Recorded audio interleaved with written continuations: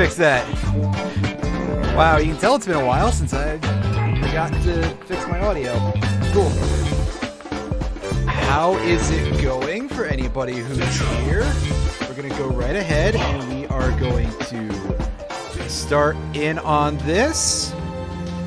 This is something that you can blame somebody for. Hang on just a second. I'm actually going to pop my chat up as a separate window so that way I can see it a little better and make sure that it's functioning properly.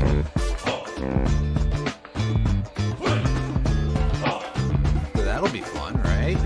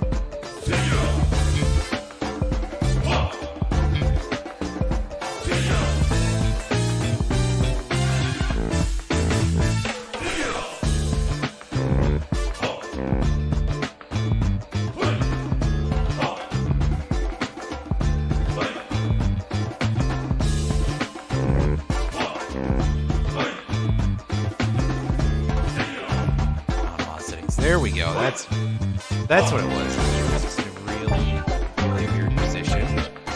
All right, folks. Sorry about the holdup.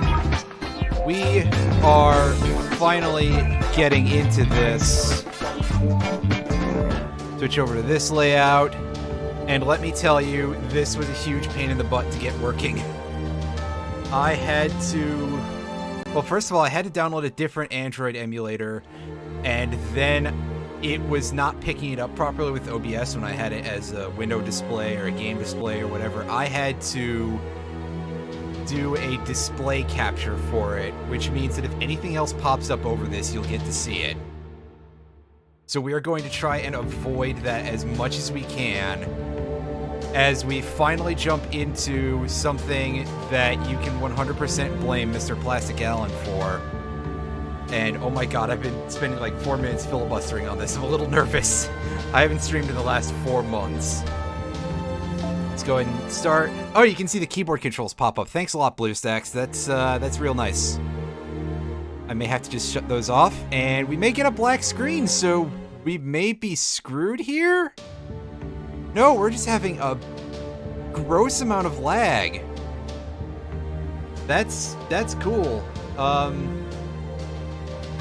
Is there a way to just remove these entirely, or just do that?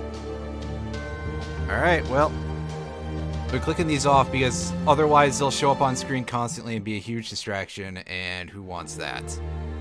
Just play with the mouse like a sort of normal person, I guess. Alright, let's go ahead and indeed touch screen and have the game ask us where we live. Well, we do live in the United States, as far as I know. So, we're going to go ahead and do that. And hit the agree button. Whatever, you guys. That's a normal kind of thing. It's not like this is going to be one that I spend money on, because obviously this is just for streaming. And we get some loading time. And cutscenes.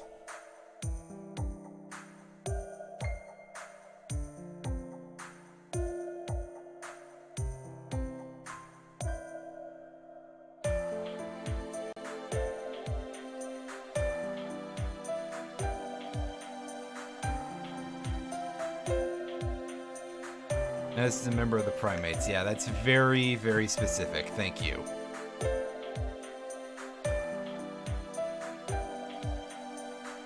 Oh, I've got some bad news, at least in terms of story. Oh. Jeez. It's already being a pain. Alright, so... they are going to show us some tutorial stuff here. No record of your score, so we can just screw up as much as we want. Well, actually, it's going to be guided, so... yeah. We're not going to get a chance to screw up much, and they're going to give us another loading screen. Obviously. And we do at least get some hints on the loading screen to make some sense of all the jargon. There is a lot of jargon in this series, just in general.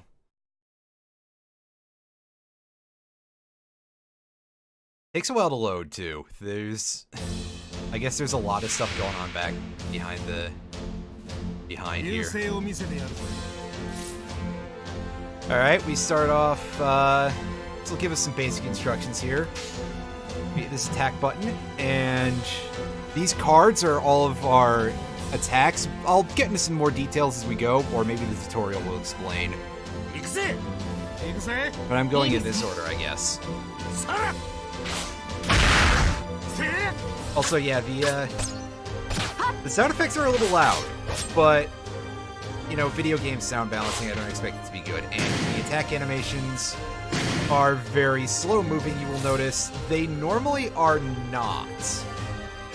They can be sped up, and it actually looks much better like that. And we'll do that as soon as the game gives us the opportunity. Alright, so here we get our first little bit of explanation of the battle system. Is that each character has 5 of these cards associated with them, and we get given a hand of 5 of them each turn. And depending on what order we choose our cards in, it has different effects on the attack that we do and some other things, which will be explained in a moment. Alright. You select 3 of the same character's cards, you get a bonus attack.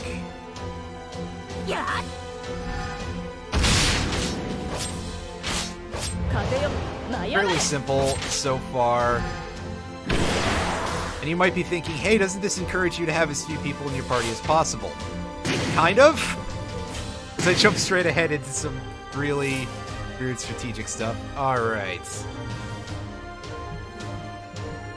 And yes, you can see here we're getting character class name references, and this icon up here indicates that, well, you can't see it right now, but you can tell that this indicator will tell us that the enemy is the Berserker class. Depending on the opponent's class and your servant's class, you can do extra damage to enemies. Again, kind of like types in Pokemon. Well, okay, saying that, it's more like the weapons triangle in Fire Emblem, except there's multiple of them. And what we did there... okay, so now it's going to explain this to us. That the green cards are quick type. They give us more of these little star things that increase our critical hit rate on the next turn. Red cards are buster cards. They generally do not charge your meter down here any or give you any criticals, but they do a lot of damage. And the blue cards are art cards. They fill up your NP gauge, which allows you to use your Noble Phantasm, which is a special attack. We might get to see that at some point in this, but I don't remember how this goes. And in fact, I'll just say probably not. But yeah, this is definitely a departure from the rest of the series in that usually inside of the lore of the Fate series, these noble phantasm things are incredibly strong and are not just fired off the way that we'll be using and abusing them in this series of videos when I do them. And by videos, I mean streams, but same basic idea. Alright, and this is giving us a little bit of tutorial here. Very spare on the wording, as you've noticed, but it does at least sort of explain it a little bit.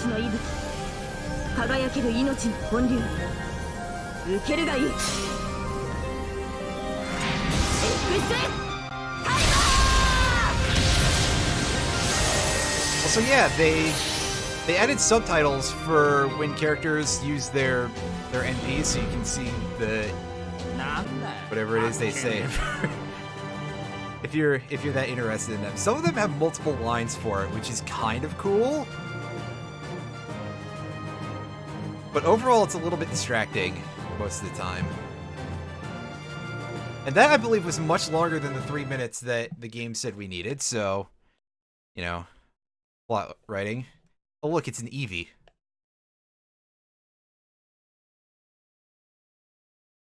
And we get little branching conversations. They don't actually affect anything, but we get to choose sillier responses if we want. Slowly wake up. And by slowly wake up, I mean we wake up in the middle of the hall, apparently. Possibly while standing up. It's a little strange.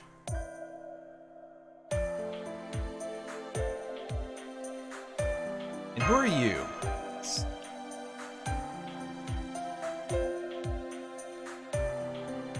Oh.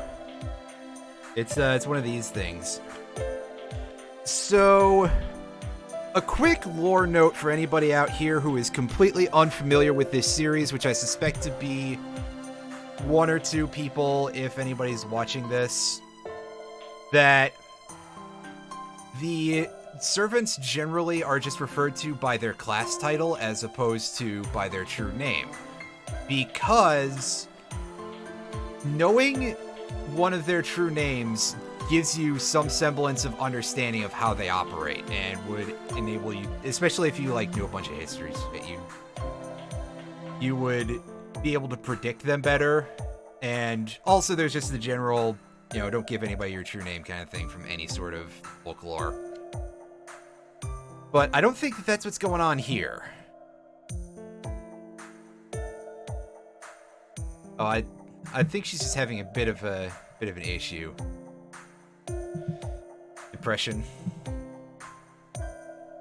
Sure, what's the deal?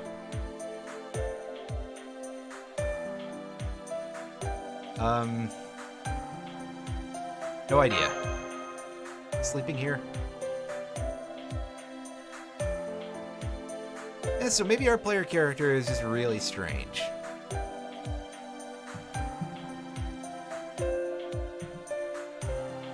So apparently this thing is called Fu, and this girl understands its Pokemon noises.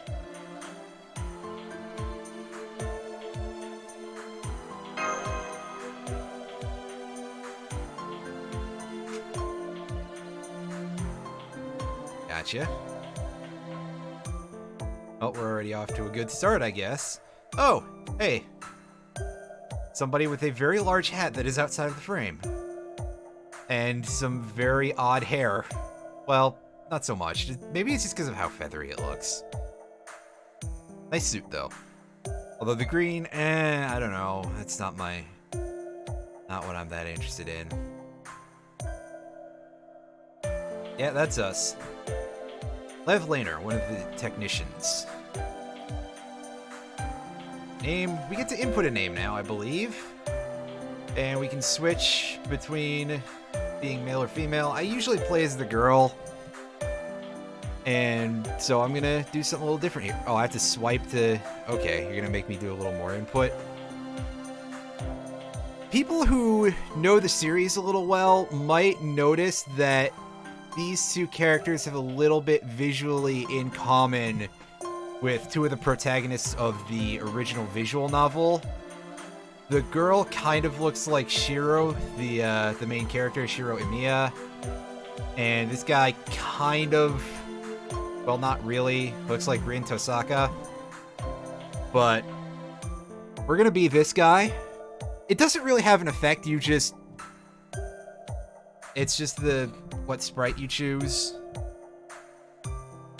Characters basically ignore that part about you entirely. It's going to put in Moonsidian here. I use the name that I usually go by on my main account, which, by the way, we may see that pop up occasionally if I do more streams of Grand Order, because I'll probably want to pull that out for certain events and stuff, or even just to showcase some of the more unusual stuff I have. You probably already know that this game is based on a gacha system, so character generation is kind of randomized. So there's definitely some stuff that I have over there that I do not have over here and will almost certainly not get. Okay. Yep, you can change your name after the game begins. Cool. Last of the 48 candidates. What are you going on about, buddy? Glad I'm here.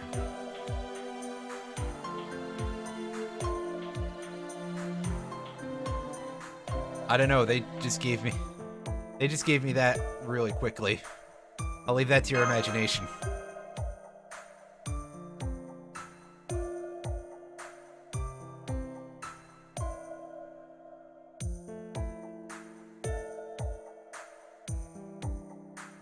Oh, thanks. Thanks, kid.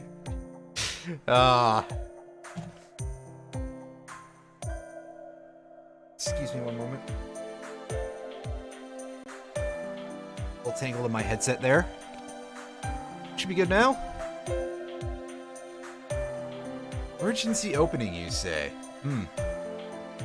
Well, we don't know a whole lot about what's going on, so that's kind of worrying already.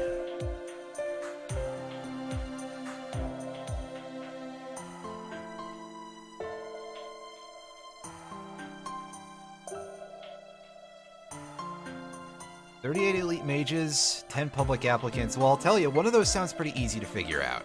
The other, I don't know.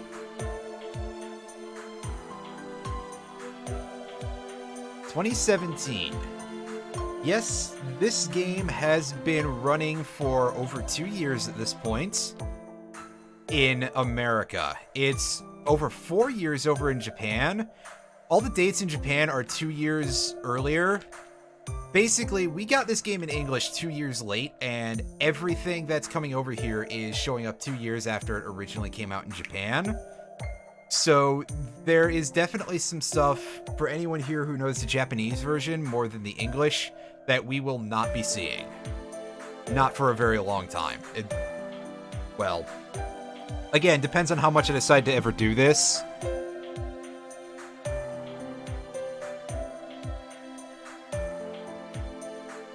Alright, so is the kid named Mosh? Talking about with the little bit of a delay. That's strange. Did he have to squint through his closed eyes?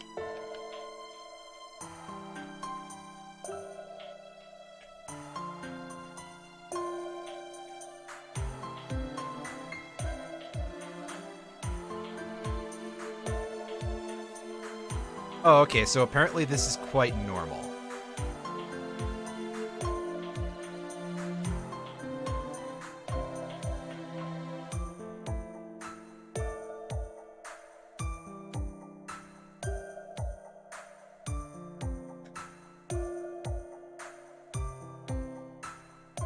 Oh, so this is a bit of a...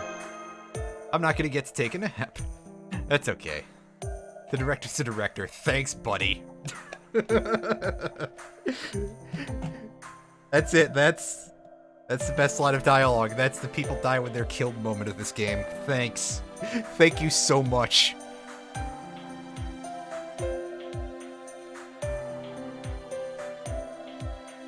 I haven't even seen the pamphlet, but that's an in-series thing, I'm sure.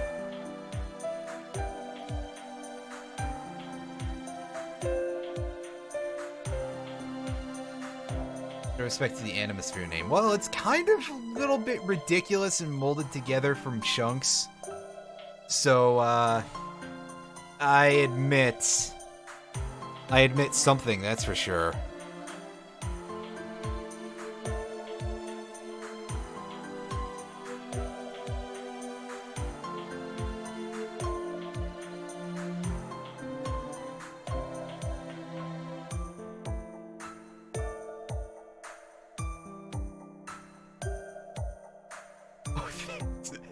Everybody's making fun of me already.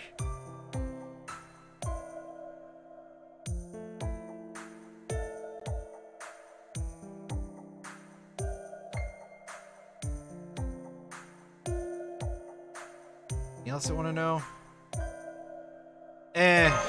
No questions, no questions. I should ask the other one, but it's just how people work in anime, that's all. Alright, let's go with Mr. Green Suit. There's not exactly rows here, but okay. Not exactly corners either.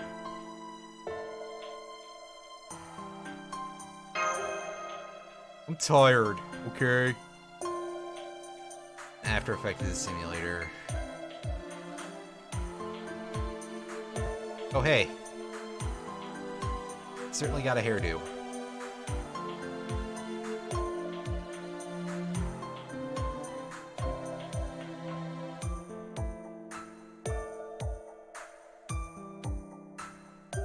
Yeah, sorry, I kind of hurt myself. Fell asleep or something. Olga Marie Animosphere. I think you're making this up. That can't be a real name. Come on.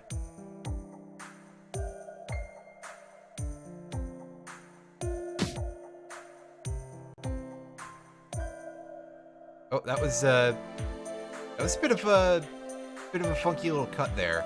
Did I fall asleep again? Probably. It's an REM sleep. Gotcha. Director slapped me and woke me. Yeah, we did notice that. Left out of the first mission. Unfortunately, yes, that's because we fell asleep. Thanks.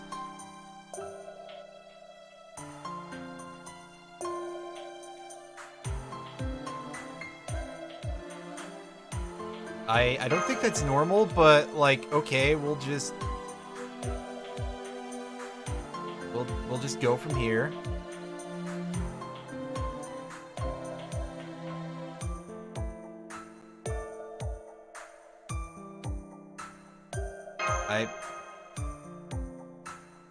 I've got a feeling this is not a squirrel.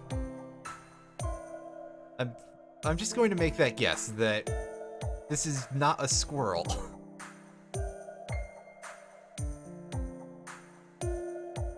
What team are you on, by the way, kid?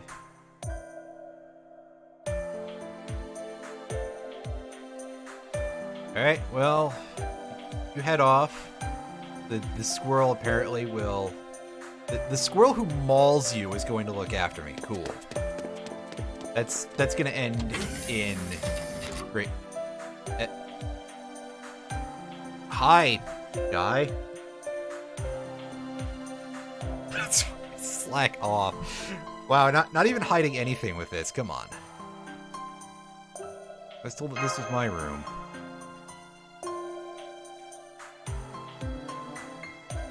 Yep, I got bad news there, buddy.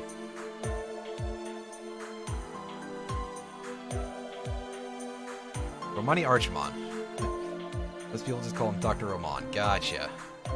Alright, well, I'm probably going to pronounce your name like a million times, a million different ways in this playthrough. Dr. Roman. But we'll see how this goes.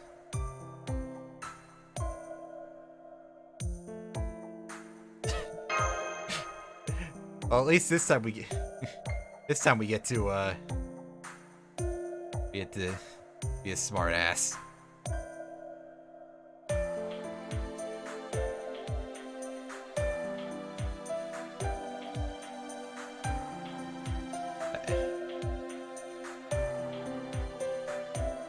Is he gonna bite his hand?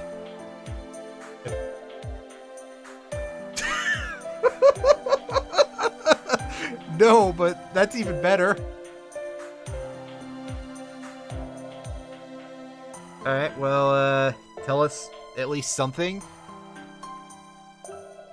Yeah, unfortunately that is true.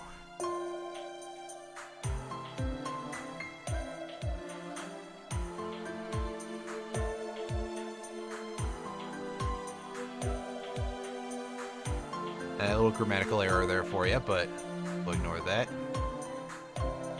In the coffins, yeah, they certainly have a way with words, I'll tell you that, or with names. Sulking.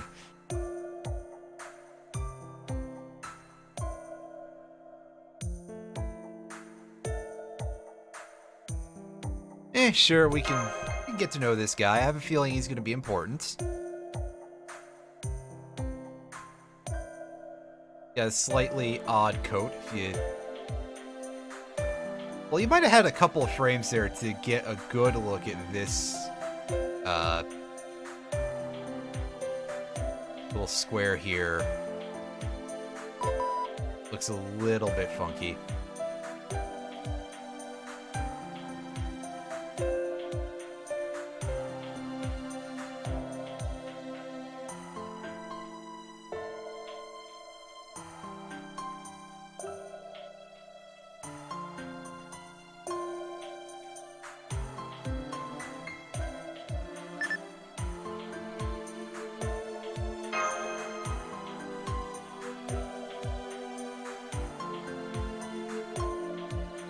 Well, I don't know what to tell you, except you need to run really fast. Yeah, we met Levelaner earlier. Made you create the near future observation lens.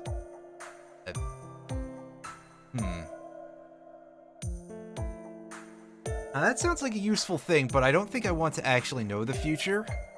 Like, we're supposed to be here for the defense of the human race, which is sort of explained at this point, but not entirely. But also,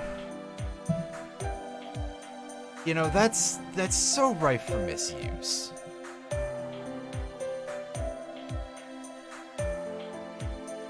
Basically a supercomputer, yes. Thank you for making that nice and simple.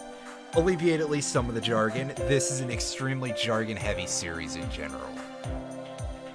By the Atlas Academy.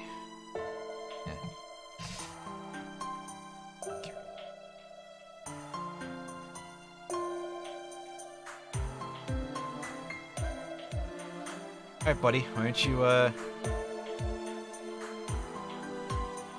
get on it? Oh. Uh-oh.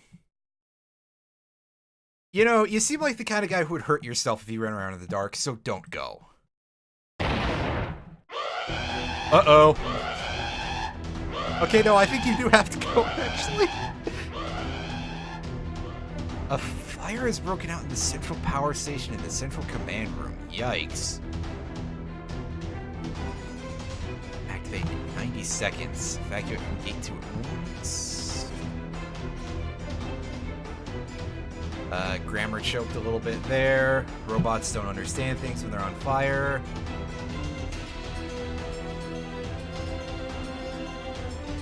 I've got a bad feeling that... Oh. I didn't get a chance to call it, but we came pretty close. Everything is on fire. Yikes. Evacuate right now. You're going to the command room. Let's get yourself out before it's too late. Duly noted. Let's go save the kid.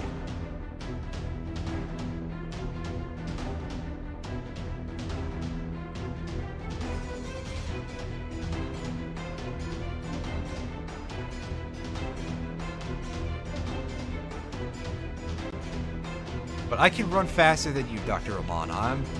I'll handle this. Sure.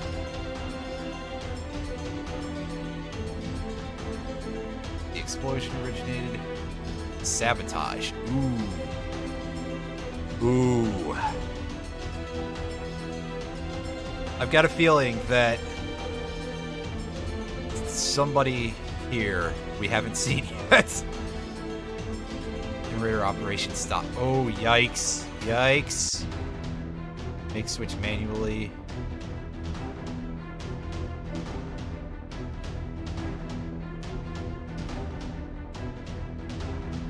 I mean, this room is well lit. That was terrible. Oh my god.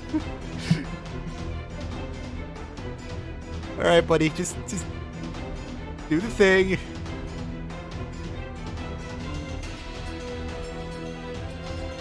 Final phase of coordinates 2004, January 30th, Miyuki, Japan. Ooh. That's, We're gonna get sent into the plot of another game, you guys. We got some bad news. It's gonna get ugly. Let's get out of here. Oh. Oh, jeez, that's not good. And I was starting to like her even when she made fun of me. I think we can rescue her. It's text, it'll be fine.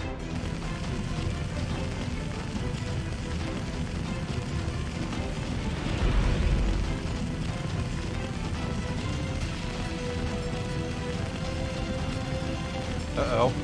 That's pretty good. That's pretty bad. We're gonna get launched into this. We're gonna get launched into this state has changed. Okay, that's even worse than it sounds. Near future prediction data. Unable to detect the existence of mankind 100 years in the near future of Earth. Well, yeah, that's something I already knew about. Able to confirm human survivors. Guarantee mankind's future. Uh-oh. That's,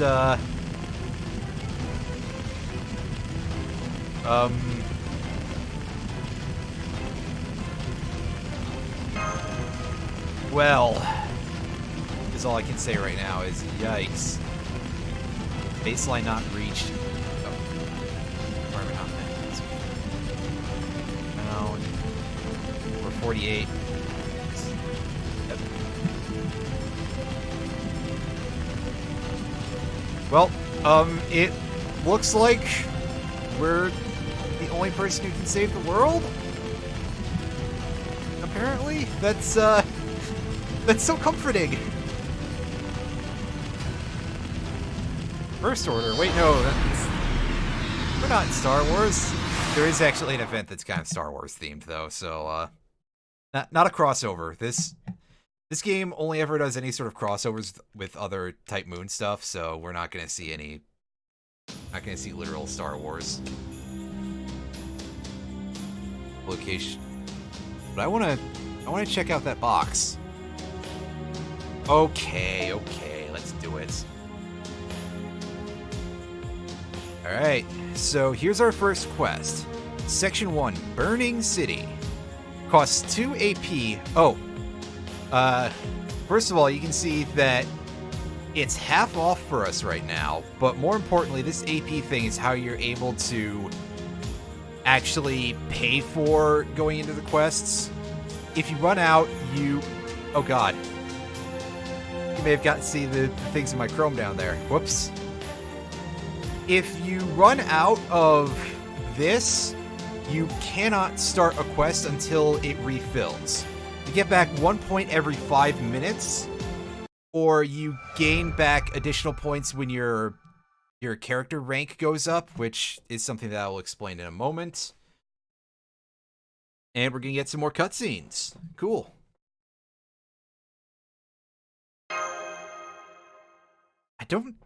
I feel like none of these are voice acted. I don't remember. I usually have my tablet on mute. So, yeah.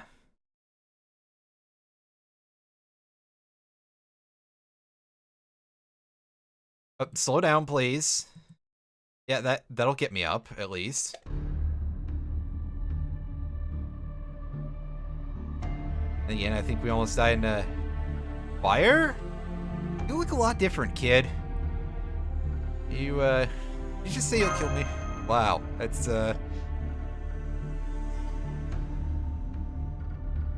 and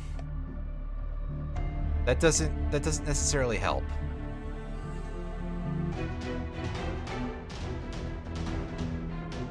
Oh, that's just my cousin. Nothing's wrong. Nothing's wrong.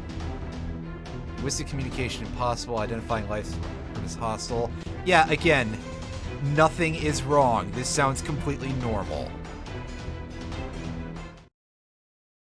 Oh. Apparently not everything is normal because we have to get into a fight now. Cool. Cool.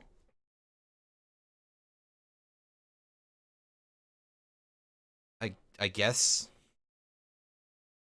Bit of a loading screen there. Alright, we got some skeletons to deal with here. Okay, so like half of our deck is empty right now. That's not great. I'm gonna select the empty card first just to get it out of the way.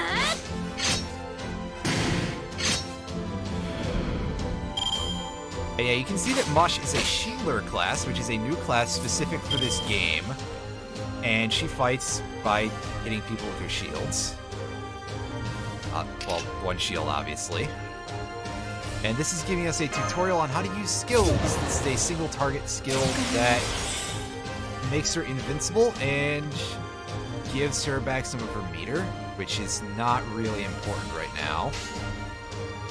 Alright, there we go. We finally get to increase the speed of the attack animations, which is going to make things look a lot better. You see, they flow very nicely when they go fast. Like, this is clearly designed for you to be going at full speed constantly. And this is something I'll get to explain later. Hooray. The empty card thing is something that I forgot is a thing, just in general. Like, I forgot that even showed up in this mission. When you have only one servant in your party, usually you have access to all 5 of their cards every turn. That's a little strange. But we get to see... We get our experience here. You'll notice that our servants gain no experience. The leveling in this is one of the things that I don't like about this, and we'll talk about it in more depth in a moment. However, our master gains experience, so we need a total of 31 experience to get to the next level. And down here, this Mystic Code thing is basically our outfit, but it gives us special abilities. And as we level this up, which takes forever, there are ways to speed it up, thankfully, but we don't have access to those yet, not for quite a while. But the, what am I trying to say here? If I can just find my words. I'm not very good at things in the moment, in case you haven't noticed. I say this like I'm not already a Twitch affiliate, so people should know this. But as that levels up, generally it reduces the cooldown of the abilities, which have extremely long cooldowns. They're supposed to be sort of emergency use only, or in the case of a couple, to push through a fight really fast. And we get these little crystal things. These are called quantum particles. They are used basically to pay for leveling up your characters and enhancing their skills and anything of that nature. So we're going to want as many of those as we can get. I've had a lot of cases actually where I've run out of them, which is kind of surprising because you'll feel very early on like the game is just giving them out like candy, and then suddenly they're all gone and you can't get something really big. And you'll just be confused and disappointed.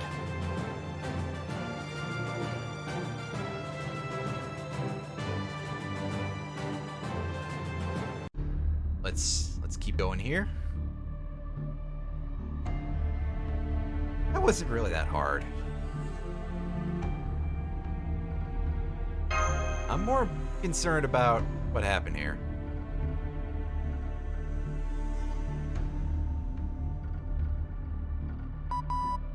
Oh, you're not going to be able to answer the question.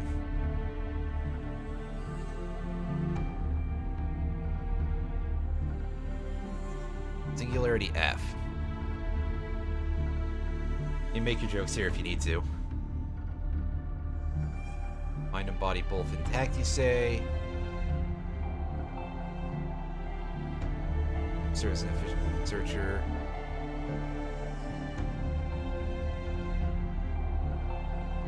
First, we didn't lose our existence. That's, sure a phrase.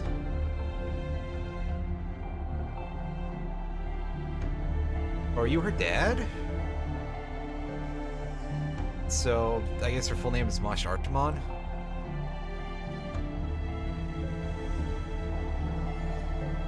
Hey, you would have been fine, it's anime.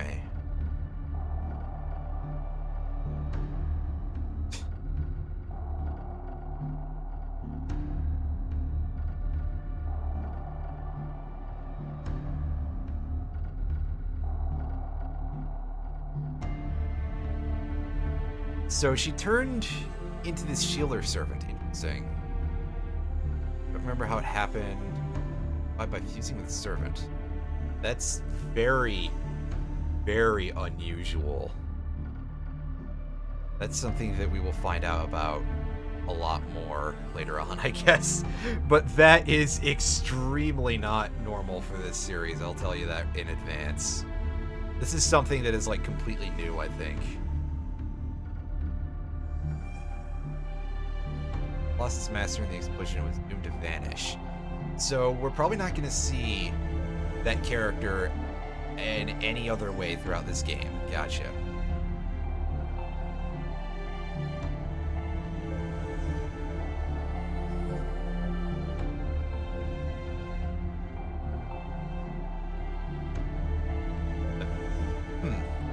Interesting. This is a thing that was actually being looked into?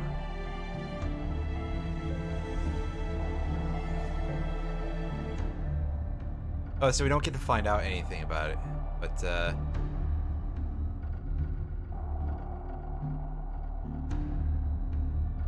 well, we're right back to we don't know anything about this character. Gotcha.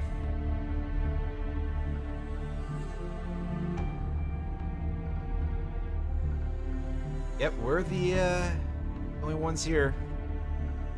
Well, you know, this is sort of what we signed up for in a way, but I guess without realizing it, because obviously this whole thing is extremely secretive.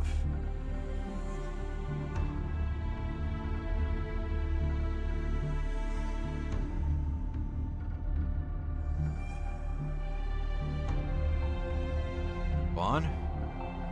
It's pure without their magical energy source. Basically telling me not to die. Okay.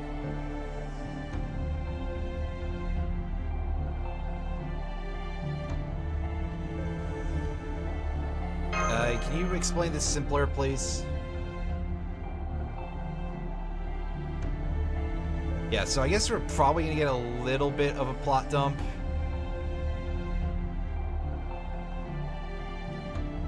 Or not. Tell us about it later. Okay. Wrongly aligned 2 kilometers from where we are. Get there somehow. Stabilize. Well, I have some bad news that pretty much anything we do is going to be a little bit reckless, just by default.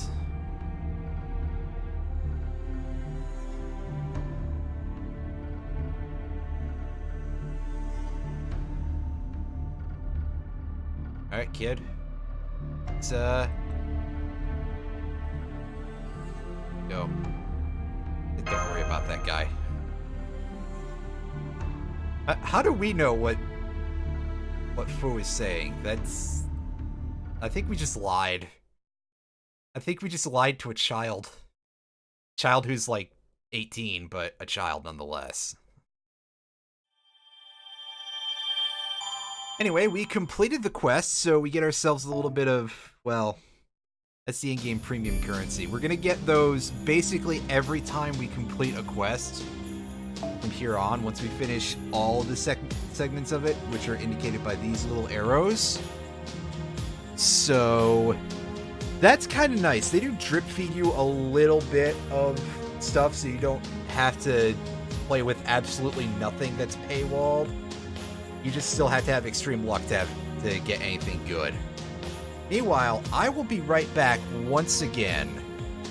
So don't go too far because, yeah, you know.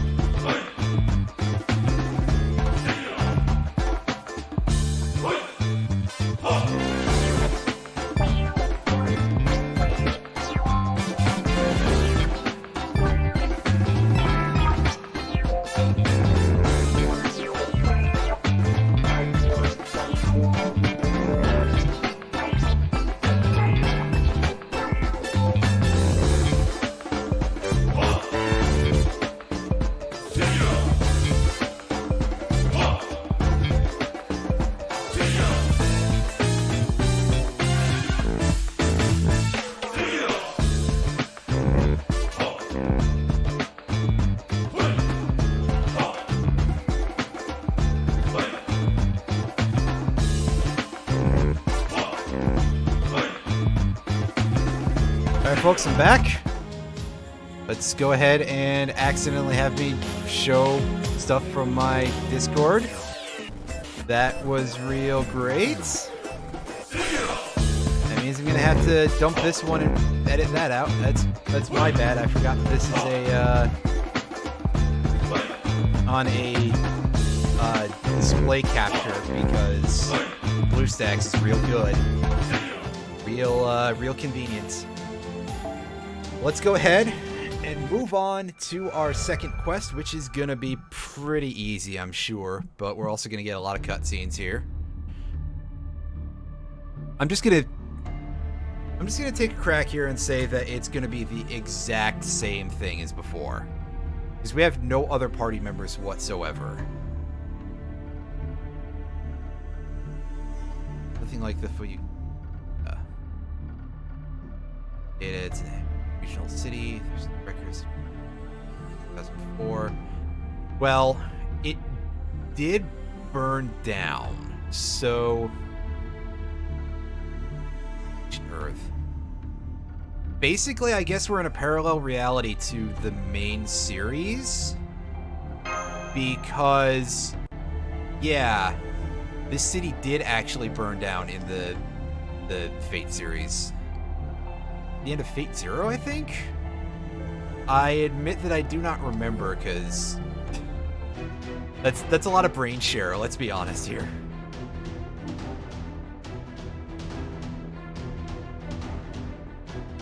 Oh, it's more hood skeleton, more hood wearing skeletons here.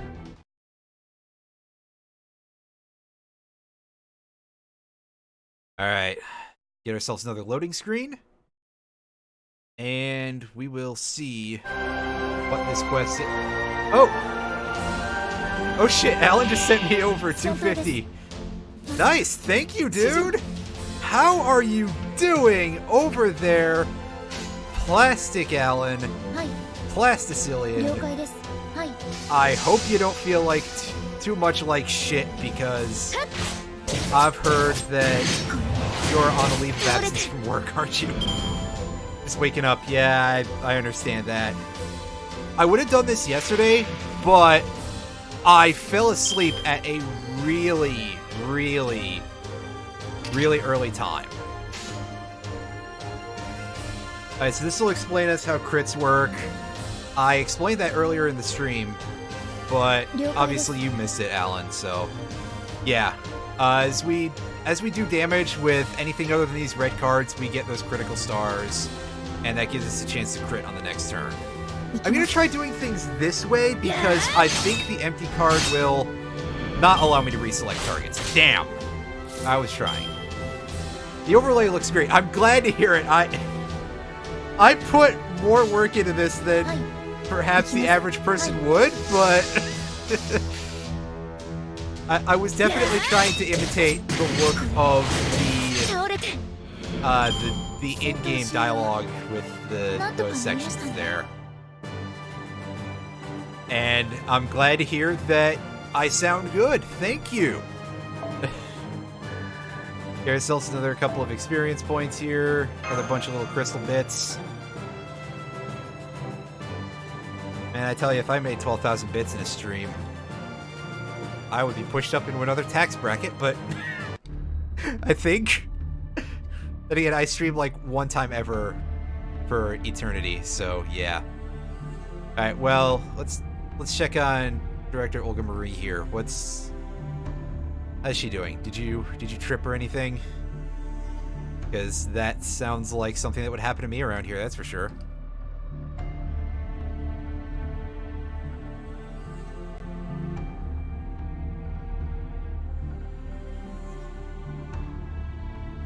It's because of plot. Didn't you know you're in a video game? I got some bad news. You are, in fact, in a video game.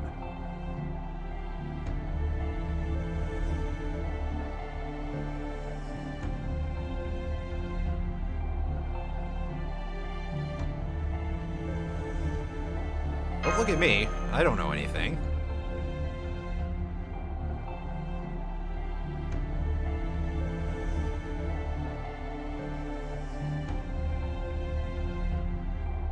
Alright, so most of that would have been repeated, but there probably was some plot, air quotes, world building dump. There we go. How do I forget the word world building? I have to think about that a lot. And here we are. Yep. We are, the three of us, apparently the last people alive. Except for Dr. Roman, who is still okay in Chaldea somehow. Chaldea? I don't know how to pronounce it. I just work here.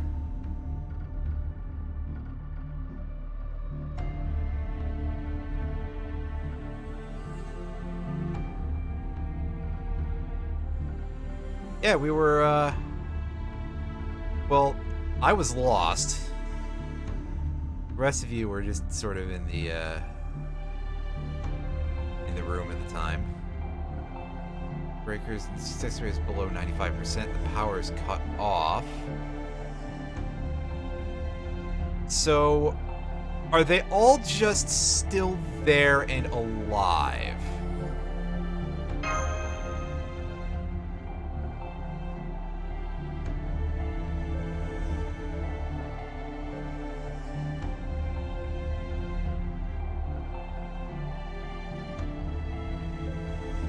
Okay, so her full name is Mosh Kyrielite. Okay.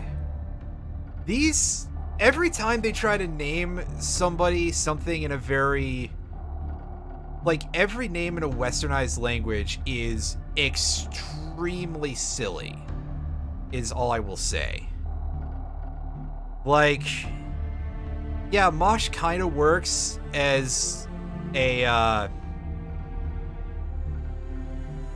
in Hebrew, I guess, but Kyriolite is just a load of nonsense, because here's light and another word that means light in another language, I believe. Alright, so we are currently working under the director once again, which is about what I had thought.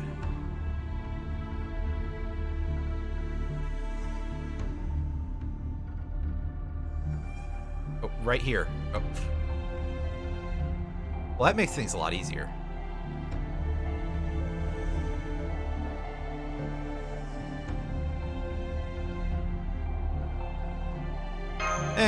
Go ahead. It should be fine.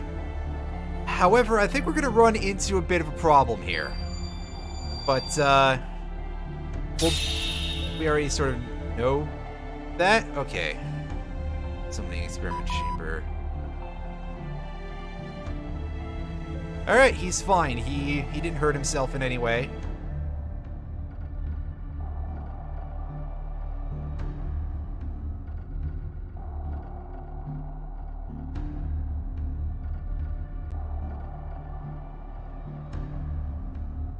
Apparently Lev just disappeared. We have no idea where he is.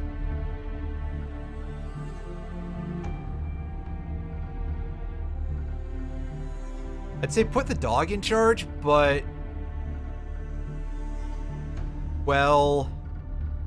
it's a bit of a problem because said dog is with us. Dog, squirrel. Lev was supervising for the command room. Okay, he got blowed up. Less than 20 survivors. 47, all in critical condition. Short on medical supplies. Might be able to save a few. All of them might be dead. I'll preserve them immediately. Spoiler alert, but that's a bad idea.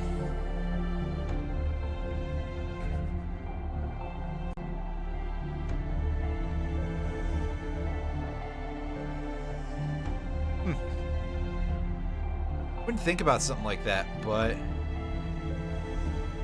there you go.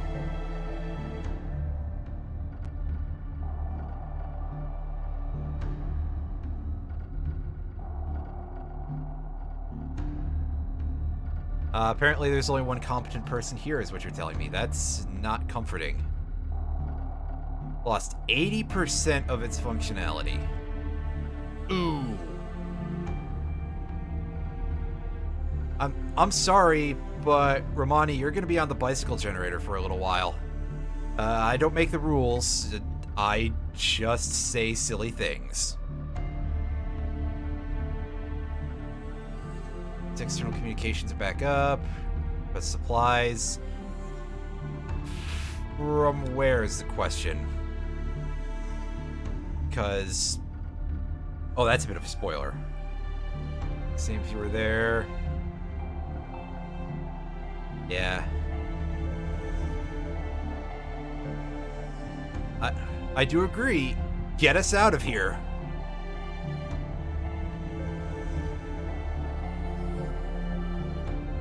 Again, don't ask those questions. You won't get an answer you'll like. This is a game plot based on an anime type franchise. This is... you are going to not be able to make any sense of what you're told. Trust me. Against low-level monsters. I have a feeling that that's not going to pan out in the long run, but we will find out. And thank you for chugging on the name. That's a little strange. But very well.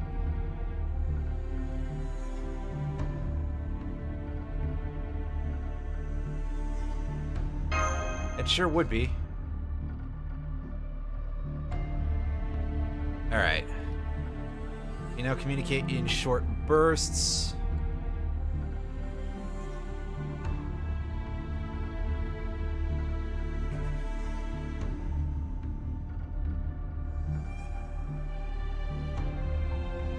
Yeah, I have a bad feeling that, well, I have a bad feeling that there's not going to be a whole lot of contact we can make with the outside world whatsoever. Never mind the fact that we would be revealing a huge, basically government secret to everybody. Are you sure that we want to do that? Oh, auto on.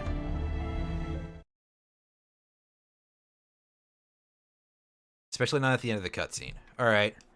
So, give me my free point of premium currency here. And have a little bit of a loading hiccup. Okay, well I can check out the main menu. Alright, so they're gonna give us a tutorial on draws here.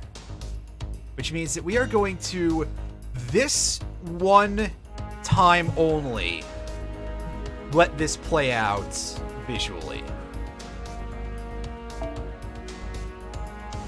So, unfortunately, you couldn't really see it very much here, but they show you a couple of the characters we can get.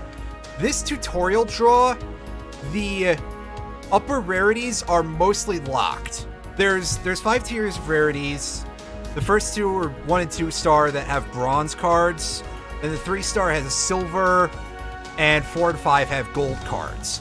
You cannot get anything from the 5-star rarity, and from the 4-star rarity, there are exactly 10 characters available. So we're not going to get an amazing draw, but there are some decent characters in that set, and let's just go ahead and go for it. I'm holding out very specifically for the big discolored guy back there, but we will see what we get. We're getting this animation to one time. Give me that bless RNG in the chat. Thank you, Alan. Our first card is a silver tier assassin. I believe this is a new character entirely for the series. And, alright, number 2. What do we got? A craft essence. These are equipable items that give us bonuses. I will explain those in a bit. But let's see what else we get here. Let's see if we can get... There's a couple of the silver tier characters that I would really love to have. This is a Berserker, Darius III. He's one I've never used. So we may get a chance to check him out. Maybe. I will make some decisions on that later. Oh, I think that one's actually decent out of the craft essences. You'll find that I kind of disrespect them a little bit because most of them are a little incremental. But again, we'll get to that as we get deeper. Card number 5. That's not the one I was hoping for, damn it! But I'll take anyone in this class, basically. I have terrible luck with getting any Lancer characters usually. And assassins for that matter. So this is making a change from where things start. Caster, Paracelsus. Paracelsus von Hohenheim. The originator of, one of the originators of a lot of alchemy, and actually very important in medicine. And at least the real person, not necessarily so much the servants, who are all just based on their historical counterparts. I'll go into some more depth about these characters once we get a little further in here, obviously.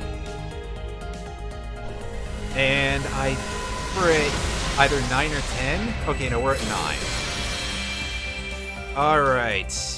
So this next one, this is gonna be the big thing here. Show me potato salad. See that nice gold card? That is not the one I was hoping for. Damn. There's another Berserker who is much better, who is that guy that I pointed to earlier. But this will do as a start.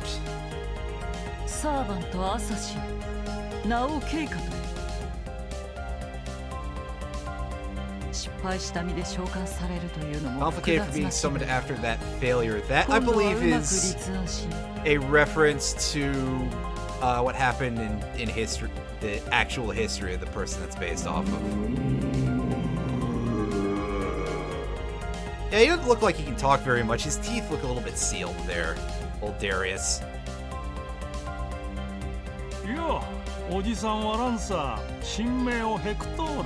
Hector, Lancer I've never used.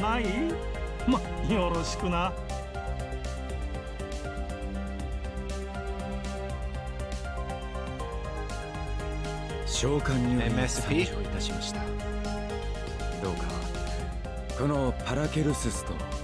There we go, Paracelsus. He's an interesting character who is gonna get a lot better later on.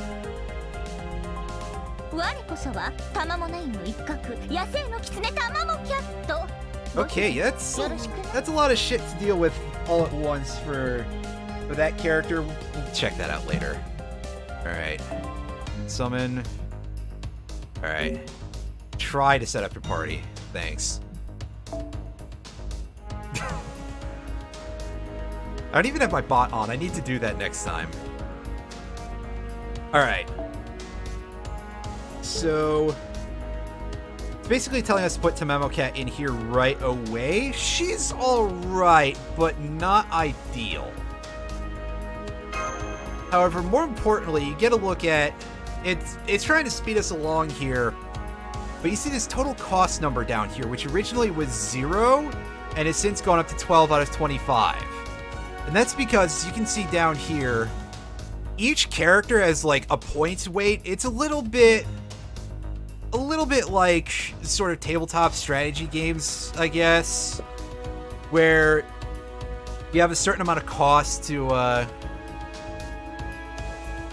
yeah, you cannot use just entirely over-the-top busted characters, but the good thing is that there are very, very good characters throughout all the rarities. Like, there's a lot of them that are very, very usable.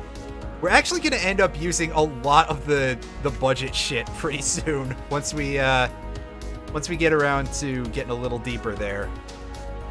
But for now, let's just close this out. Close this out as well. And now things should be a little more open to us. Oh no, it's just going to speed us along here. Alright. Some quests are made up of multiple stages. I mentioned that already. Okay, so now it's giving us a chance to actually just pick supports from a bunch of randos on the internet.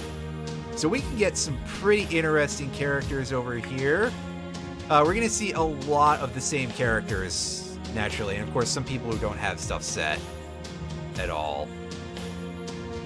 You'll notice another big thing here is that all of these characters' NP field is grayed out. We can't use the super moves from any of these support servants unless they're on our friends list, which is very unfortunate because over here, this player's Gilgamesh has an essence equipped that gives him 80% of his meter to start the battle. And that would be really good because this move is basically just kill everything. It's kind of disgusting. Hopefully we'll get a chance to show it off. But for now, let's pick this one. And let's just start in on this and it'll double input, I guess. Or maybe I'm misunderstanding something a little bit here.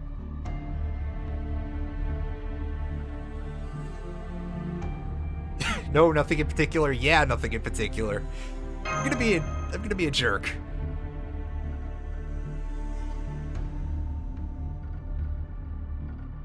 Yeah, I fell asleep, but I mean, didn't you guys know at least a little bit about the fact that that kind of high-speed testing wears people out?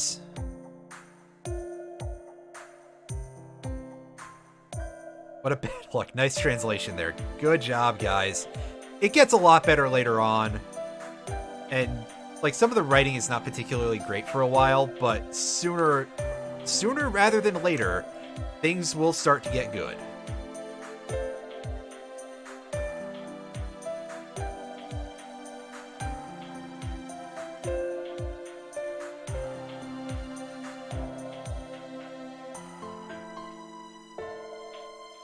Gotcha.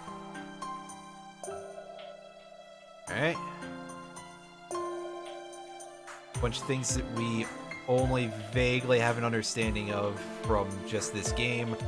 Obviously, they very much want you to know more about the series coming into this.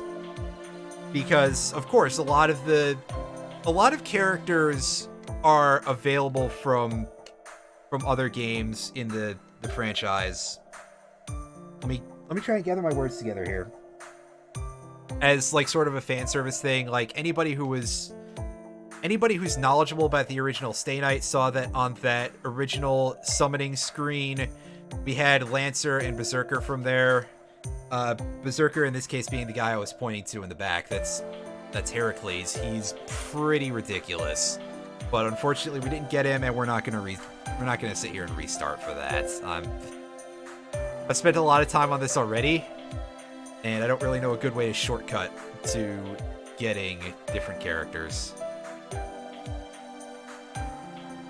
And I have not paid a ton of attention to the plot because I've been trying to explain that.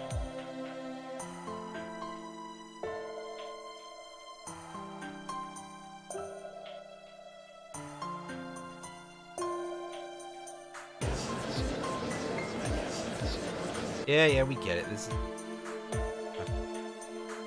is just how it is. We understand. Yawn.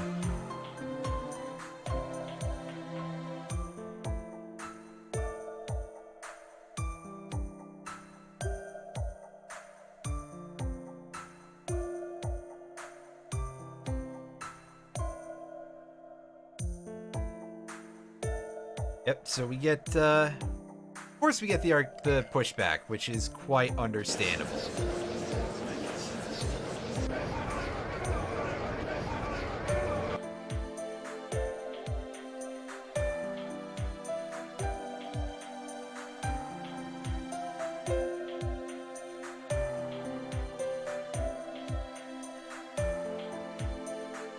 Yeah, I get it. We're kind of stuck here.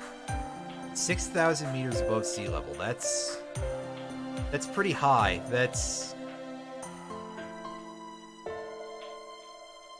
me see if I can hash this out in my brain, because that's quarter feet.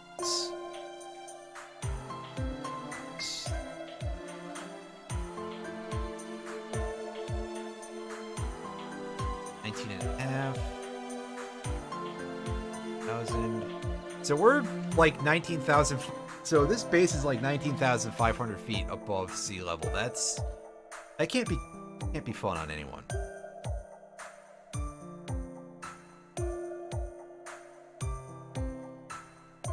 Did she just point to me while I was sleeping to say that I was doing good? Oh my god. Vaguely, I guess.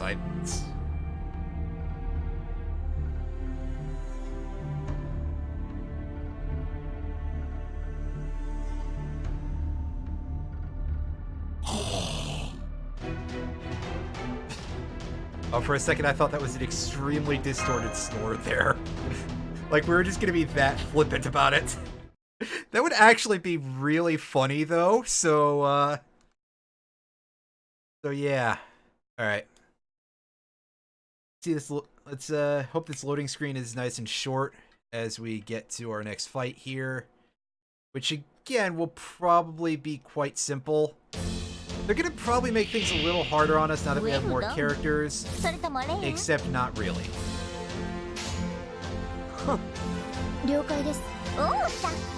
I'm fairly certain that Gilgamesh is going to obliterate this thing. Yeah, I mean, look at that. Obviously, because he's level 100 compared to everybody else in our party who's level 1. But I did want all of those crits just to speed things along a little bit for the rest of us.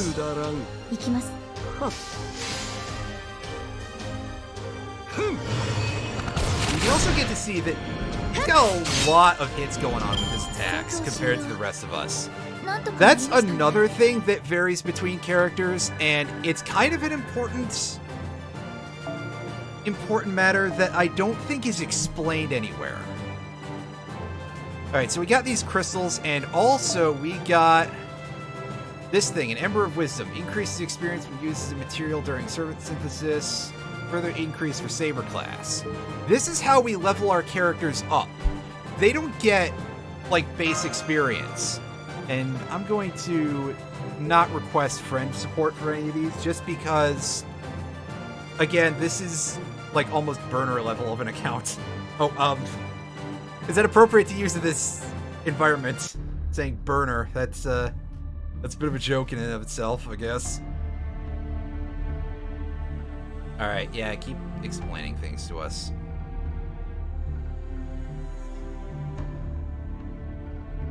Alright, yeah, tell us how fucked we are. Important part.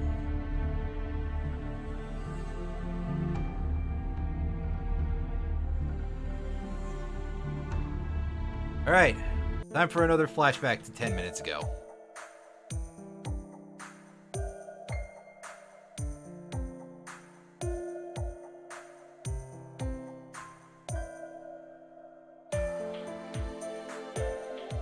Pioneers of the Stars.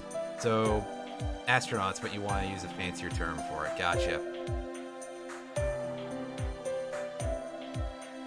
Protecting it. Wow, that's a little intense here. Stabilizing human history. Transform the future. Solid. Say what? So basically, yeah, to ensure the continuation of humanity. I jumped the gun in explaining that earlier in the stream, I guess. Now you're only an absolute purpose. Any results to date? Well,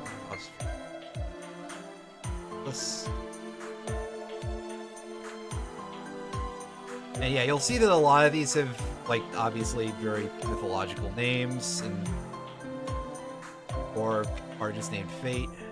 And yeah, again, this is just sort of how mages are in this series, I guess. Bunch of nerds. What do you expect, right? Show me a franchise that doesn't depict magic users as nerds. Actually, that's what monks are in Shadowrun, basically. Monks? No, I think it's adepts, rather. Whatever, it kind of seems like the equivalent of the monk class because they punch people. Fear that humanity will survive for 100 years.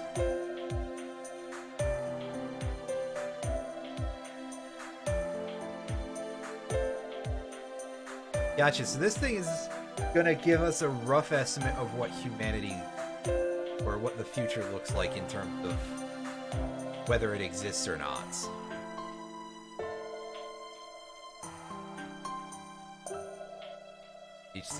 Well, good, you probably shouldn't be able to.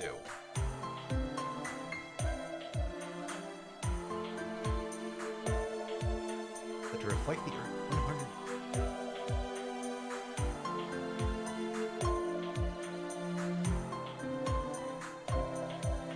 Well, that seems like a very large gap. I hope you guys have a way of dialing it back in case things go completely belly up as they did earlier.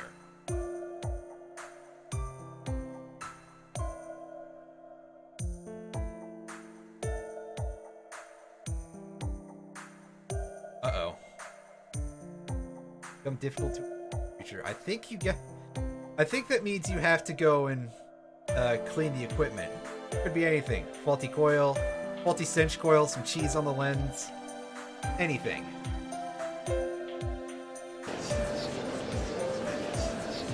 But if you guys insist, that sounds like some bad news.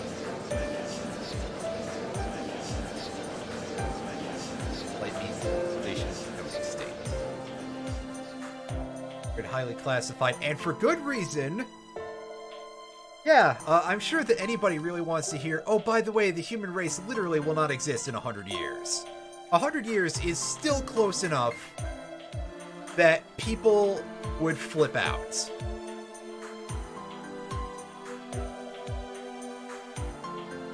Prove that humanity will become extinct in that year. Well, this game didn't turn out to be prophetic, so we're fine.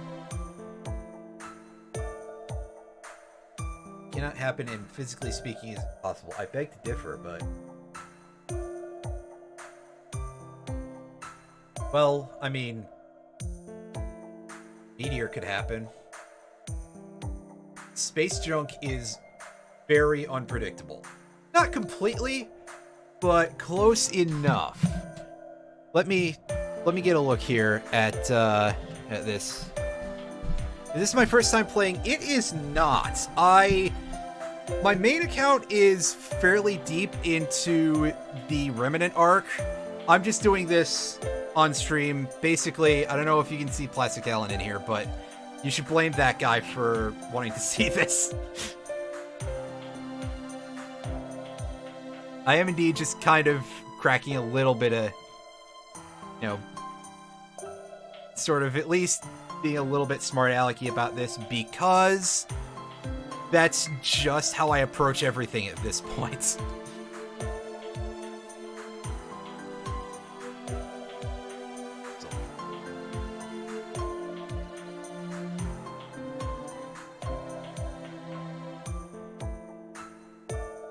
Gotcha. Discovered an unobservable zone. Right, I actually forgot that that's a big thing in terms of how the plot works, is that the singularities are areas in human history that they cannot observe.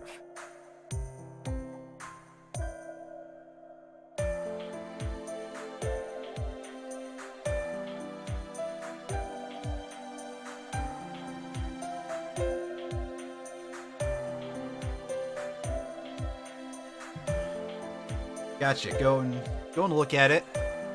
Well, to be fair, that is what we're doing right now, so this seems more like it was a bit of an accident, if I remember correctly. I know the cause of this immediately.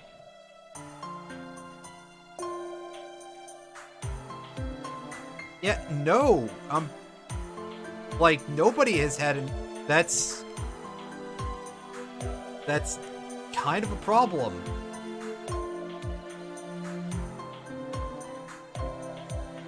Well, I guess Team A might have had enough time to be trained, but again, shouldn't they know that the compressed training that our character got at the beginning of the game is as draining as it is? But here we are. I guess, you know, there isn't that much time to hash this sort of thing out.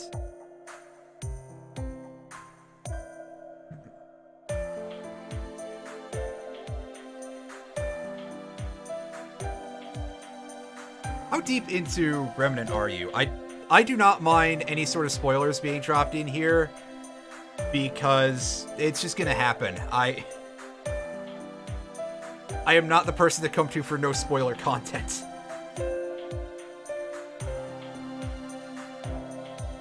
Oh, I just finished that a couple of days ago. I finished Agartha a couple of days ago. I forget the pronunciation on that. It gets to be kind of a pain in some parts, but I've just started on Shimosa recently, and oh god, it's really, really tough. That's gonna be in a couple of months when I get to that on this stream. It's gonna be quite a chore. In terms of difficulty, but yeah, story writing, they do get better at writing the stories as they go.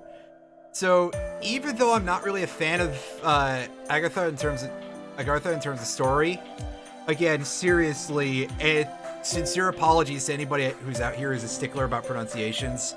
I am very, very bad at them. For as much as the story is not my thing, and there's a couple of very, very large things that I take issue with, it is necessarily somewhat better. Nice, Alan. It's necessarily somewhat better than when it started out, just because some of the stories when they start out, Septim in particular, is rather infamous in terms of being quite terrible. But we'll see that when we get there. That's the third section, third act. Safe to change the past. There you go.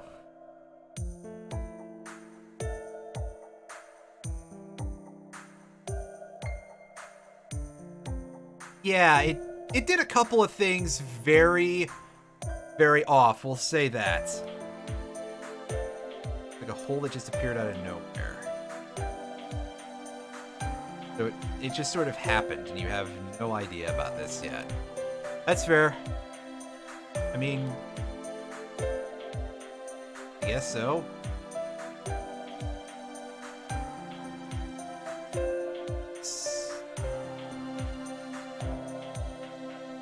Extract it. Okay. There's a term to use for it.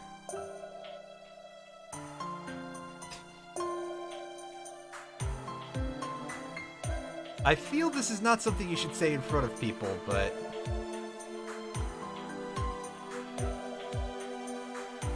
Yes, I think we've been over that.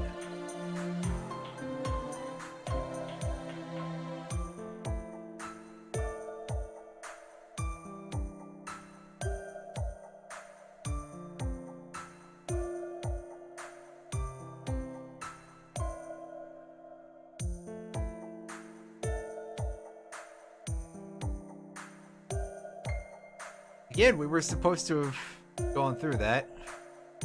Yes, I think I noticed that there, Mr. Hat.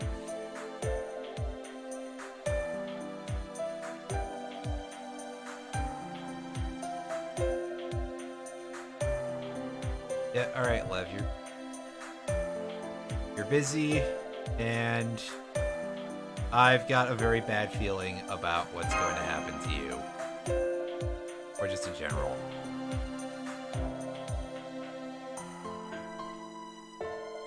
Alright, so it seems that things are a little different from what we were shown originally.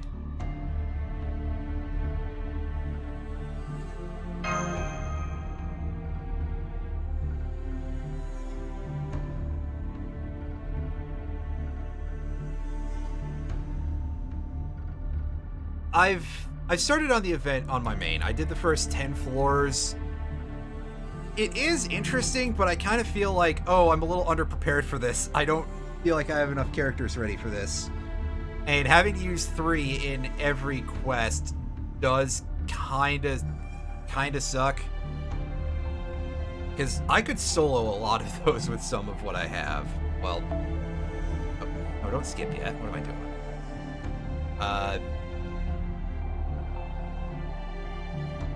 Yeah. Usually, actually, solo runs tend to work a little better. Those empty cards that we saw in those first couple of fights don't show up.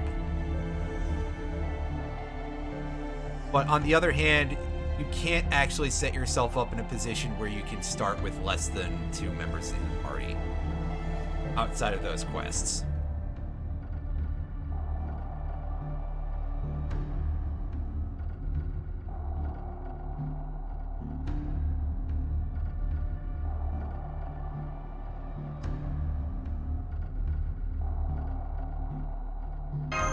Again, let's keep being a wise ass here, and there you go.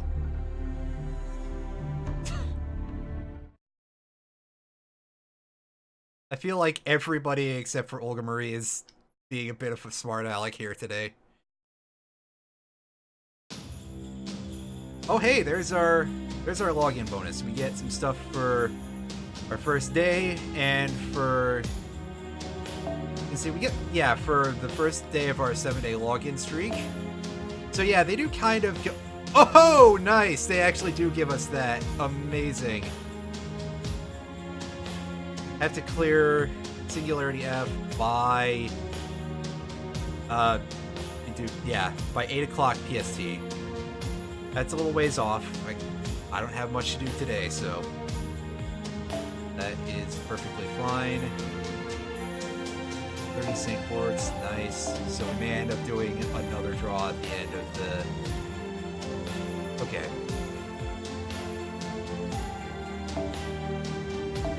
Yeah, so this just tells us how to pick things up. This tells us about the exchange tickets. I don't know who I'm going to pick for this yet. I actually did use the one on my main. And for this, I'm not 100% sure yet. I will get back to you on that shortly.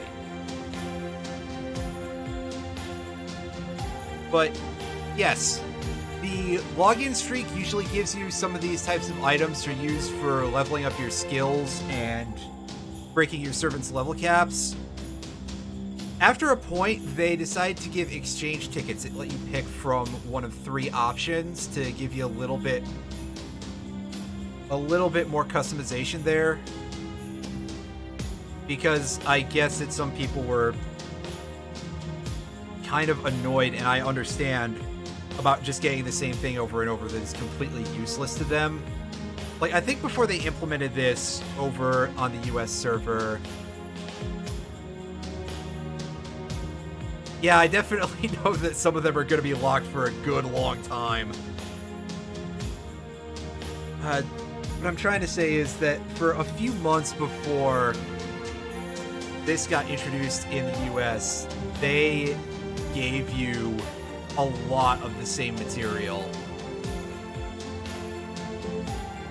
Yeah, that's very unfortunate because Yagyu is very good. But we'll find out about that later on, I guess. Alright, so let's take a look here. We get, for 1 crystal, we get a Blaze of Wisdom, which is a nice high-level experience card for us. Okay, yeah, 3rd needs materials from Babylonia, so I'm not going to be able to get to that for a while. I picked Caster of Midrash on my main, and I can't get her past her 3rd yet. I'm locked behind things that are in Salem, so that may not have been the best idea, but I have a lot of arts-oriented shit on my main, so I think that once I get past that, she's going to be really good. But no matter, let's hit the Receive All button. We don't have to worry about space in our archives for the moment, so we can just automatically pick this stuff up. And for our exchange ticket, I'm picking up this bone. Not just because I can be like, oh, it's funny, I picked up an evil bone, but because, no doubt about it, we're going to need a lot of those in the future. There's a legit reason for me doing what I'm doing here. Let's carry on to investigate the bridge. Our enemy up here is a Lancer type, so let me pull up the class affinity chart here. And oh boy, enjoy the confusion. When I started out, several of these classes were not here. But the basics, for those of you who do not know, we have a triangle over here between Saber, Lancer, and Archer. In a violation of what you know from Fire Emblem, Sabers are good against Lancers, Lancers are good against Archers, Archers are good against Sabers. You really know what to get, you just picked a Berserker back then. That's fair enough. There's a lot of pretty good Berserker characters that we may get a chance to see yet. Again, kind of depends on the gacha and what you see in the support list over here. The other triangle, we've got Riders, Assassins, and Casters. Again, sort of going the similar pattern over here. And then this one was actually updated inside of the point Moon Cancer. I am not, sir, but extremely low-hanging fruit aside, let's talk about this circle over here. When I started out, Moon Cancer was not a class. The Ruler class resists all of these 6 classes, but is very specifically weak to and weak against Avengers. Moon Cancer was added for a very specific character around a year ago? Actually, a little bit less than that, because I think that event came out in March. You pick the one that looks cool. Again, fair enough. Just do what seems right. So Moon Cancer was added to make this a separate triangle here.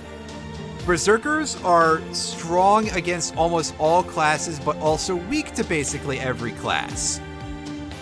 Over here, the Alter Ego class is reasonably strong against all of the Rider, Caster, and Assassin, but is not very strong against Saber, Lancer, or Archer. They don't do any bonus damage to Alter Ego. The only thing that Alter Ego is actually weak to are Berserkers. So defensively, they are quite solid. They are a worthy choice most of the time. And then we've got this Foreigner class over here, which is supposed to represent characters touched by outer gods. You can tell it's got sort of like a star symbol to it. These are beings beyond space and time, not Japanese people. It's second ascension for a while. Oh, nice. Well, I'm glad that it worked out for you. So the Foreigner class very specifically resists Berserkers. So they're kind of niche, but also they're weak only to Alter Egos, so they are kind of tough to deal with. And also we have the Shielder over here who is completely isolated and will deal and receive neutral damage no matter what. But now that we've got that out of the way, we know to pick a Saber class character. And oh, here is Yaku Munenori himself. Let's go ahead and give this guy a bit of a quick run here. Alright, so it's telling us more about how many parties we can assemble. It's kind of useful information. Let's check our craft essences because we didn't get a good look at those yet. And okay, so yeah, this just tells us how to hold the controller, basically. Cool. Yeah, that's the Halloween event from last year was a pretty big deal, to say the least. All right, when we click on these, we get to see their effects. Increase your critical start gather rate by 600%. That's not really all that useful. At least not for this character, who doesn't really need crits. Mosh doesn't need to deal critical hits. That might be good for a Tamamo Cat, who can definitely do super effective damage against whatever we're fighting here. And then we've got Verdant Sound of Destruction. Raises your Buster card effectiveness by 15%. This is what I was saying about a lot of the craft essences, that I tend to bust on them a little bit. Wording. Because 15% doesn't really sound like a lot. It adds up over the course of a fight, and there's sometimes when you might just want to put on a big boost for a character that's basically going to drop an NP and get the hell out of there, especially if you can charge really fast. But that's probably not what we're looking for either. And this will raise our quick card effectiveness and projection for arts card. I'm gonna take this. Our last one over here applies evade one time, increases debuff resistance. But actually, that's what I'm gonna take. That gives us one free dodge. That's not to be sneezed at. But one of the things about anything that raises the effectiveness of your arts cards is that you will get back more charge from that. So that's good for any character that wants to spam Noble Phantasm. Much better would be something that lets you start with a large amount of meter, but we don't have that, so let's just keep going from here. I mean, I kind of understand it.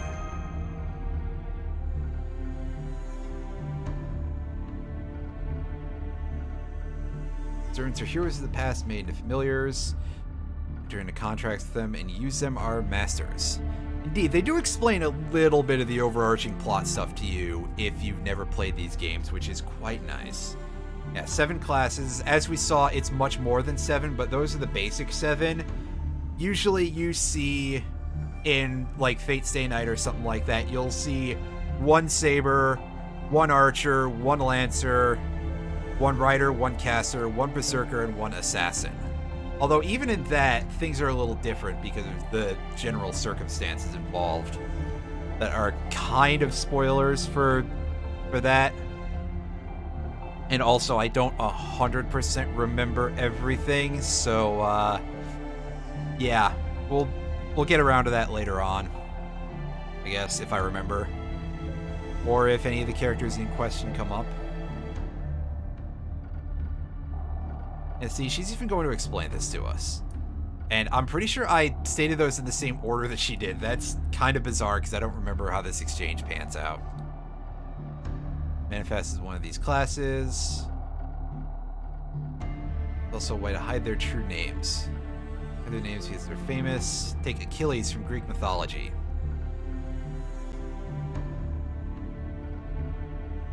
Achilles is an invincible spirit, but his weakness is extremely famous. Indeed, the Achilles heel is its named for. Is named for him, rather. And his heel, which was indeed his weakness.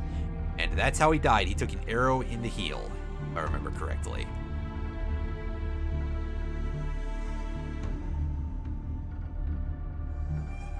Yeah, so if you don't know who these people are, you won't be able to exploit their obvious weaknesses very easily. Unless you just happen to run into it by accident. Oh no, a skeleton. Yeah, you do that. You go ahead and back up, because unfortunately, I have some bad news, Olga Marie. You're not going to last very long in the plot. They're just not going to allow that for you. Get ourselves our loading screen that, again, teaches us how to hold the controller. Actually, that's kind of useful advice, to hold down things so we can get the details, because otherwise you'd have to go look at the details on another screen to get a good look at that. Alright, so let's get a look at our character's skills real quick, because that's a thing that's been seen briefly, but we haven't gotten a good look at this. Masha's first skill increases all allies' defense for 3 turns. It's pretty handy.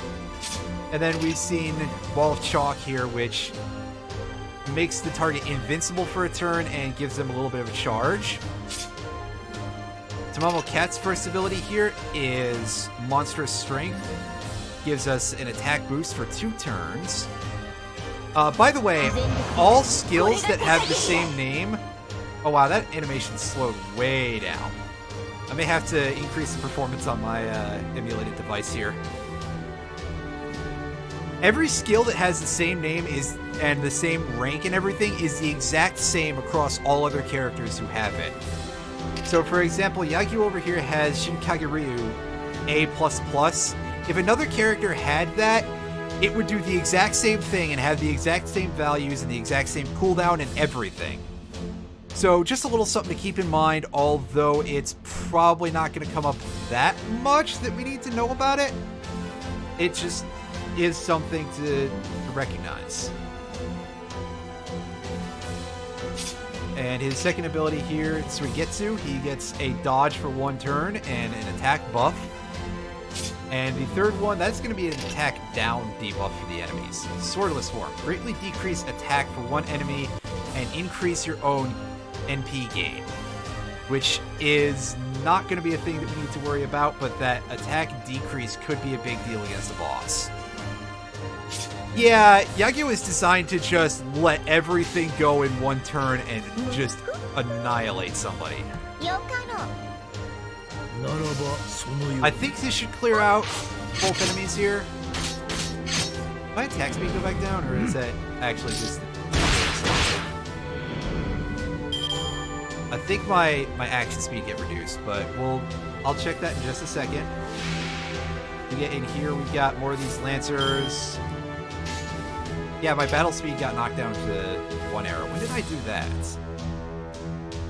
So for now, I don't think this is going to matter, but I am going to apply this debuff to that guy, because it might survive. And there we go. We got a Buster Chain, so we get an attack with all of our cards. So I don't think that's going to have mattered. But yeah, it didn't matter, but better safe than sorry. And yeah, these fights are super easy right now, but we're going to get more stuff in a little bit. Oh, also, we're getting points for our weekly missions. I forgot to show those off. But hey, we gained a level, so we gained back 21 AP. Our total cost for our party is increased, and we're allowed to have a larger friends list, which is probably not going to come up, but just in case, I probably will start adding people at some point, or at least finding people that I know who play this and be like, hey, add my alt so that way I can have better things in the missions where I don't have NPC allies, which we will see fairly soon, by the way. Alright, come on, load up. Load, please. Alright. So over here, this little clipboard down here, this is our master missions for the week. That would be nice. I would strongly appreciate that. Alright, so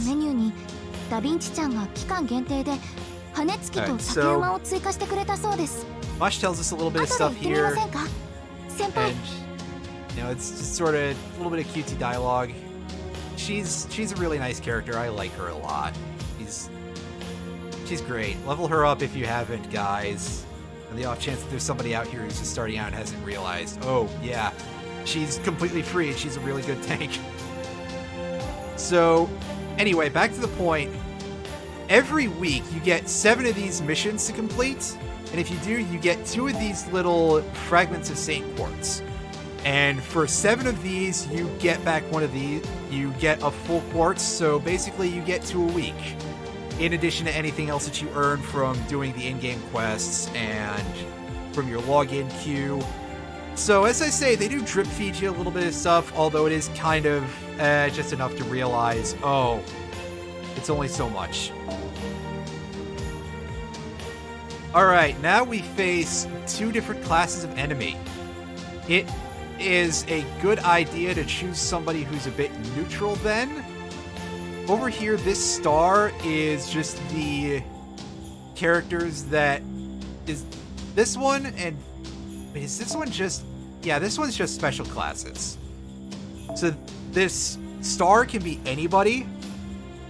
See somebody here with a Reshkigel who is event time lock, basically. We should be getting 3 instead of 2 starting this year. Yeah, they did that in Japan, so we should finally be getting that pretty soon-ish.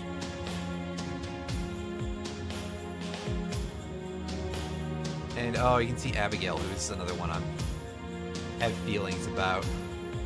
I'm going to take... This guy has a ruler, Sherlock Holmes here. I'm going to grab this fella. And he's even got a really good card here that I unfortunately don't get to view, but that is Fragment of 2030. It gives you, I think, 8 critical stars per turn. It's one of the strongest in the game. Yeah, 3 a week, that speeds up how much stuff you can do by a wide margin. If it went up to 4, it would feel like diminishing returns, but 3 is good. Well, if it went up to 4 from 3, I mean.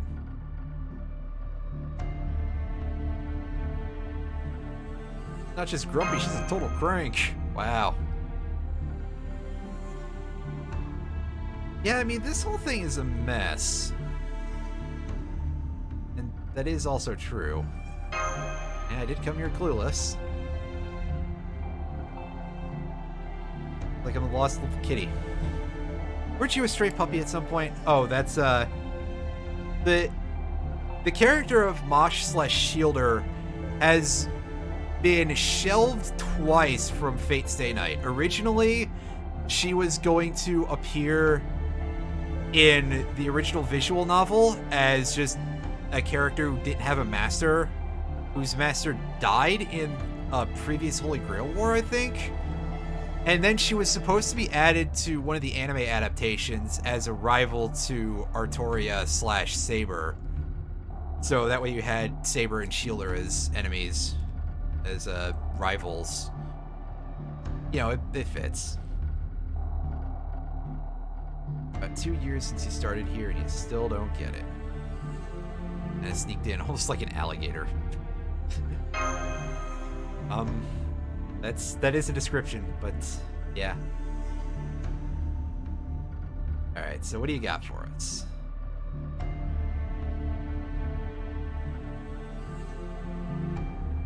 Yep, more plot dump. Excuse me. I should really have a glass of water over here while I'm streaming, because my throat gets dry really.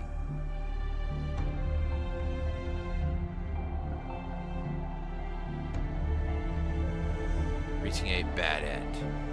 I think you know a lot more than you think. Alright. Financial support from mostly the Mages Association in London. Yeah, again, this is fairly secretive, so I would imagine that a lot of that is centralized.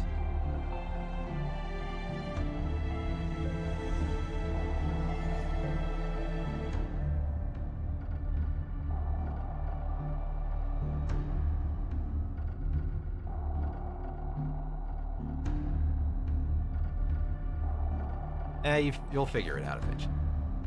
Probably don't say it anywhere near her.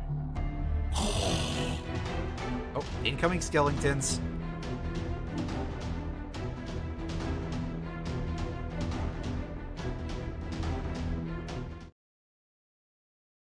And also, incoming loading screen. Hooray! See if I remember who I picked. These cutscenes are a little bit long. Is the one downside. I admit that something like this, I'd go a little bit slowly to present it to people. I don't just want to skip over all the plot, because there's a lot of it.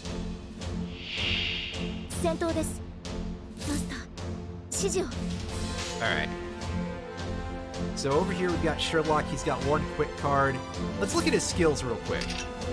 Gift of Insight inflicts NP seal to one enemy and gives us some stars. That's pretty good. That's definitely one of the more useful things he can do, along with everything else he can do, which we'll see in a moment. Hypothetical Reasoning increases star gather rate and applies debuff immunity for 3 turns. Very powerful.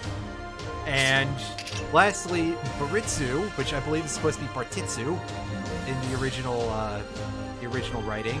It kind of varies depending who you ask, but increases your arts card effectiveness and applies evade for 1 turn.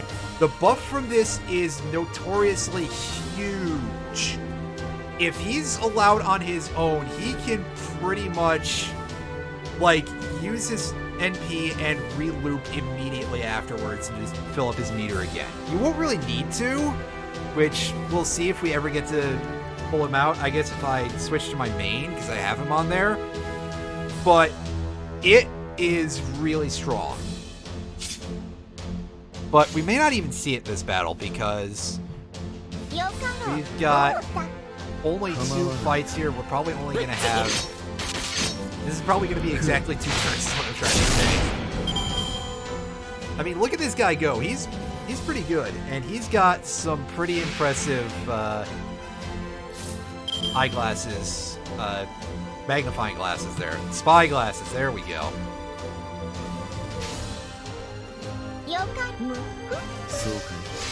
Alright, let's go ahead and finish this off. But also, you can see we have a lot of critical buff on us. And also, that does a load of damage. Holy cow. That's pretty good. And yeah, we end this with 13 stars, despite how little overkill we got there. When you deal more damage to an enemy than their health, you do get a little bit of meter and critical stars. But we got a lot extra because of that Fragment of 2030. If we get those, we are going to try and use those a lot. Also, we got a bone.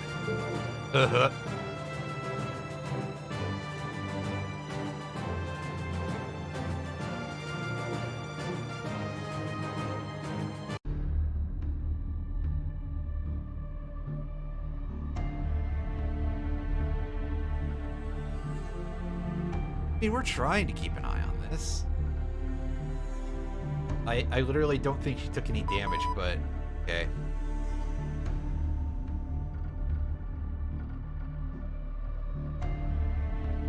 Yeah, I think we have kind of an understanding of this.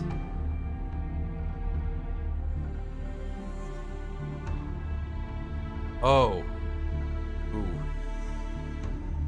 She was pushed into the position she's in pretty young. Gotcha. I mean, I can kind of understand why you'd be a little bit rough around the edges then.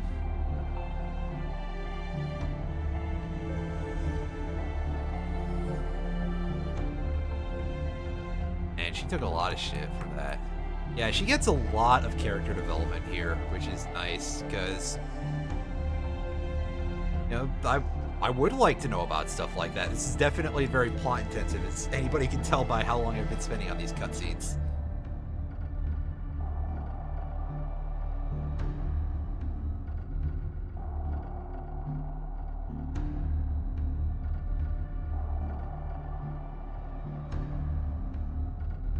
Gotcha.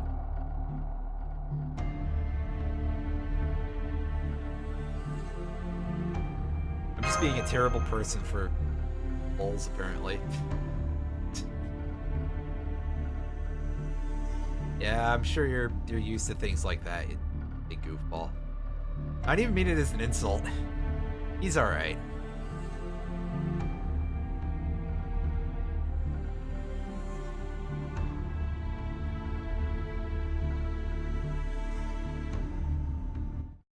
Yeah, we'll get it together, dude.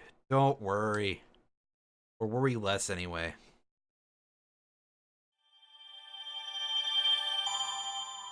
Yay, we get a little more stuff there. Also, you can see that we've got a couple of quests going on at some of these locations. We can do some side quests here, which are termed free quests in the game's parlance.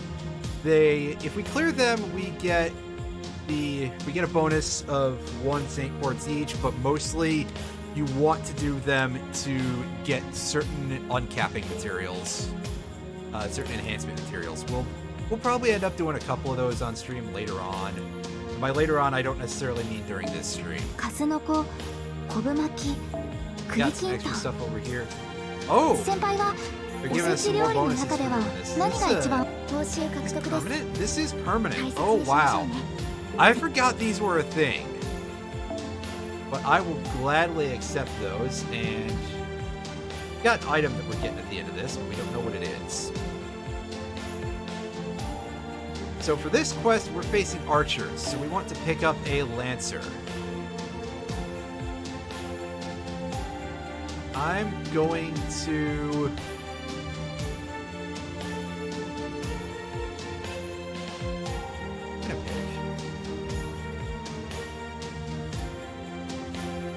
I'll pick Cu Chulainn here. This is one of the guys that I never really got to, Alright, I'll end your fight in a minute. Oh, hey, wow, Lethal Feline sending me the host. How is it going? Good, sir. I'm sending Hector into this fight because he has an advantage, even if he's not going to be super amazing. And Zephyrium is here. Zephy, how is everybody from Lethal's stream? Yeah, I know, it's been like 4 months. It's been a bit of a while. It's a little bit on the, as they sometimes say, really fucking weird side. Alright, so you're 2 quick cards. So I'm just gonna give this guy the Buster card buff to let him get a little more damage in. Doing good. Glad to hear it. Glad to hear it. And let's begin this, and we get... I believe we just get a cutscene first, and then, yeah. Good streaming voice. Well, if you say so. I mean, it's decent. It can't... How horrible could it be? I've got a pretty decent mic, I feel like. And by that, I mean it's a Blue Yeti, which means that, like, everybody has that as a baseline, basically. Alright, so we got rid of that skeleton and a hood.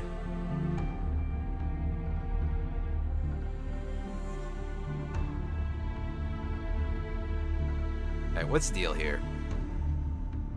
We're too different. Yeah. So, about that. History must have been slightly disrupted. Well, as has been mentioned, apparently there was no fire in this city, which is a big plot point in the main universe. So, yeah, that's definitely going to have a large effect. That's for sure. All right, what do you got? Who's the future through a model? Yeah. Okay. So this is a little bit more of a dump about background of this information, which is useful, but I'm surprised that we're not getting harder plot stuff yet past that. An unusual Holy Grail War was confirmed in this city in 2004.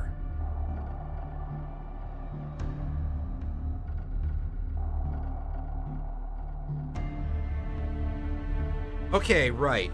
So, yeah, my memory of the plot is a little terrible because I forgot that we are in a universe where that shit doesn't exist. So basically, this is just normal canon, what we've been thrown into for, I believe these are surrounding the events of Fate Zero that have an effect on Fate Stay Night, but in grand order, until you start getting thrown around, Holy Grail Wars don't really exist. Which is the thing where usually all the 7 summons get summoned. You think you can get to the 20th floor with what you have? I think you'll be fine. I would like to assume so, for sure. In order to activate, summon 7 heroic spirits. Summon to this town. Alright, so we're gonna get an explanation on this thing here. 7 Masters fight, the last one gets the Grail. Learned about it in 2010. Previous director used it to build the summoning system. Gotcha.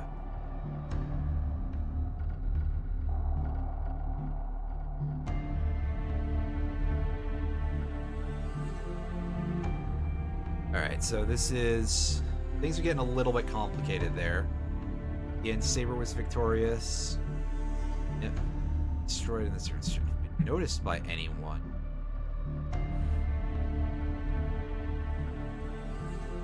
Is this like a card game? Pretty much, Zephy. That's basically how it works.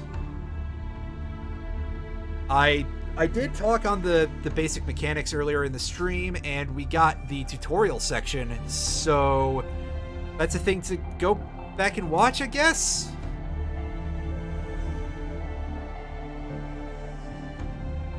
And I mean, even then, I pretty much just call anything you get in a gacha game a card anyway, so yeah, that will add to it.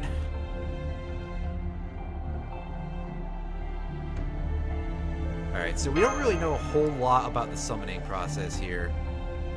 It didn't go well and there weren't many successes. And we're basically still using that system, but it seems the bugs have been worked out very, very quickly. 3 were summoned, but you only know of 2. Previous director summoned the second and third arrived after you. Director, second fused with Mosh, and the third. Yeah, okay, so we haven't met Da Vinci yet in any real capacity, but yeah, we will soon enough. Who's the first then? Because wait, is the first Solomon? I'm giving away massive spoilers here for the plot. Do I still have giant bit notifications? That's a good question. I would assume so. I would assume that they consumed the entire screen because I didn't do anything with that. Also, wow, look at this guy. Just yeah, I'm happy to be here. Oh, I sure do. Jeez, those things just make the entire screen vanish. Vanish. Hey, thank you for the 5 Pog champs there. Let's do things a little differently. We're going to use Hector basically as our pivot between targets because he's not going to do enough damage to kill anything. Not even with those 2. Well, actually, he could have gotten the kill with 2 cards. But I did not realize. Yes, indeed, Alan is here. As I mentioned in his Discord, this was basically at his Insistence is a strong word, but he suggested I go forward with it, and I did. Oh wow, that's a nice hit. Maybe that gut excuse me, maybe that Buster Boost isn't as bad as I thought it was. Let's take a look at his skills real quick. Hector has Tactics C+ right now, which will increase the NP strength of all of our allies, which is nice. That'll give us a little more damage. Point system is interesting, kind of convenient. I will add that in just a moment, and thank you for that. And over here on the right side with Cu Chulainn's abilities, got some Chinese martial arts with a 3+. Wow, that's a little over the top. Apply sure hit and increase critical strength for a turn. That's pretty nice. That's good against anybody who spams dodges. And Sphere Boundary. Apply evade for a turn, increase gather rate for one turn. That's nice. Apply ignore invincible and increase arts card effectiveness. Yeah. Cu Chulainn does a lot of like breaking through defenses. So that's he's pretty handy. He looks like a good character, but I've never had a chance to use him a whole lot. Hey, nice job there, Hector. You are actually pulling a little bit of weight in this fight. Alright, so I didn't really get a chance to explain this bond thing here. Masha's bond is entirely story-driven, but everybody else, when you complete a mission, they gain bond points, which will start to fill up these little diamond symbols. These first 5 just unlock a little bit more profile information for the characters.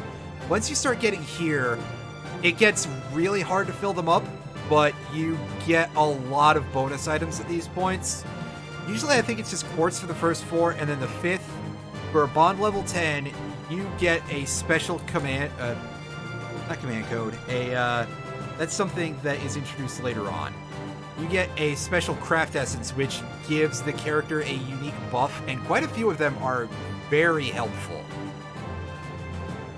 It actually factors very heavily into why Heracles is considered so overpowered, which we'll discuss that later again if I see him on any of my lists and decide to use him, which I will probably do if I see him. Alright. Gain ourselves another level, gain a couple of experience cards, and we got one of those are skill gems of a kind. Used for upgrading your skills, obviously. I don't think we have any archers, though, right now, so that's not a big deal. And we're going to get a little bit of loading here. Again, I really should make the device that this is doing be much stronger. And real quick, I'm going to switch on the intermission screen so that way you guys don't see anything else pop up over the top of my emulator. Which means, yeah, I'm taking the most intrusive approach here to cover that. And yeah, thank you for that highlighted message. I don't see the difference there in chat.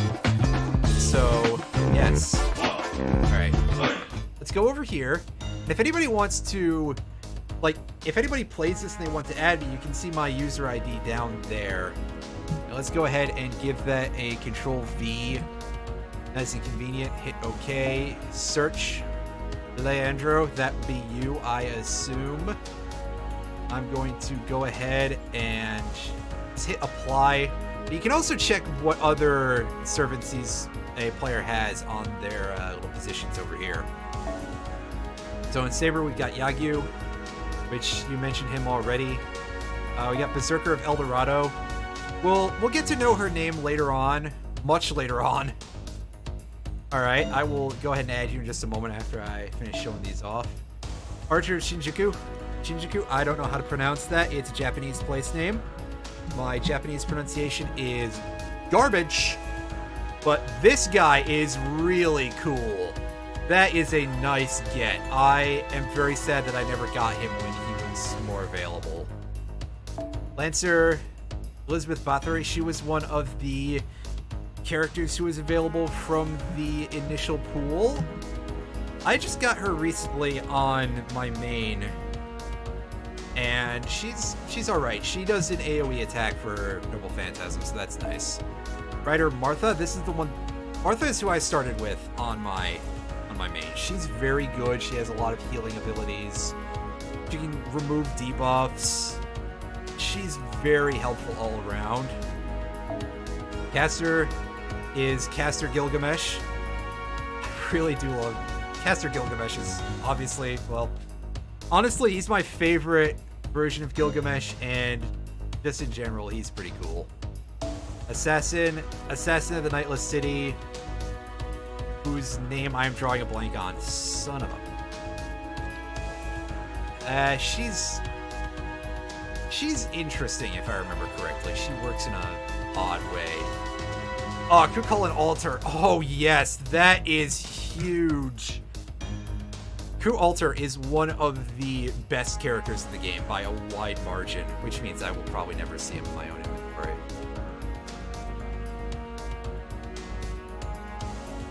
Oh, nice. That's pretty big. And we see Becca Ellie-chan over there, who is from an event that we may get a chance to play in like 10 months. So I'm going to go ahead and hit that apply button, send the friend request. You go ahead and add me back at your earliest convenience. But for now, we move on to mission 3 part, or whatever it is, part. Look at this person's name, Jesus. Can't get, I don't think you get banned for something like that. We're gonna take Cu Altar into the fight, and we are going to actually just leave Hector in the party. He'll be weak to any of the sabers that we fight there, but I think we'll be fine.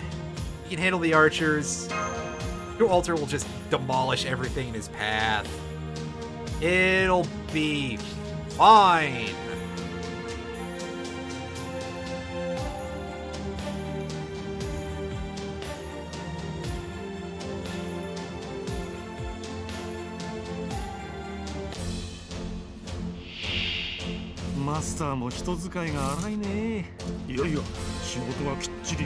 Alright, so we can get a look at our guy over here, Mr. Dragon Man, basically.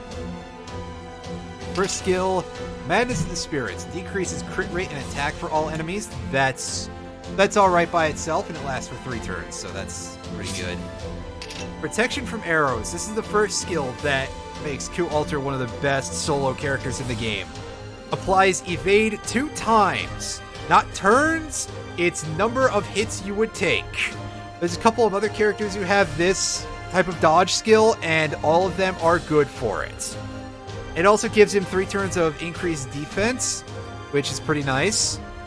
We're going to go ahead and we're going to pop that immediately.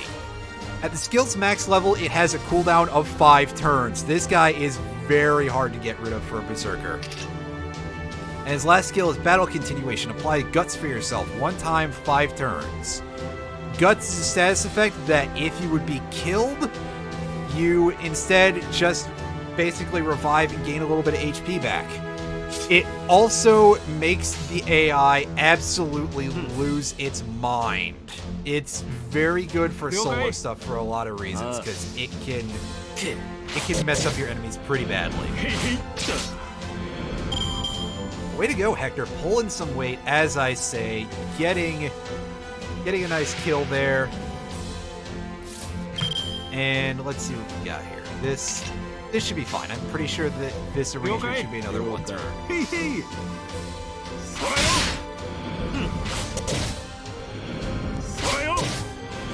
Way to go, buddy. I got a feeling that I will actually give Hector a shot in this playthrough here.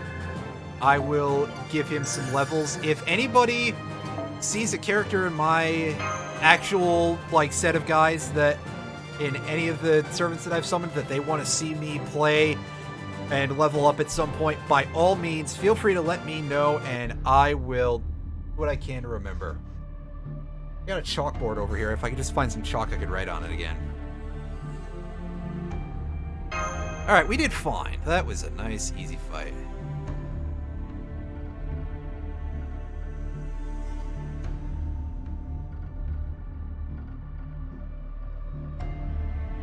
Yeah, Assassin of Nightless City operates in a very unusual way, if I remember correctly. I think Shuten has better utility.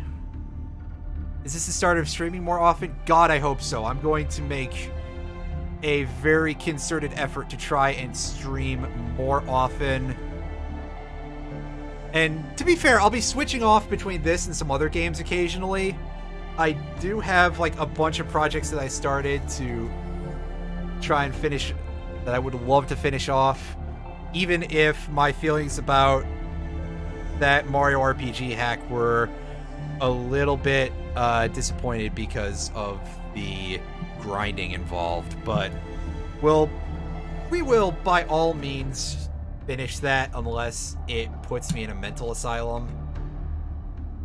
It won't. It's not that bad.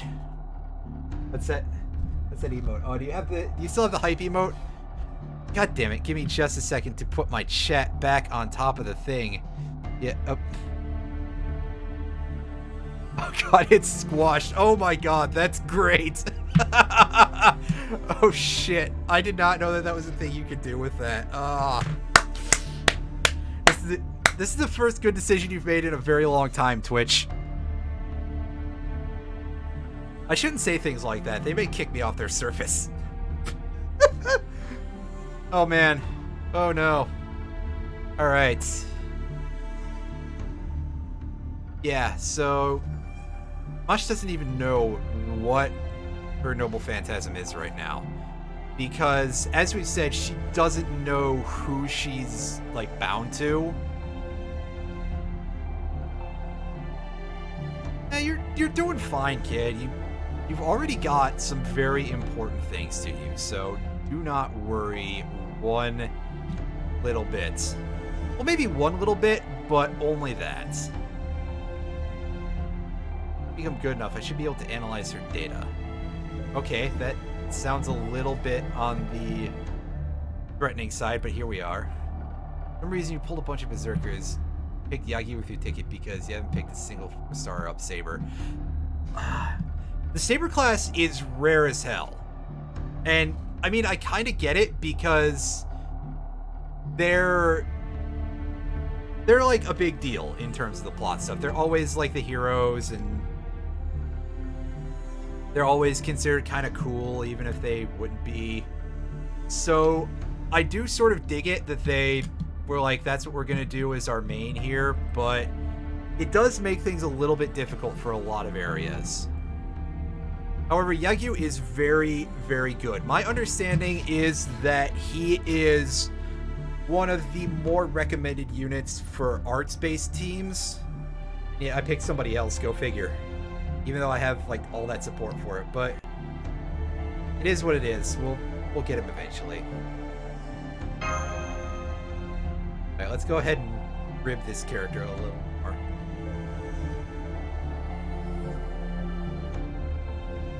Again, I feel like Mosh is kind of getting in on the needle a little bit. It sounds like she's snarking. But let's see what this item that we get is. I do not remember what this is. Well, first of all, it's a bit of loading. And let's go ahead and pop it open. And we get ourselves an Ember of Wisdom for all classes. So we'll get the bonus experience no matter who we feed that to. On to section 5. Let's get the Church Ruin. Are you sending us 3 classes now? Yes, you are. Alright. So, Hector, get on the bench. I can run the Memo Cat with a card here. Take... Oh no, you're already using the Buster Effect on this one. You can tell I don't use those a lot because... There you go. I can't tell the difference between them. You got Caster, Gilgamesh, and Helena to support him. That's pretty solid. I have Tamamo on my main account, and I have Kiara as well. So that's like my usual main loadout there is like, here's Tamamo, Kiara, take usually a waiver from support. have Masha the backline and anybody else I feel like I need there.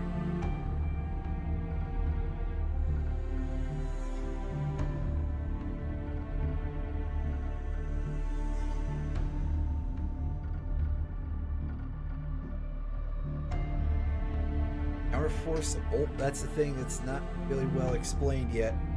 But I think that a lot of that stuff gets delved into in this game. Because the counterforce thing is a huge, huge plot point. And is tied to a lot of characters that... Well, we may actually get to have a look at some of them once we go check out our ticket.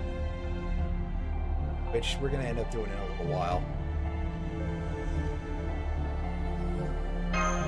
Yeah, how are you doing, kid? What's the deal?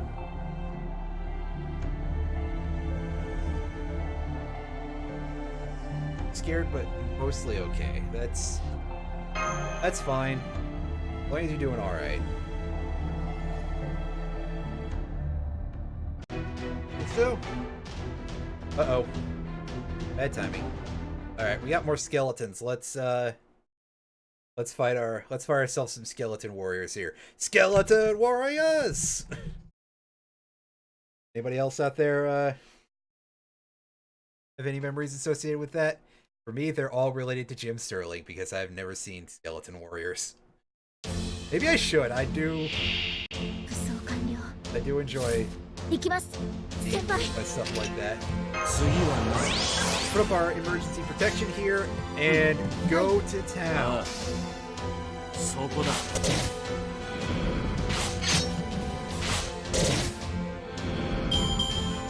Apparently he just spins the spear in his hand or it just freaks out a little bit. I mean, that thing is pretty messed up looking, so I can imagine it just sort of spinning of its own volition.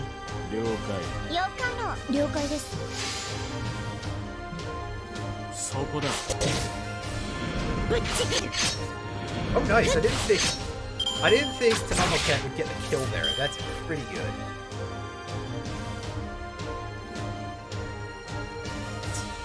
Nice. My assassin luck is garbage, so I can kind of appreciate anybody who has that many. My assassin luck was so bad for a while that I had no 4-star up assassins for the longest time. Also, we hit level 4. Nice. I was like so annoyed about it. Apparently it's not that unusual, but I was so annoyed about it that I was just like, I'm going to give grails to the worst character on this list, basically. So yeah, if I ever pull out my main, you will see a level 100 Phantom of the Opera. I was a little bit salty about my assassin luck, to say the least.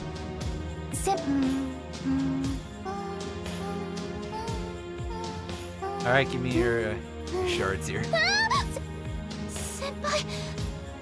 It's kind of adorable.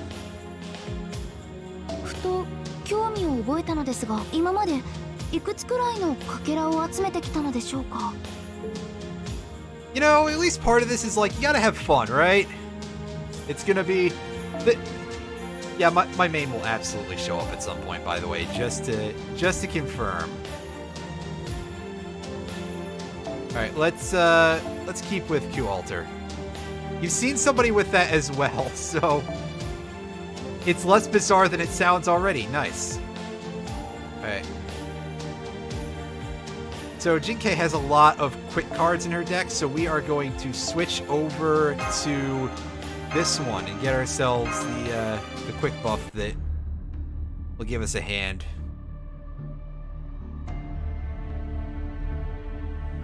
It actually turned out that Phantom was not that bad at level 100. Like, a lot of people would just be like, oh, he's like the worst character in the game. Personally, I would disagree because somebody else exists who is like several times worse, who we actually will get to see a little bit of in the next Singularity. But Phantom actually turned out to be alright because he's got an AoE Noble Phantasm, which is pretty rare among assassins, and he generates a lot of crits, actually, once I max out his skills. So, he was okay.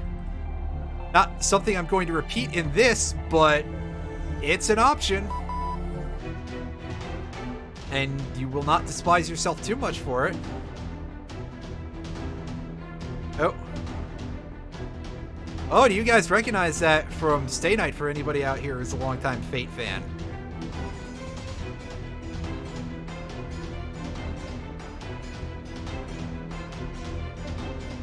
Oh geez, fucking Rut Row.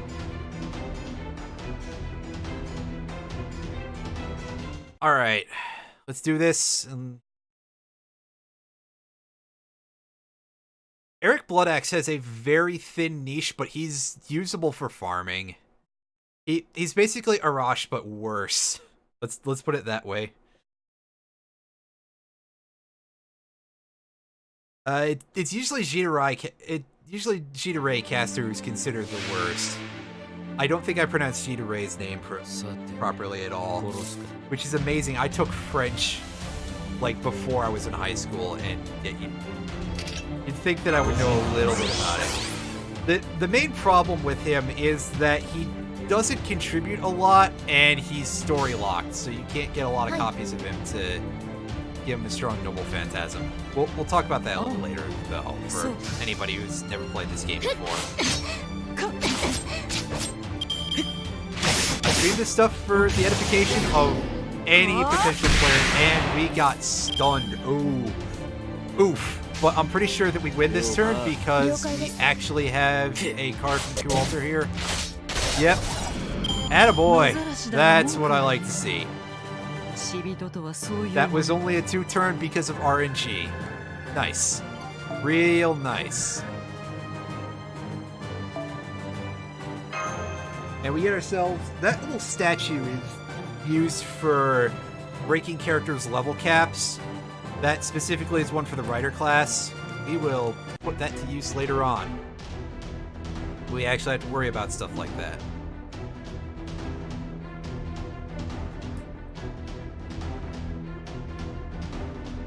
A similar signal as before, in quotes, buddy. That's, said this is mobile, what am I using to stream? Yes, I am using BlueStacks to stream this.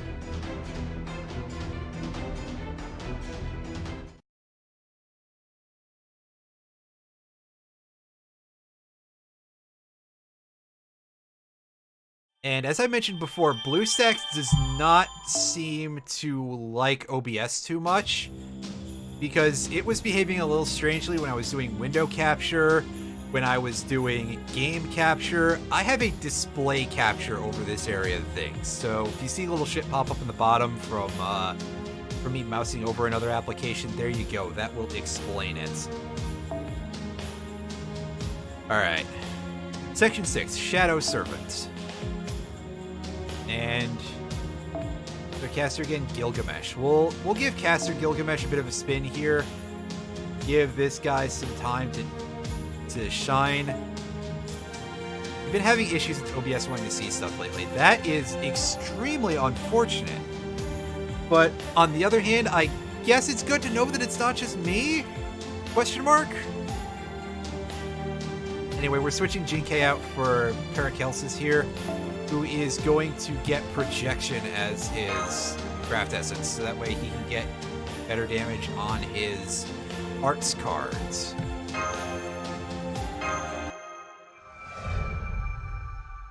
And we will see what we are dealing with. Apparently it's going to be a Shadow Servant, but we don't know a whole lot about that. Yeah, we discussed that earlier, so... Oh, Battle Royale. It would be really popular nowadays, Waka Waka. Maybe that's why this series is getting so huge. That's too easy.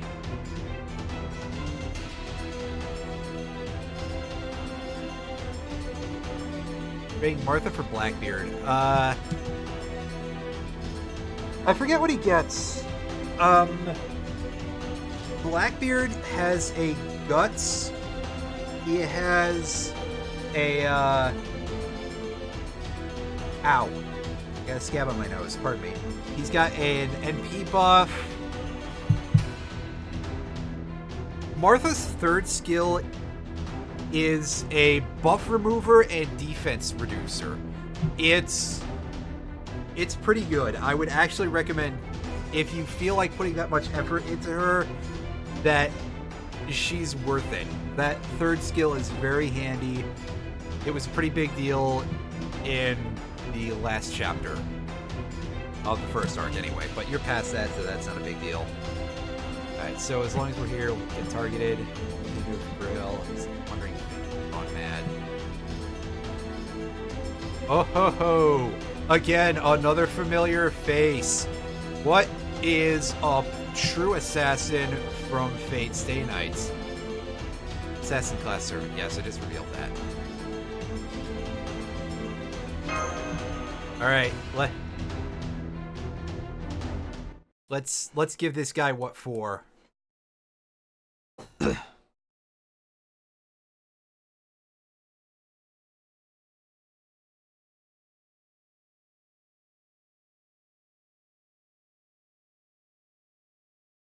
Oh, that's what he does? Nice. That's pretty good. He's pretty good at that budget level then. That's I haven't raised a lot of my servants. He ended up being one that fell by the wayside. Right, we got Shadow Assassin here, who is going to go down like a sack of potatoes because Gilgamesh is here, everybody. I didn't show off Jinkei's skill last time. I'm an idiot. But get a look at Paracelsus' rapid casting here. Greatly increase your gauge. Let's see how greatly. 55%. That is nice.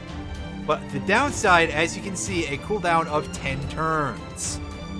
This is the big problem with Master P over here and why he's kind of considered a little low tier. His skills take forever to come off cooldown. And our buddy Gilgamesh over here, what do you got? King's Return, greatly increase all allies' critical star drop rate for 3 turns. That's nice. Charisma, increase all characters' attack. That's pretty good as well. And this third one is going to be an arts buff, more specifically. Increase arts card effectiveness and debuff success rate for everybody. Oh, he is... What a guy. Let's go ahead and throw all of this out here.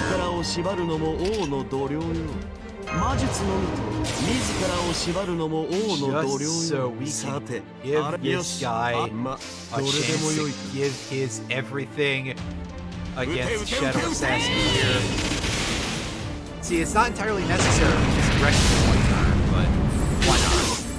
It's not a bad time to show off.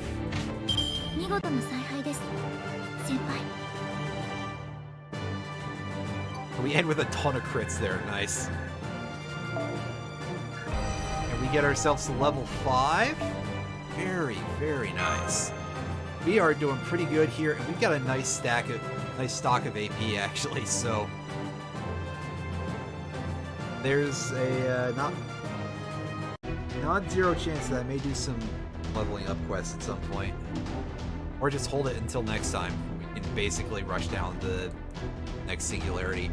I don't know how long I'm going to stream for, actually, so next time may be a bit of a misnomer. Don't skip cutscene. What am I doing? I just tend to default to doing that because I do that a lot on my other device. Usually I'll come back and watch this stuff later. What's the deal? What do we got? What up? Ooh, there's that's somebody new. I believe that's a Lancer.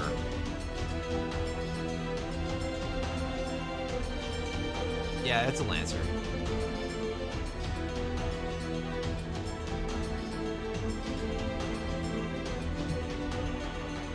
Alright, it's time for us to book it.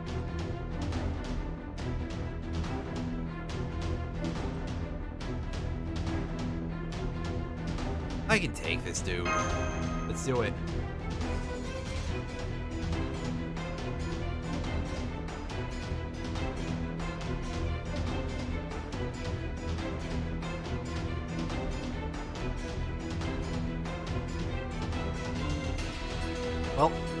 gonna die either way. We may as well at least take a chance.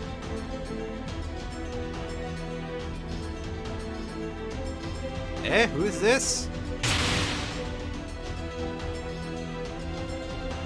Yeah, that's what I said. Oh, look at this guy. Didn't we see him on the draw screen? Yes, that is another version of Cu Chulainn, but we're going to get to meet him very, very shortly. For now, let's get a loading screen. And enter part 2. This time an NPC servant is available for support. Select it right away. Well, they're not going to let us do anything different. But yes, we can see that this caster is Cu Chulainn as a different class from what he usually is. Alright, so we're switching up our loadout here. And away we go. This guy seems pretty cool looking.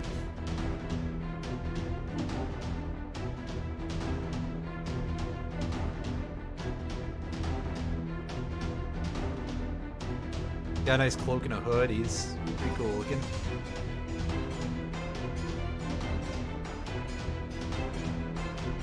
Turn this around if you just pay attention. We'll be fine either way. Yeah, I figured as much. Look at this guy. They don't really like me very much. He's alright.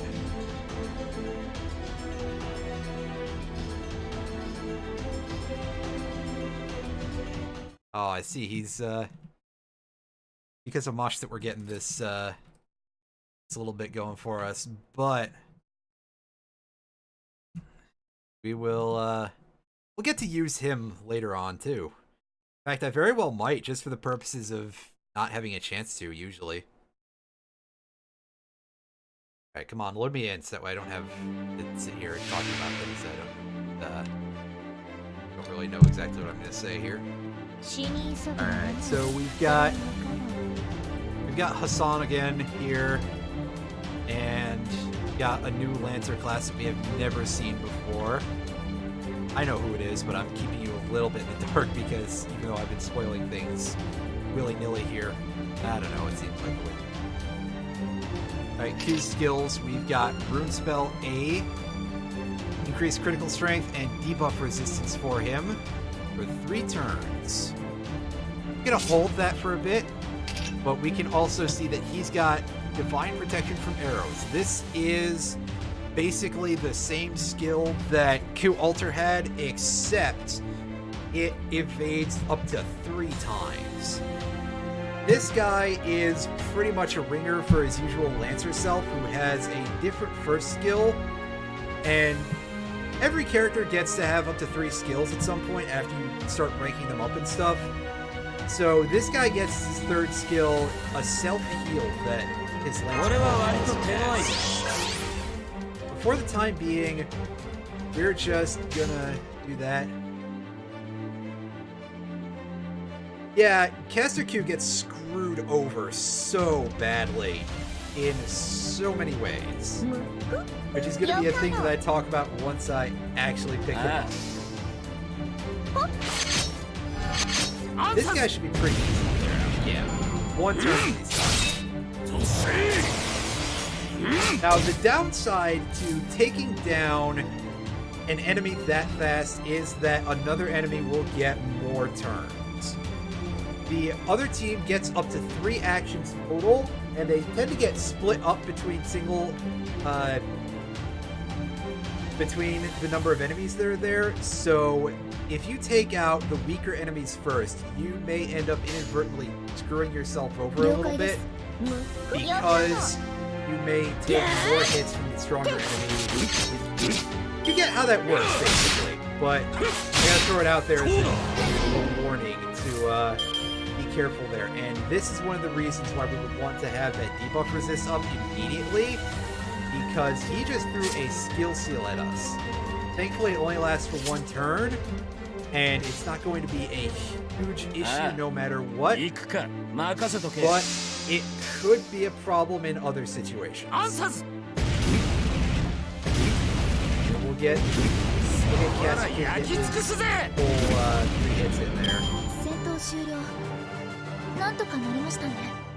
And there we go. He got to carry us to victory. It's almost like in the plot of the game. And we get, oh my god, we get 5 each of the little statues. These, again, I've mentioned these before. These will help us break level limits on our characters. We get 5 for Lancers, which is a pretty big deal because, again, I'm going to try out Hector in this run, and we get 5 for Assassins. That could be pretty good as well. We'll see what we get later.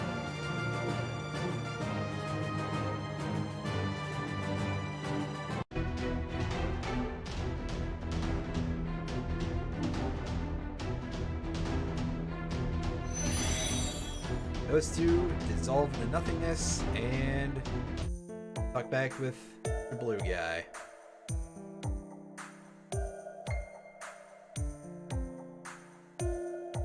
About us. Sir. Wow.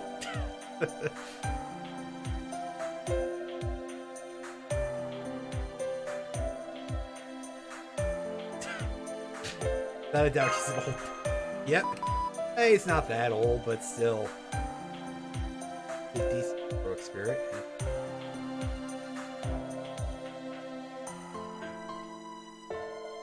He doesn't know much about the,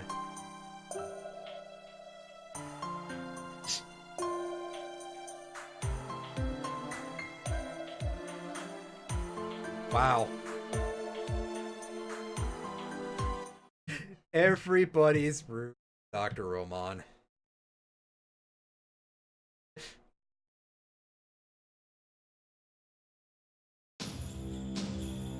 I feel like he's definitely the Ned Flanders in this game.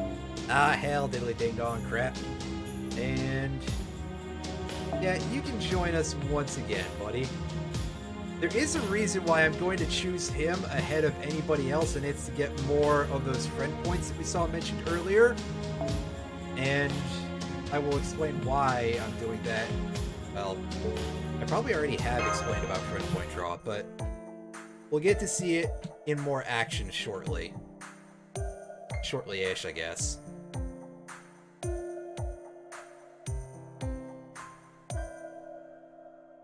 Conducting field research. Yeah, that's one way to try. That's one way to explain it. I prefer to think of it as scrabbling to survive. We are not in a great position right now, Chief.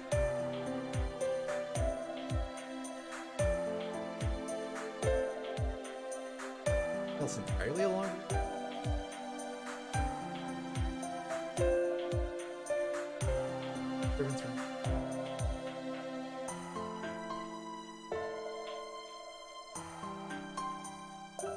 Gotcha. Alright, so those 5 were killed off by Saber. Is that why they came back as shadows? So we're gonna have to deal with Archer and the other one still.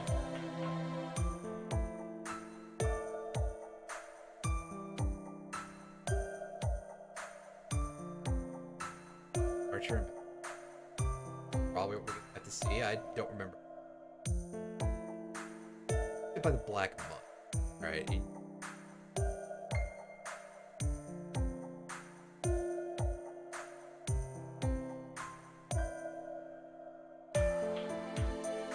Please keep. Gotcha.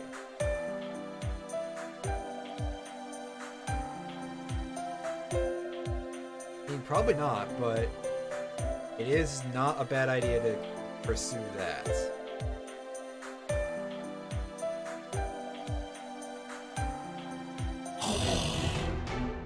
Alright, incoming.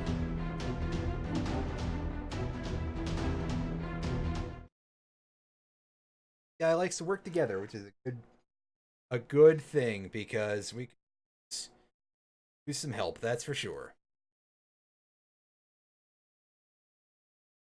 And yeah, there's There are available costumes for a couple of characters, but that's not something we have to worry about yet. Because we're probably not going to get any of them for a while.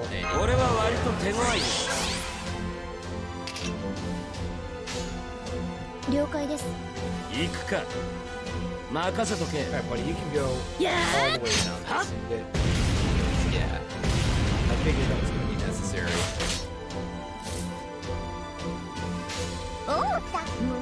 I think that will...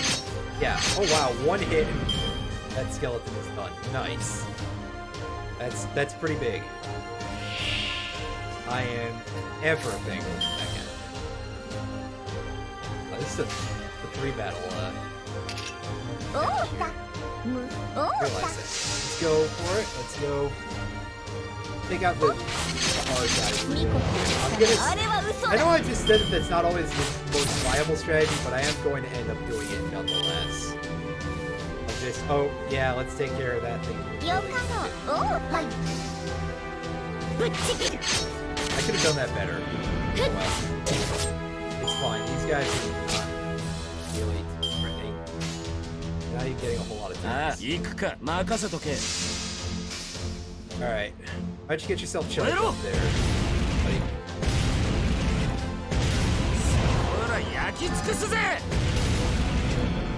Up to 91%. His meter is almost full. We might get a chance to show off something here. Oh, yeah, I think he's getting a chance here.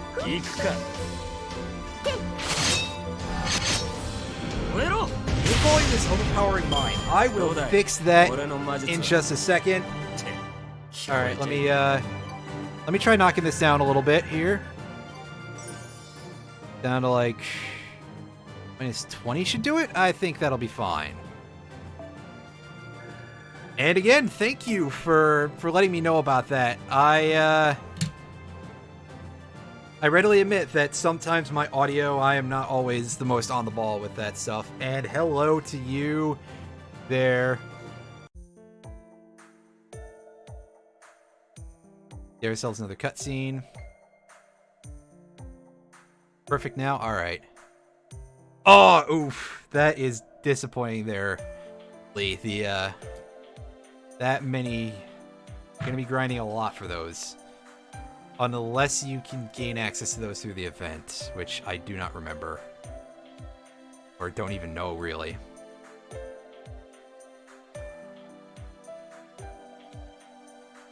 I see our buddy is having a bit of... Yeah, usually Cu Chulainn's the answer, obviously, so... Yeah, you even see him in the first game as Lancer, where he's noticeably better. But...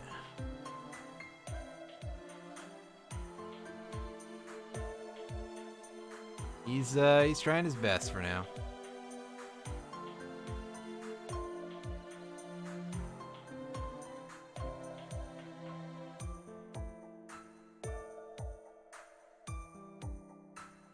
Okay, that's coming up pretty soon, I think, right?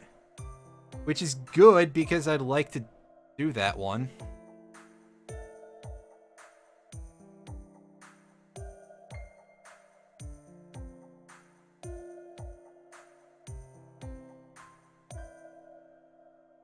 Oh wow, that's rude.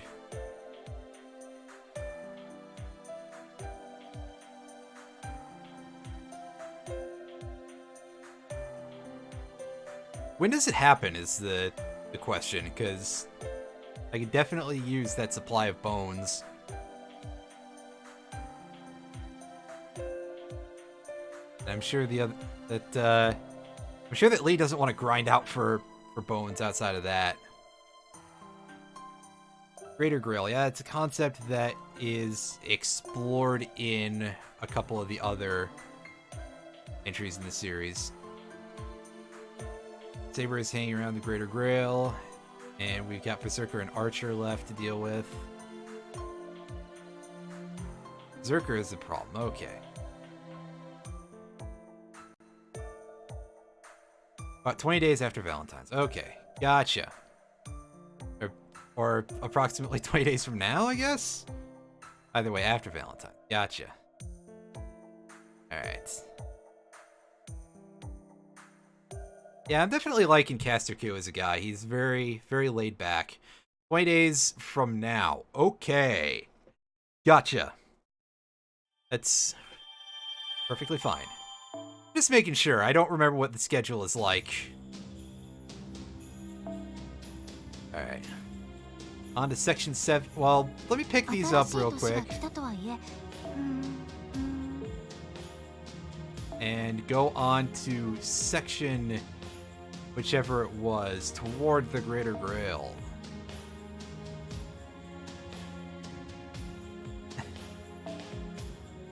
Yeah, I'm lucky that the last time I needed bones for anything, I had a pretty good stock already. That was when I was leveling up Billy the Kid's abilities, but I am, like, basically out now on my main, so rip. You can keep the Buster effective boost, and let's go. Bringing in Hector to deal with archers again. Lancers should not be a huge issue. They definitely will not be the big boss, so... yeah, that helped a lot. That... on the other hand, like, I think Billy has 2 spots in his skill level up that use them, so... my supply disappeared remarkably fast for just doing stuff for one dude. Obviously, we get our protection from arrows up immediately. Yeah, let's do things this way.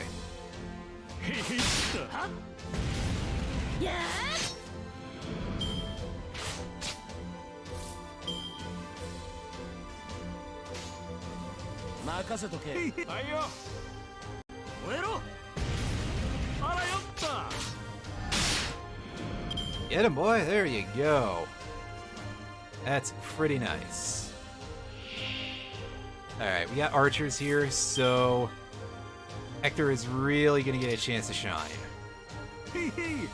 But we're also going to start charging up Q to see if we can get him to show off in the next fight. We didn't get to do it. We didn't get him a chance to do that last battle, so...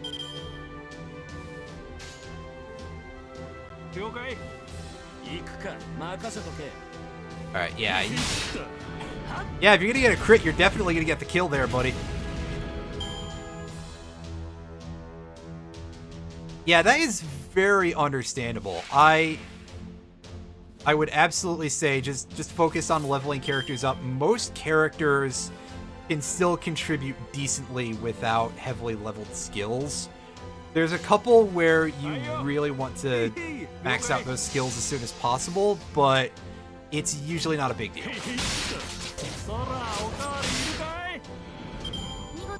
Especially because skill leveling is very, very slow for mostly incremental gains. So, basically what I'm trying to say is that usually, if you level at all, you basically want to try to go as ham as possible and get as close to level 10 as possible, so that will probably drain your resources quite a bit.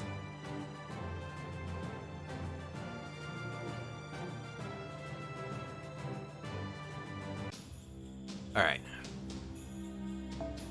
Pick up those fragments right now. Now, section 7. We've got everything here, and berserkers. I'm fairly certain the way this lines up, we're going to be dealing with the berserker at the end. We're gonna keep doing Caster Q for a little bit, and Paracelsus, you can do some fun stuff here, buddy.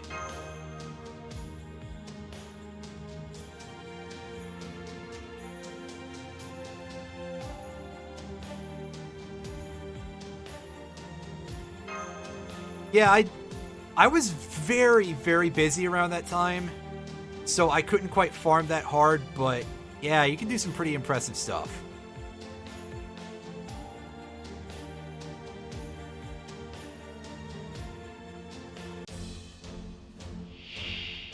Alright. Alright, show me this out. We're gonna be doing neutral damage throughout basically this entire fight. But that is fine by me. Get yourself that 55% bonus there, Paracelsus, and let us go. We'll target the one in the back. Might be able to toast that guy pretty fast. Not quite. Oh, we got him in one turn, so that's good. Alright, let's get our Arts Chain on the go. That gives us plus 20 to everybody in our party, which is huge. Because we can definitely show off Paracelsus this next turn. Excuse me. Alright, target the back. You go first, buddy, and then Paracelsus might be able to take out this entire wave. But we'll see. Yeah, this goes.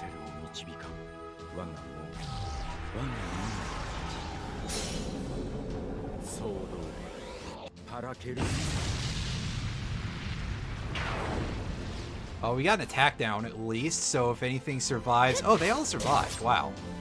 The damage on that is pretty low, is the big problem with this guy.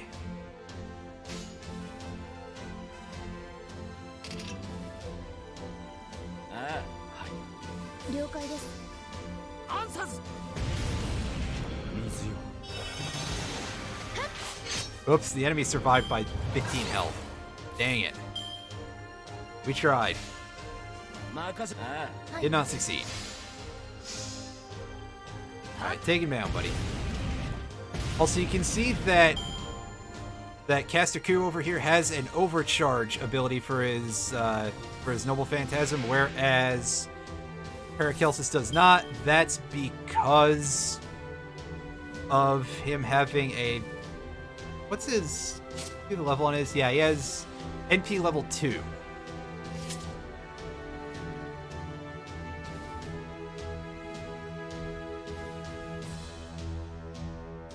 Yeah, Paracelsus, once he gets his buff in the English version, which is slated to be around July, his third skill becomes really busted.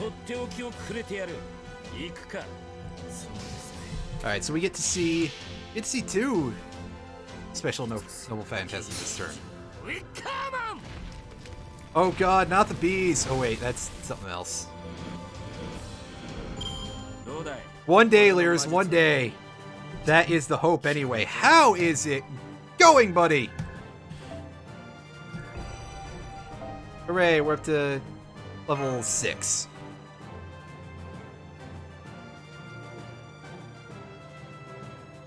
You know, that's what's gonna happen, Lears, is that we're gonna get her in this game instead of getting a Tsukihime remake. Oh, I think I made myself sad too. Hooray! We get our thing here. Alright.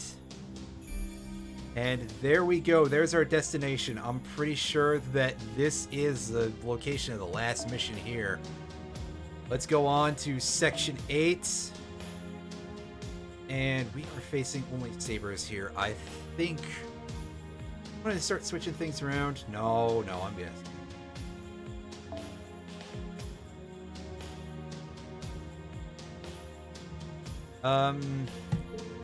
Actually, Paracelsus, you can stay in the party for a while.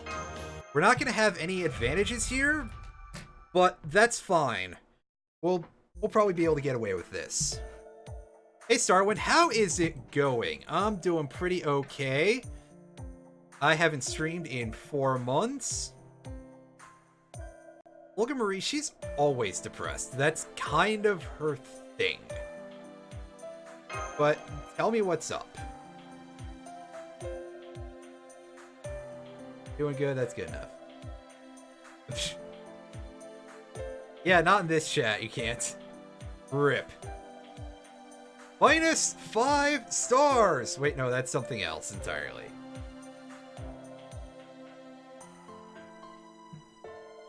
Oh, Masha's feeling bad because she can't do her thing yet. She feels...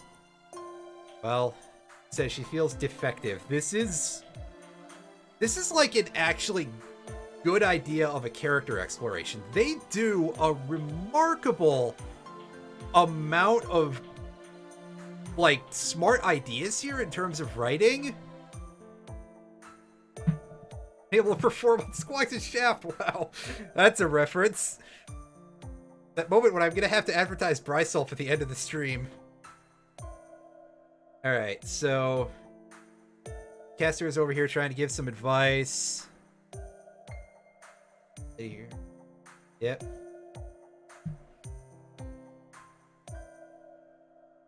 So we're gonna have to take her to surgery. I don't think we're gonna be able to do that around here.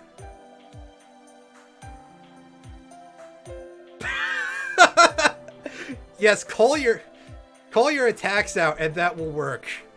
It might actually work. More importantly, I think we're going to attract more skeletons. Sure it was, buddy.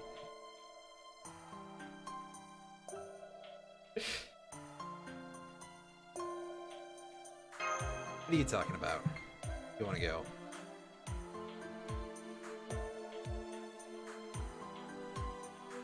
You can't even fucking heal, dude.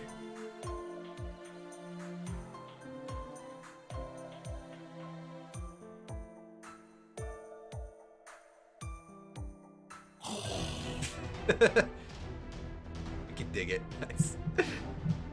Talking about detours, we can dig it.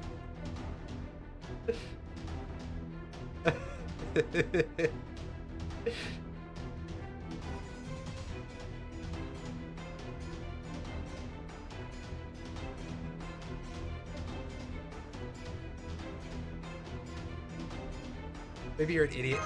Oh.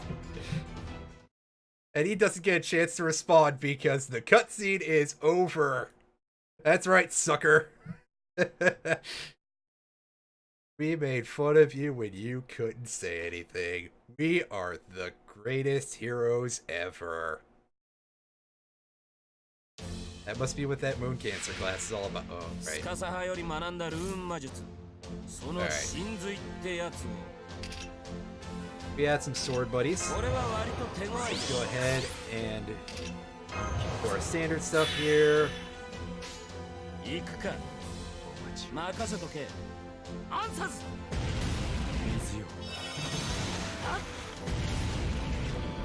Oh, damn it, Paracelsus, you're letting me down. Kind of. Oh, there's more enemies here. Ruh-roh, Raggy. We'll be fine.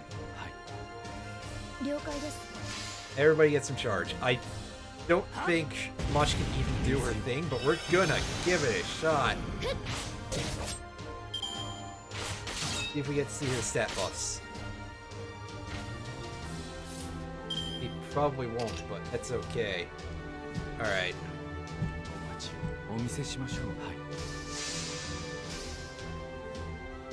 Go for it, buddy. Let's see some sort of Paracelsus again.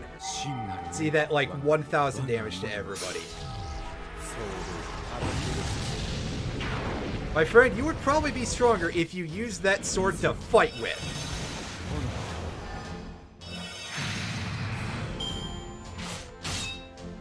Bonk.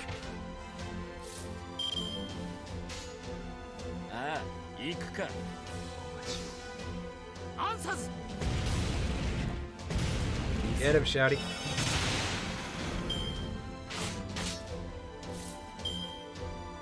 Alright. Nice and easy to sweep up. Jeez, there's a skeleton of these guys. Yeah, there's quite a few boners in this area. We got a lot of skellies to clean up. Alright. Give me that experience. Give me that low tier experience card. And give me the next quest with something that's not goddamn sabers.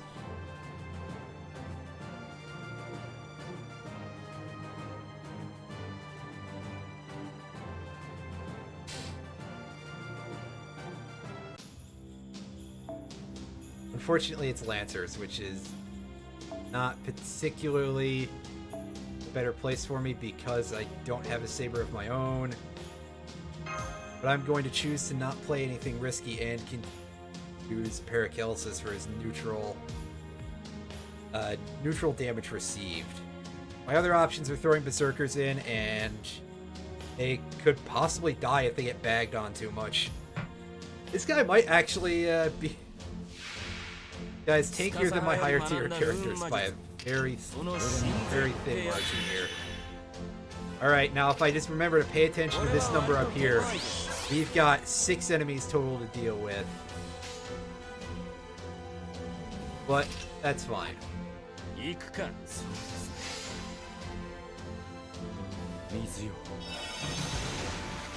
damage? There we go. That's good squishy. Whoa!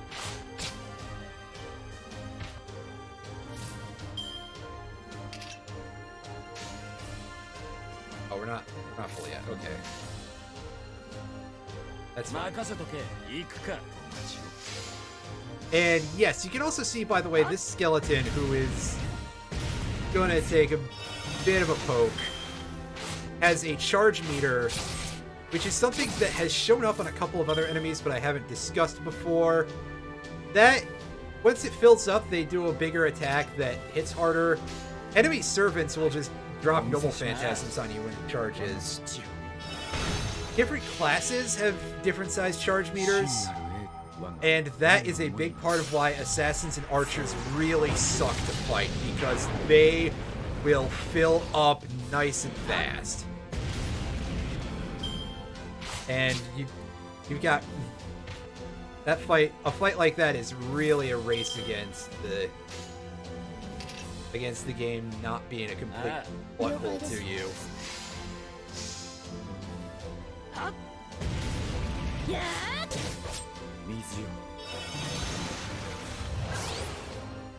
Alright, are they just gonna buff? Oh, he's gonna go in for nothing. Good job. Alright, well, we shouldn't need to do anything else here, but I'll target the dude in the middle. Get some Wicker Man on the go, and the other thing... Yeah, I've already made an "Oh God, not the bees" joke, so you can take one of those. And they are gonna get torched. They all died, so I don't get to show off the extra effect of that. Wicker Man causes enemies to be burned, so they will take a fixed amount of damage per turn after that hits if they survive. And it lasts for 10 turns. It is, I believe, the longest lasting burn or poison effect in the game. And that's surprisingly nice for quests that have enemies that don't take a whole lot of damage from attacks, because they will still receive the fixed damage of that just the same. In here we've got... Okay. This is where things are going to get a little bit interesting, and I'm actually going to switch off of Caster Cu for now. I am going to use Cu Alter, and I am swapping Paracelsus out for Hector. To probably have a Buster card buff instead. And let's get ready to roll. Yeah, this explains actions, kind of. It explains the basics and tells you, oh, it depends on the type of enemy. Thanks a lot, buddy. Thanks, Obama. And Brightself is still premium. Has not completely lost his mind yet. I'm impressed. I put on our protection from arrows. And then go to town. That thing's gone immediately because it takes a ton of damage. That thing, wow. Hector putting in work. He got some decent strength, all considered. Giving us that nice one turn, one shot there.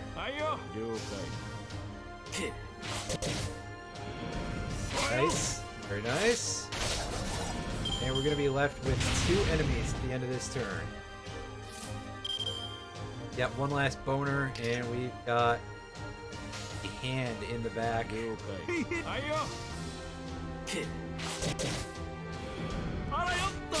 as fast as possible, even though I could take a little longer. And let Hector not get enough charge to take out his, I forget what his NP is, but we'll see that later.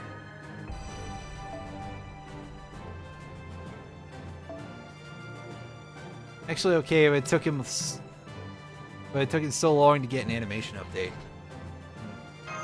He's got an interesting utility skill set, I think. I don't remember. We'll see when we raise him some more. I just know that he's not like standard Cu, who's considered like super high tier for his ability to be a cockroach.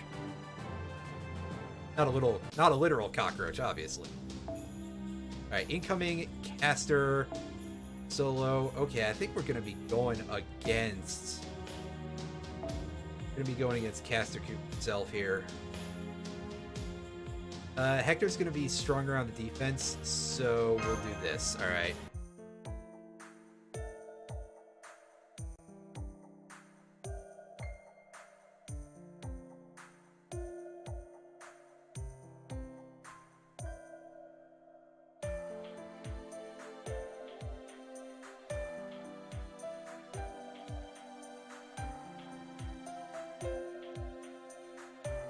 Oh wow, rude. This guy just popping this out of nowhere.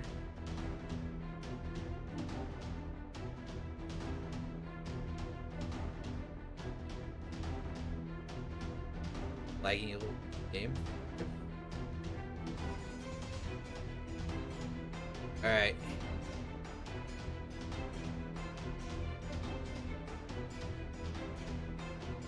Here we go. We're gonna fight this guy, and we're probably just gonna flatten him immediately. Even with Martha not being max level, she's reasonably strong. She's more support oriented, so her attack damage isn't like the top of the pile or anything, but it's good enough. That's what we need. Hey, buddy. Alright, so a quick look at her two skills here. Protection of the Faith, increase her debuff resistance and greatly restore her health. That debuff resistance is very, very large. It's a pretty good skill for reasons of just if you want to tank somebody about to lay down a stun on your entire team. And Miracle, restore HP and remove debuffs for all allies. Again, very strong. Okay? Alright, so this should just be another one and done here. Yeah, there we go. We're doing enough damage to beat him in one turn.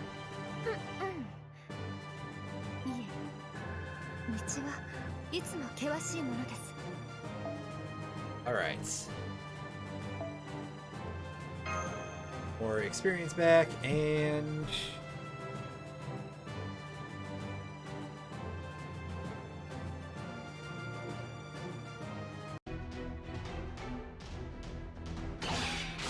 in on this.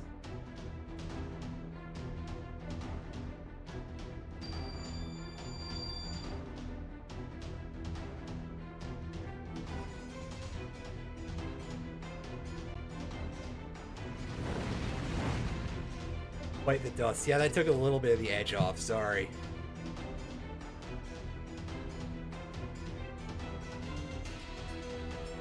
If she's put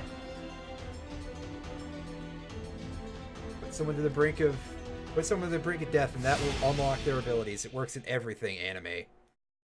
And here we go. Do we get a bit of a cinematic, or is it just? Oh no, it just shows us that we unlocked Masha's Noble Phantasm. Lord Caldeus increases defense for 3 turns and applies an incoming damage cut for 3 turns. That is fairly handy. It's going to get better way later, but for the time being, it's a pretty useful skill, and we'll probably be abusing it against certain fights.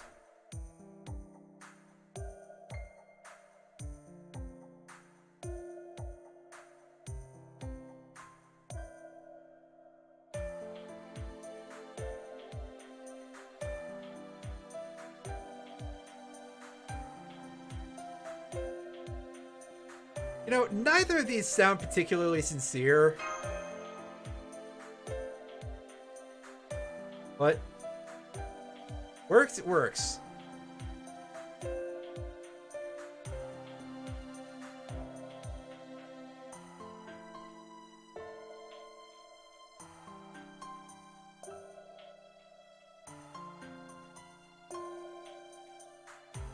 Yeah, I'm pretty sure this guy's kind of a stoner. Stoner Cu. I told you I like him. Plus, he's already associated with dogs, so he can be Shaggy.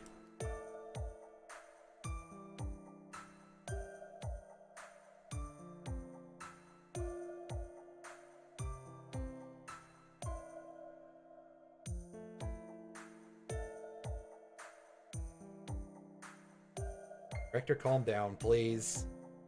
At least you're, like, opening up a little bit more of a person. You're getting a character development arc. I have a feeling you're going to die soon.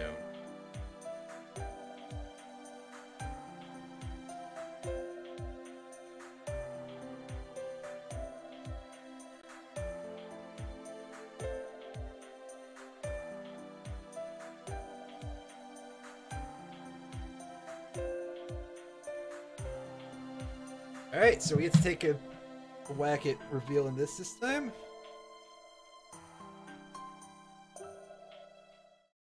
Alright.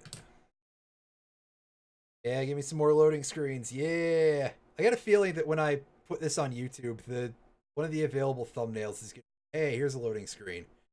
Because this does load a lot, and it's not just, oh, I have a poorly performing BlueStacks device set. It does load a lot no matter what.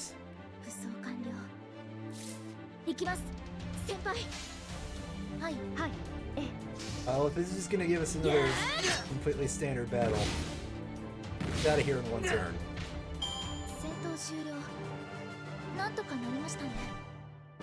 Oh, we got... You got a bootleg Jim Carrey thumbnail for Bad Mojo. Nice. Yeah, the loading screens are reasonably fast.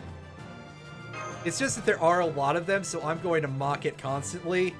It's not like Wrath of Cortex on PS2. If anybody out here has played Crash Bandicoot: The Wrath of Cortex on the original PS2, it was a nightmare.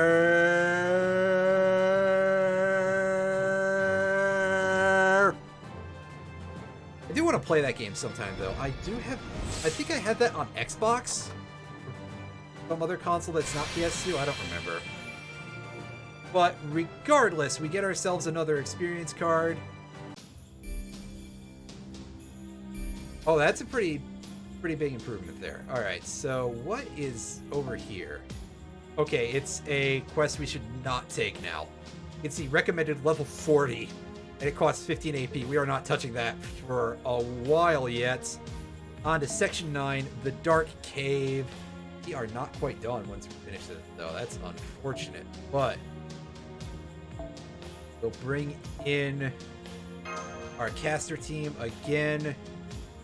You need your arts card effectiveness, sir.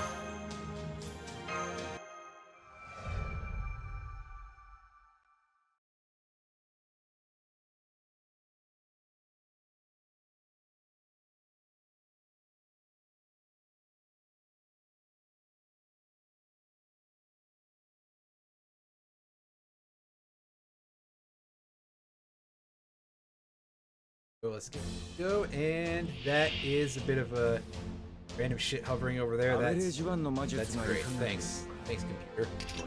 Charge.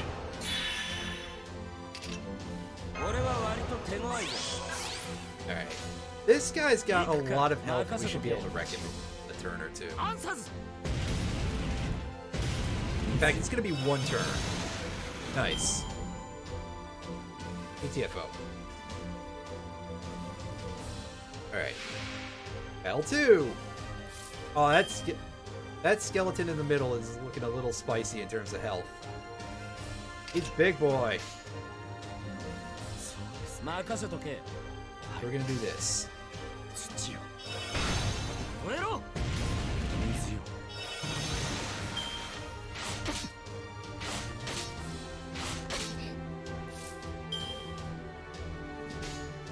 Alright, we got blue cards for everybody. Let's get some more meter.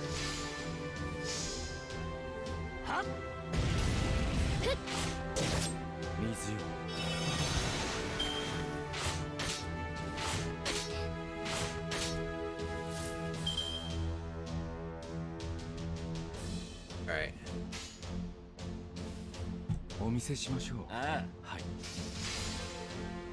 Again, I don't think anything dies from Sword of Paracelsus here, but it will do some AoE damage, and that is just fine. Anything is good.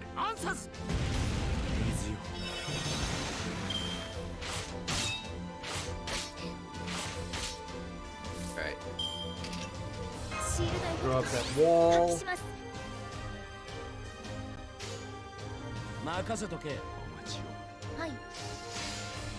And the Buster Chain, that should be enough damage to... Oh, it cleared out all three of them. Yes! I wasn't expecting that. That's good. That is huge. Get us out of here, Pookie.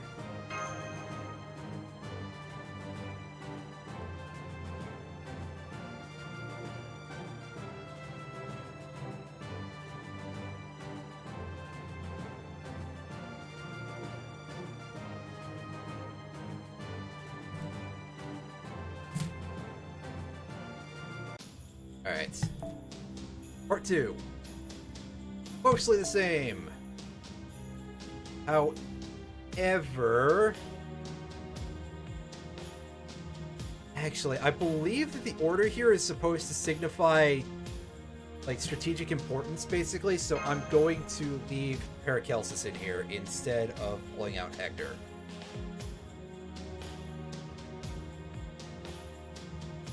I mean, I have space. I could probably use both of them in my build in some capacity, but this'll do for now.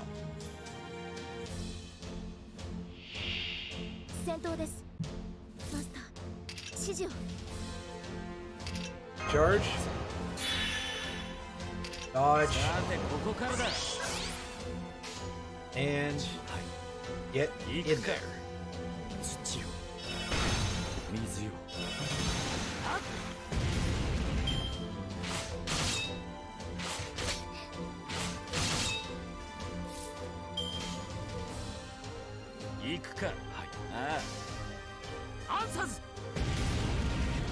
Nice.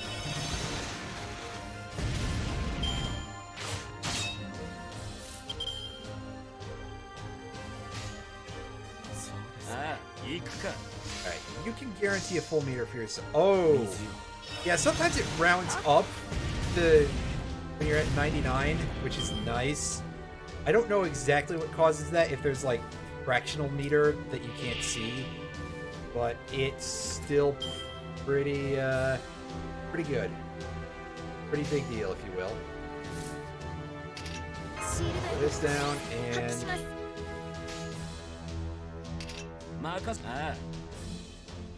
we're actually going to hold that Sword of Paracelsus for a bit here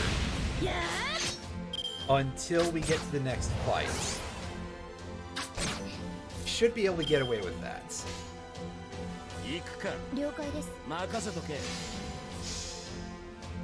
Although I do wish I could get better draws. There's damage. Although I suppose I'm using two casters here, and they are casters with very, very standard decks. Like, most casters will have one Buster, 3 Arts, and 1 Quick card, so I shouldn't be surprised with what I'm seeing. On the other hand, I would prefer if it was better. Here we go. We got two of these Dragon Tooth Warriors here, but we should be able to toast both of them in go. Again, if I was using stronger support servants from the friends list or from just randoms, I would be able to clear this much faster. But I'm good with what I've got for them. And nice amount of damage there. And yeah, you can see Wickerman has inflicted that 300 damage burn, and you can see it's got 9 turns left.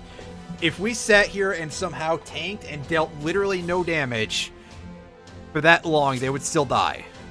And that is nice to know, although that is literally an impossibility. So don't even think about it. Comes in here, tells you about shit that'll never happen, and how cool it would be. How useful it would be. But we are done with this fight. These are starting to really start to crack up here. So perhaps I should throw a third person on my back line here.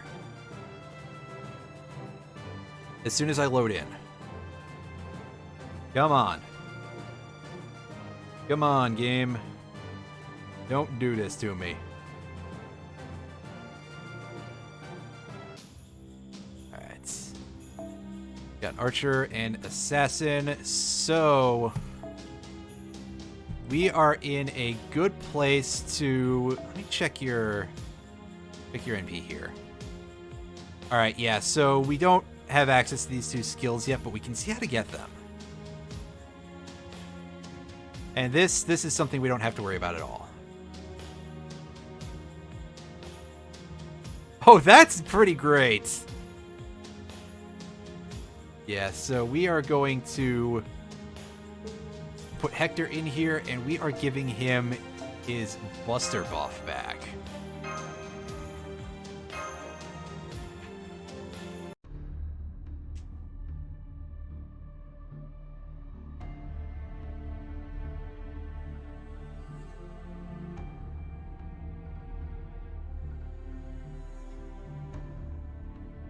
We are very nearly through.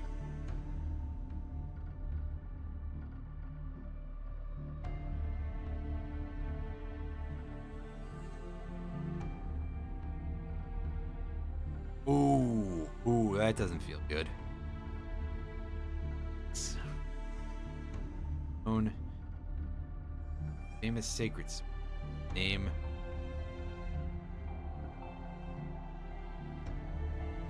Excalibur. Oh. It's Archer.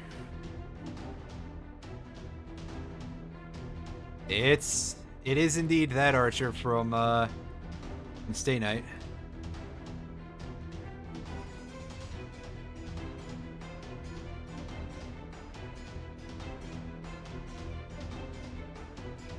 I like the way he goes about things.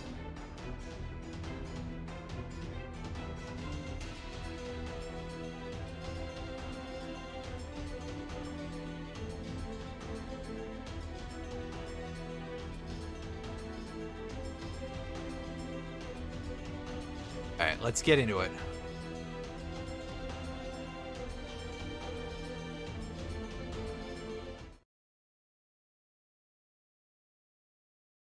So we should have a couple of the assassin skeletons to fight, and then we fight Shadow and Mia at the end, I think. I think is how this works. I'm fairly certain of that, actually. Alright, here we go.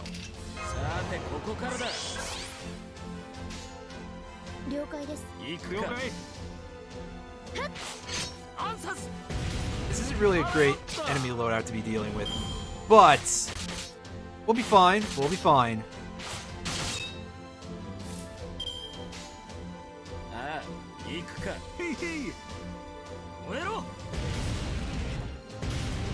Yeah, let's get that fucker out of here. Oh, I could have done that differently and gotten a lot more damage in on the second Dragon Tooth Warrior back there. It's okay. It's okay. You know, sometimes you just gotta make some mistakes. Alright. Here it comes. Here's our boss fight. Oh, he's got some backup! Oh-ho! On the other hand, we have got to eliminate this guy immediately.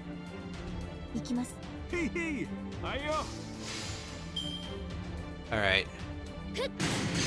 Use some good crits. next turn is going to be a big one. We got 20 crit stars here.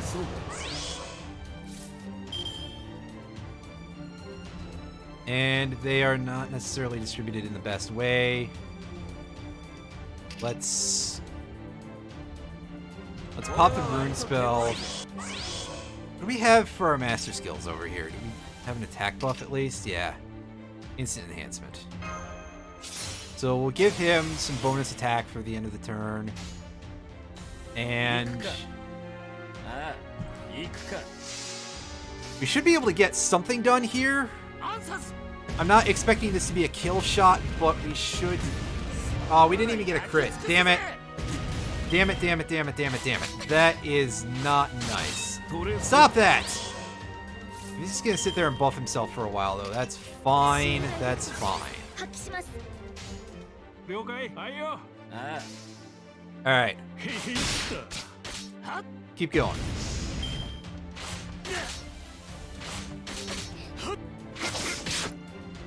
Oh wow, he actually managed to pull out an attack. There we go. There's a nice little strength buff there. All right. This should clear the field.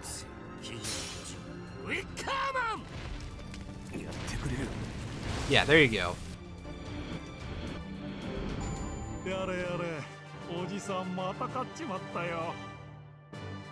Got him. All right, that was a pretty tense fight, all considered. I almost lost somebody. Obviously, there's no permadeath in this. Otherwise, that would be really, really shitty. But it still doesn't particularly feel good to lose members of your party. All right.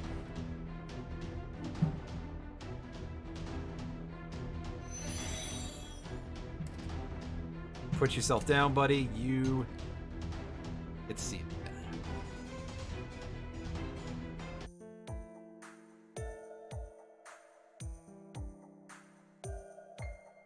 Nuzlocke run win. Oh my god, that would be fucking hard, man.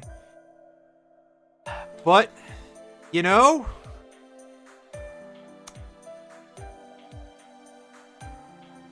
if I get big enough that I can do donation goals, I would actually do that as a goal.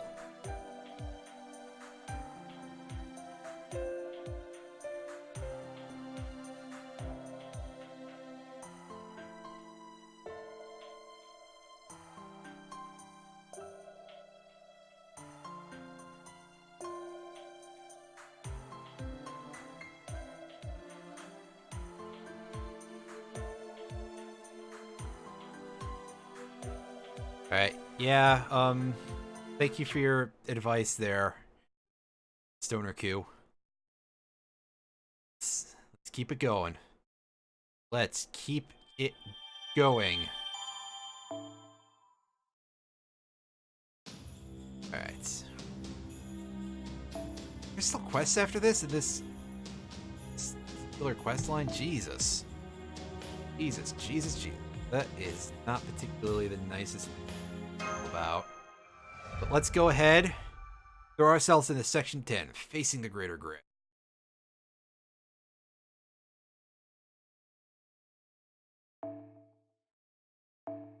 This part's a lot longer than I remember it being, by the way.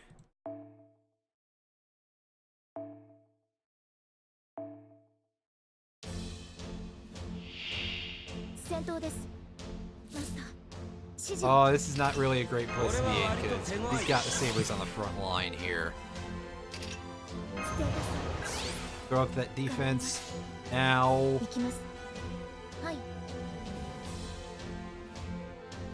Let's take a bit of a risk here and use this phase for... Excuse me, for charging.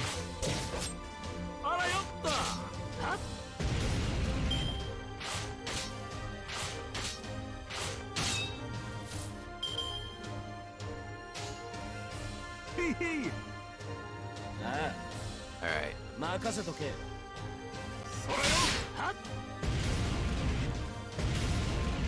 Get out of here. Alright, just don't murder Hector is all I can say for this turn. That's the main thing I need right now, is that he does not die. Throw him in there at the end to try and get a little bit of extra charge.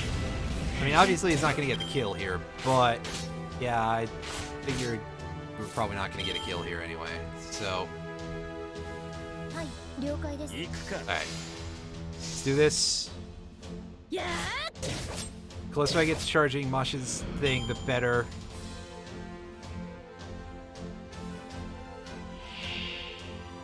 Alright. Got archers.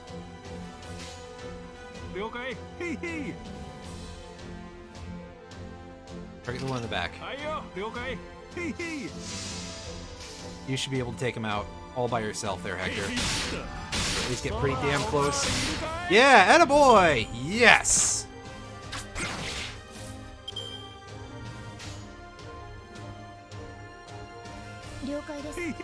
Alright. Go for it! We should have this. We should have this. No, we don't. Damn it! That's fine. Keep targeting Ku. He's our tank for now for some reason. You have the most HP out of this team. I should probably be remembering to... I would imagine that you're supposed to be leveling up in the middle of this, but I haven't gotten to doing that. I suppose it will do so after this fight.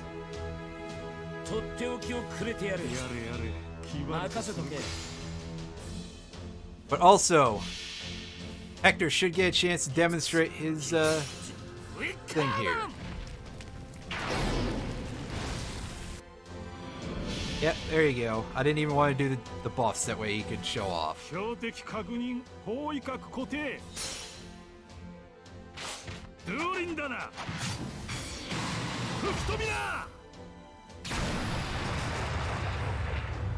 Nice! I literally don't think I've ever seen that before. Because I'm pretty sure that when I encountered him in the story, the time that he shows up, I just blew his ass out. Alright. Load in. I'm going to feed some experience cards to Hector real quick. Well, I should probably feed some to Mosh as well, but... Actually, I'll check what's in the next mission real quick, and then do that. Alright, we're facing archers, sabers, and casters, so... Pick up my fragments. Close. Main. Okay, yes. This number, by the way, on the summon meter is how many rolls we have in the friend point gacha. So we've gotten a pretty good amount by using Caster Ku a lot. Yeah, change by doing this. We can see that the current roll, the current special banner is for an event, so we have rate up on these two. I'm not particularly interested in. This is for the story-based pool, so we're going to ignore this for a little while. And we're going to go over here to friend points, spend 2,000 points, and let's grab ourselves a couple of extra cards while I'm getting distracted here. And we can get a couple more of the lower tier servants. I'll just be like mashing the button here to skip through these animations. Oh hey, that's the guy we saw earlier. And he's the only new person we get. Well, we get notification about craft essences.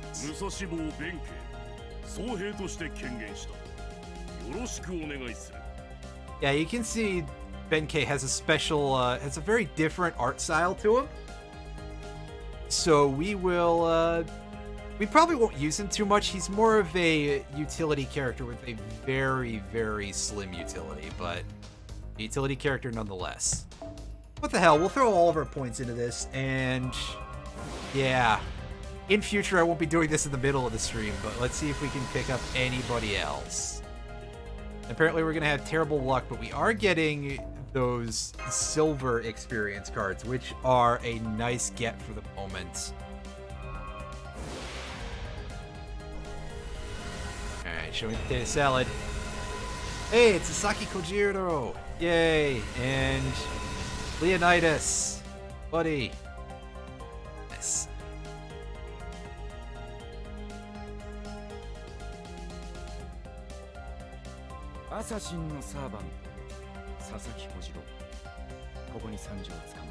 He's a pretty good get. He's considered to be pretty high tier for the next singularity. So it's nice to have him now.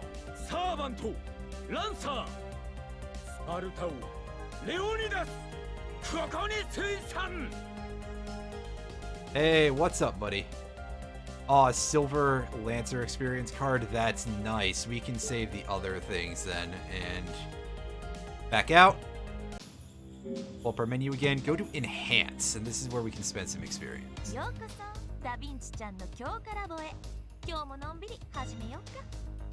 Only that this is the last time we get Kintoki for, like, basically ever. That's unfortunate. I know that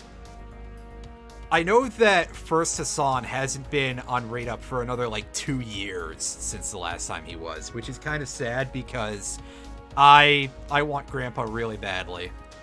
And this just explains how to do stuff, but we'll see that in a bit. Go into Servant. Yeah. Okay, again, basically telling us how to hold the control.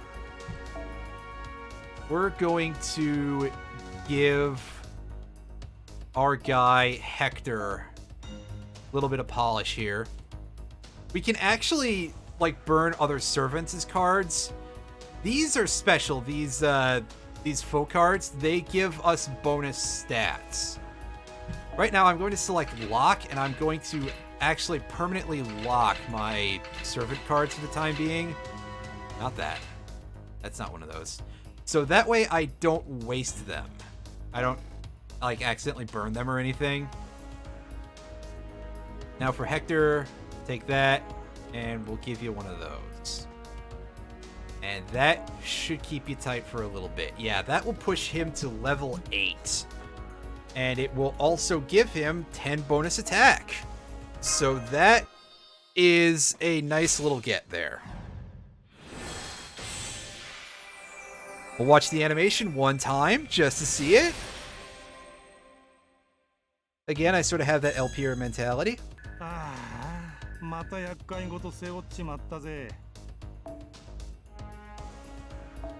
Alright. Now, someone is getting a bunch of cards here. Yeah, that gold card adds a lot of experience.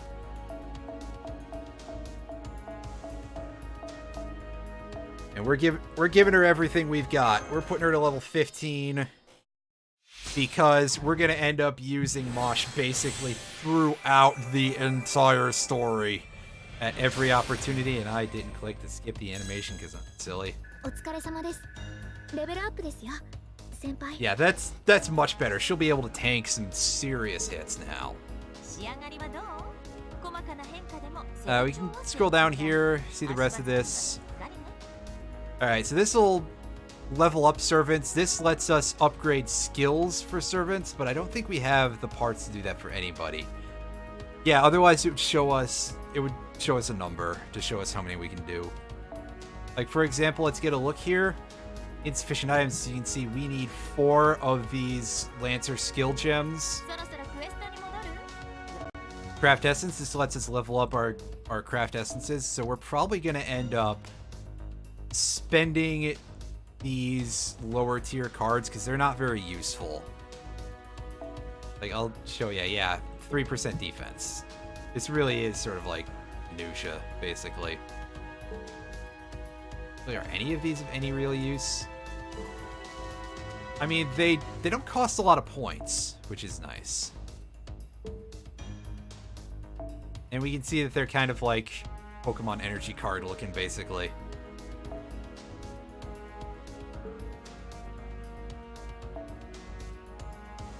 And that gives us plus 10 charge, so I may actually hold on to those until we get something better. Which we will no doubt get, like, immediately, but still. Okay, so these little grayed out diamonds are a number of level limit breaks on these. It takes, in order to break the level limit on a craft essence, you have to put multiple copies into, you have to fuse multiple copies into one. And basically, the main thing that does is lets you get more stats, but once you have one at a maxed out level, it gives you an extra bonus of some kind. So for now, we're actually going to skip out on this. Alright.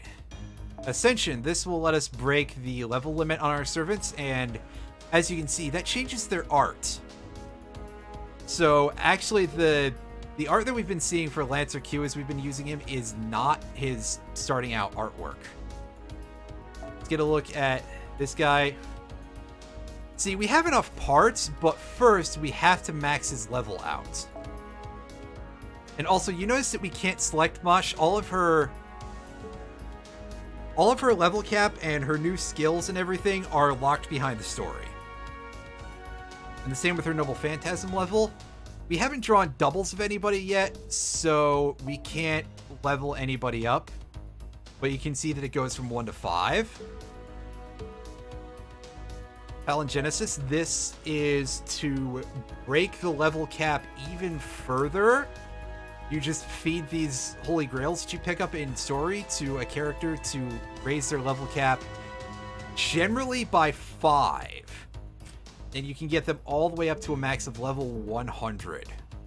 And Unlock Wardrobe will just unlock alternate costumes for characters if you've picked up the right items, which we have not yet. And that's not a concern of ours for a good long while. Alright, let's do this. I think we're in a position where we can deal with this pretty effectively. I think...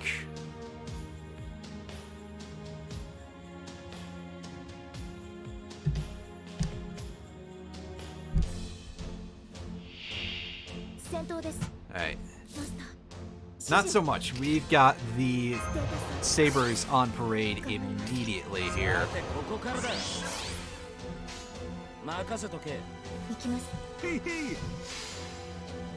We'll go for a Buster Chain here to try and get some more damage out.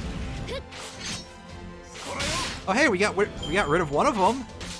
And you can see Mosh is doing a ton more damage. This is so good. This is a huge, huge boon to our efforts.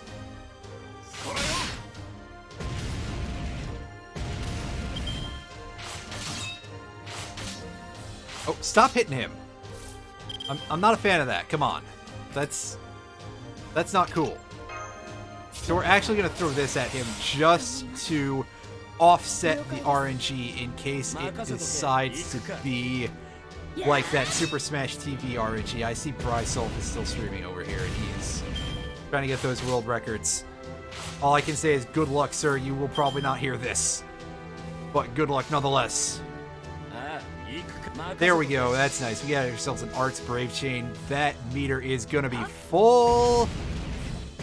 That's right. Wow, he's almost up to 150%. That's pretty great. Right, what are we seeing? We're seeing caster type hands. That's fine.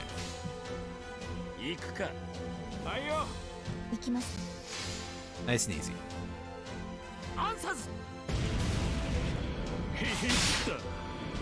Oh, nice. Well, that's a pretty big deal, especially because you're gonna have to go pretty deep into Shimosa to get those, to get that many materials, and that place sucks. Actually, let me remember to get that tactics buff on there. Change our target. Go for it, guys. Let's see some action here. And a defense down. I forgot that was a thing that was on there. That is tremendous. How are you screaming? You don't have, like, anything except for jaws.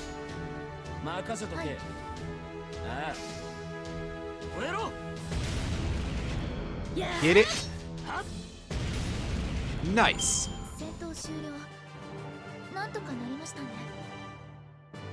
Yeah, you can see that leveling up added a lot to... It made our lives a lot easier to do that.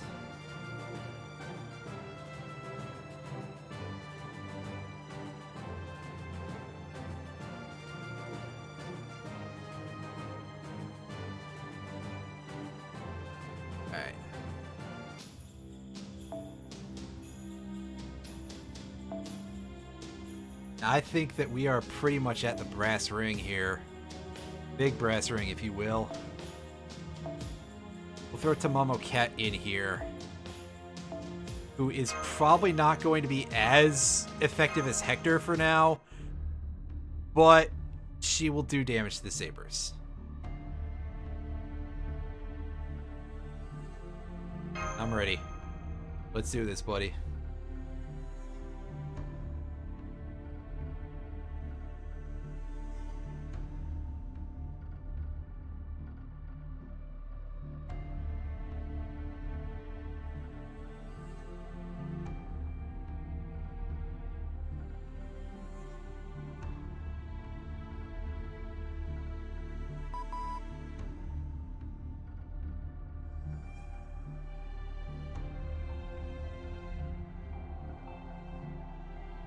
I mean, this is pretty abnormal, so...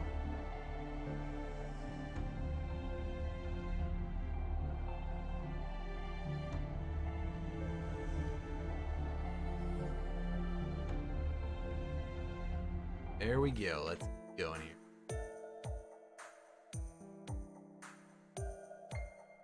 Yeah, again, she shows a lot of surprising things about her. What's the deal? Yeah.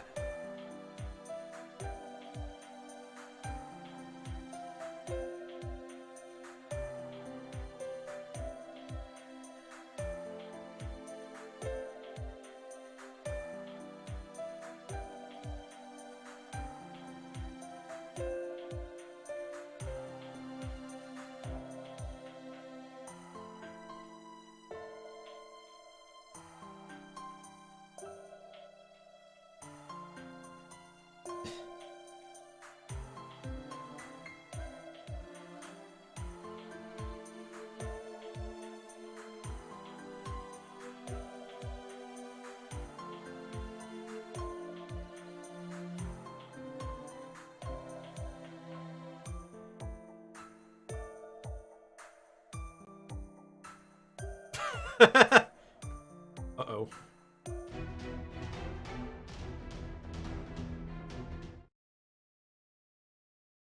Alright, well, let's see what we've got here. I'm assuming this to not be the last mission, and we're gonna have, well, yeah, we have to, because we get a grail at the end of this, I think. That's the one thing I do remember about this.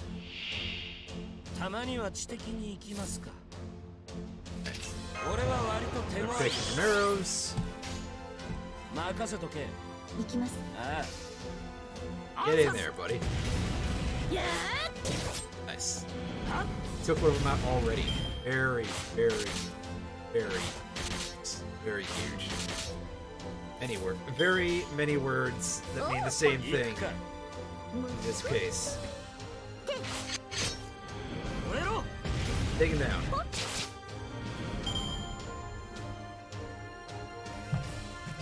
Alright. Round 2. And here come these chuckleheads.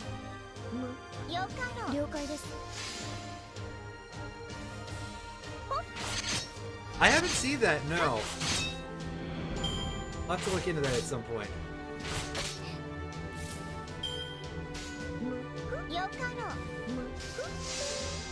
Alright.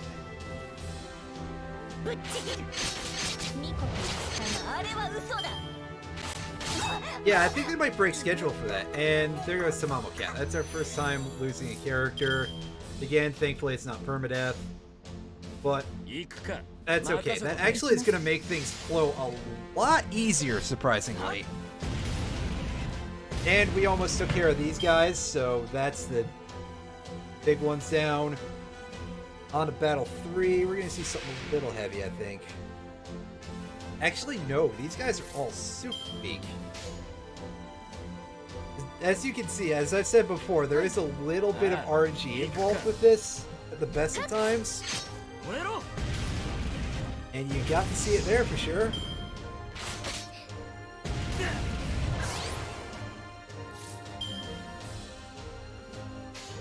There are these knuckleheads out. And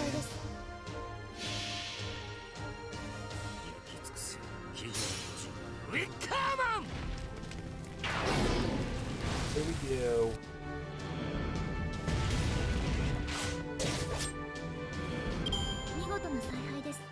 Oh, that's pretty nice. That is pretty solid.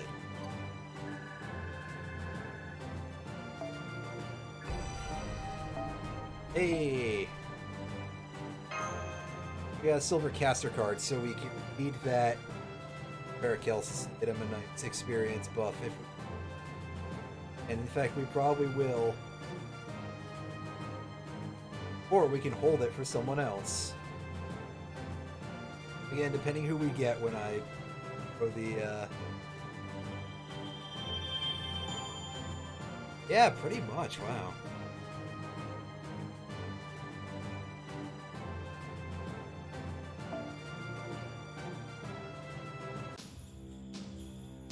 Alright, here we go. Last quest, and we are against only saber enemies, so I'm pretty sure that this is just the final enemy here. Let me use my words, and I am going to take the old man instead. Oh, 30% up is for the entire party. Wow.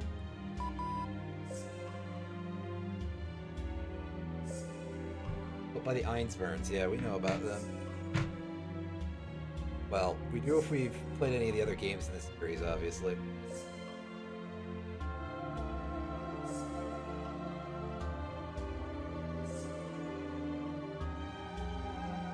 Ruh-roh. Oh, hi, you're familiar from Fate Stay Night again. Great Saber Altar.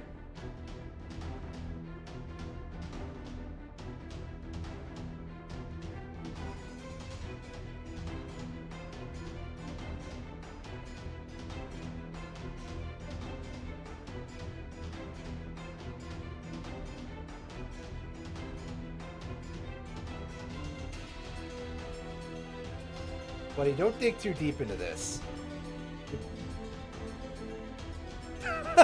Wow. Like, isn't that pretty much... That's pretty much like the whole story of this behind Francis Drake, almost.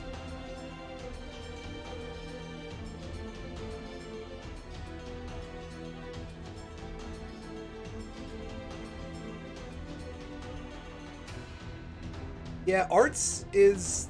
like still a big deal. Quick took off after a while, after Lost Belt 2. And there have been a lot of really strong characters with who are good with quick stuff, so I kind of understand that, but like, give everything a chance, why don't you, you know?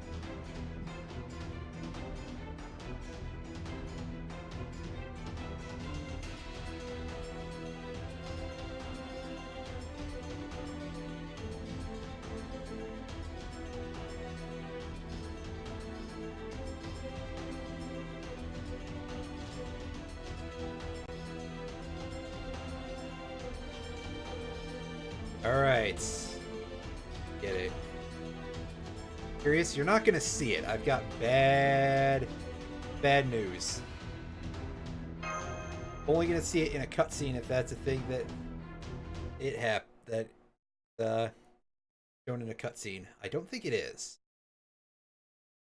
There's a couple of cutscenes throughout the game, but I don't really think this is where we get. But never mind.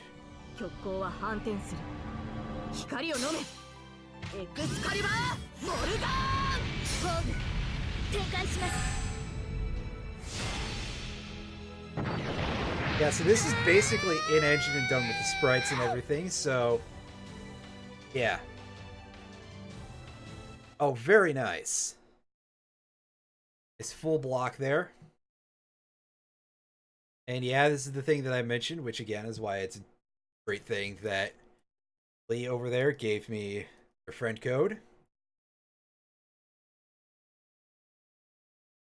And by the way, just as a thing, if you're watching this streaming and you decide to start playing, let me know and I will add you over on my main. My main, which has better stuff than this. Alright, so let's get a look at Get a look at Colonel Sanders over here. The Free Shooter EX. Apply Ignore Invincible for 1 turn and increase gather rates. End of the Spider's Web. Usable only when you have 10 or more critical stars. You consume 10 stars, but you increase your gauge by a pretty nice chunk and increase your NP strength for 3 turns. It's not to be sneezed at. Although it is a little bit hard to use. And Evil Charisma. Increase all allies' attack by 3 and get an additional buff for all other evil allies on the field for 3 turns. We're going to go ahead and we're going to pop that immediately. Oh shit, it does? Wow. I remember its charge return being fucking huge too, so that's pretty absurd. That's pretty sickening. Alright, so let's do things this way. I don't think we're gonna get a 1 turn on this, but check out this dude's weapon. He's pretty gross. Oh wow, that is ridiculous. That is absurd, dude. And it's fine, Lears, don't worry. These things happen. Alright, so we've only got 6, so we can't give him a big charge. But he's about to end this motherfucker's entire career. Get a load of that. Also a crit on like 20%. Nice.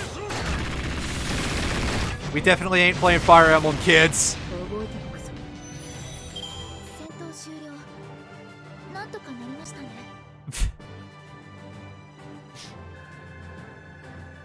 Yeah, that was a very easy fight because I managed to take me a nice support servant. The support system is kind of busted sometimes. It definitely trivializes a lot of the fights, which admittedly is a big part of why I was like, oh, I'm going to use mostly the NPCs and stuff because, yeah, otherwise you can see I just absolutely ruined this.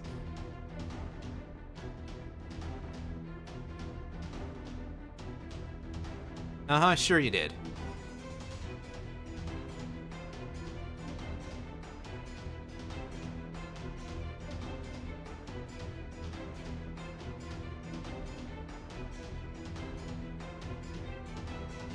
Ooh. That's something, alright.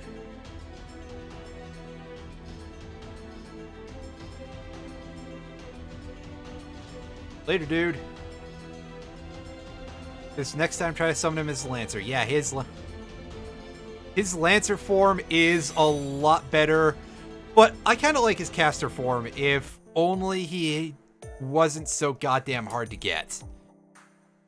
For reasons that I will explain in a moment or so once we're done with the cutscene here.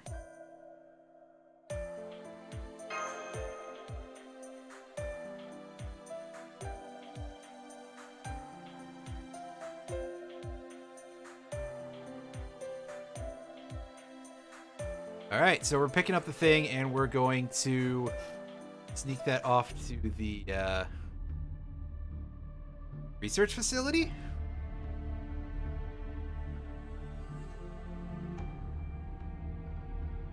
Oh, it's Lev later. What the fuck is he doing here?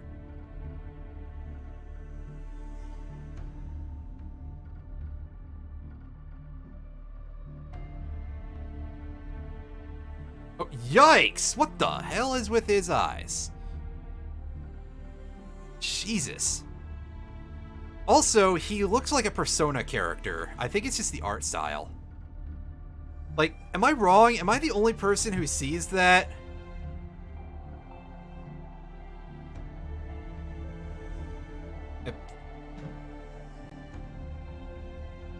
I've got a bad feeling about this. Or at least an SMT character. Well, I mean, yeah, it's not like the Persona sub-series used, like, a lot of different art style once they started becoming big, is what I'm trying to say. So yeah, Professor Lev is definitely a Persona reject.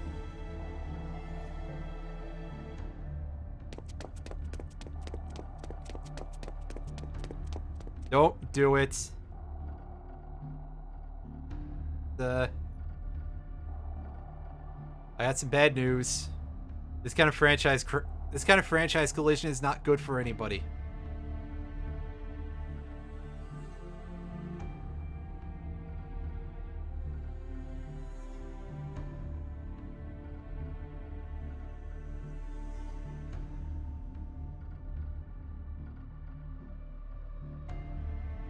Well, it seems like I'm not the only person who believes it. That's...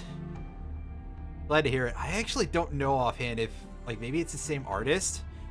Because, and this is a thing you're going to start to notice a lot as we carry on with this game, there are a very large variety of different artists who designed a lot of these characters.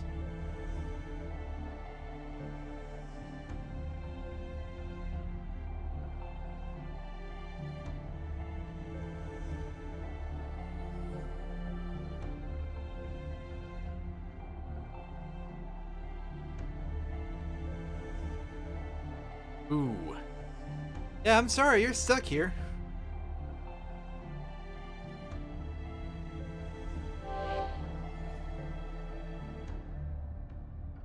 Oh,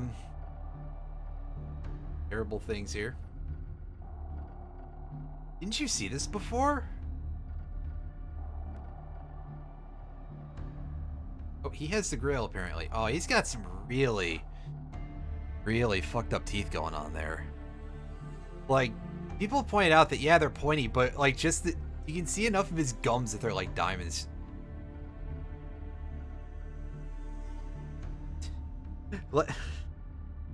Oh boy, yeah. Assassin of Nightless City is, I have opinions that are very, very strong.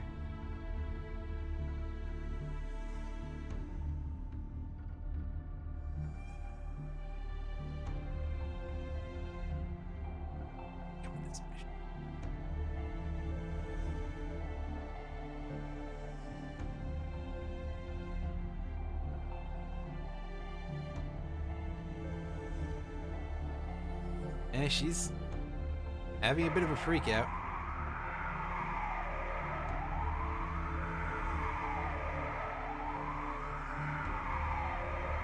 Oh god, it's making the sound that Alan gets when he gets a sub. Yeah!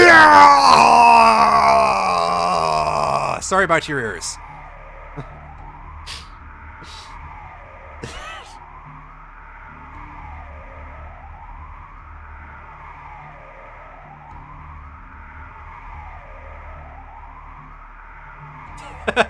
Sorry about what? Sounds about right.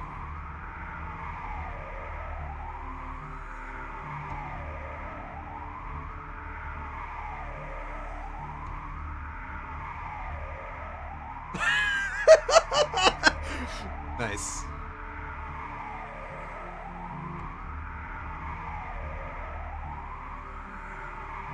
Taste of infinite living death. This guy.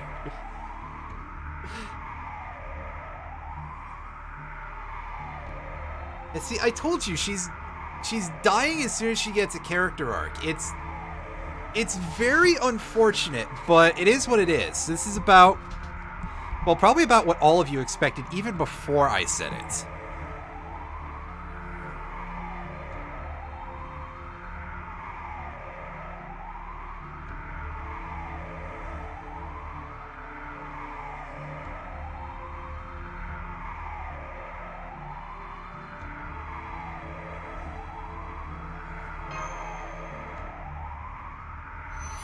Unfortunately, we can do nothing as she is vaporized.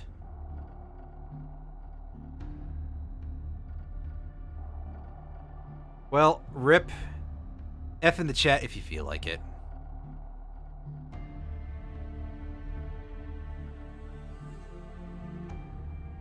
Lev Laner of Floros. Charge of the year 2017, sent to dispose of humans.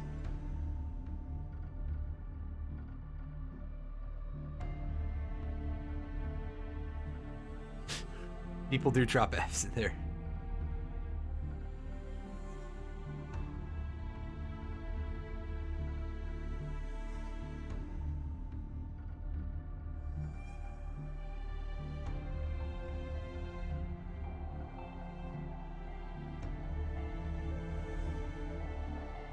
Future didn't disappear, it was incinerated. Ooh, yikes.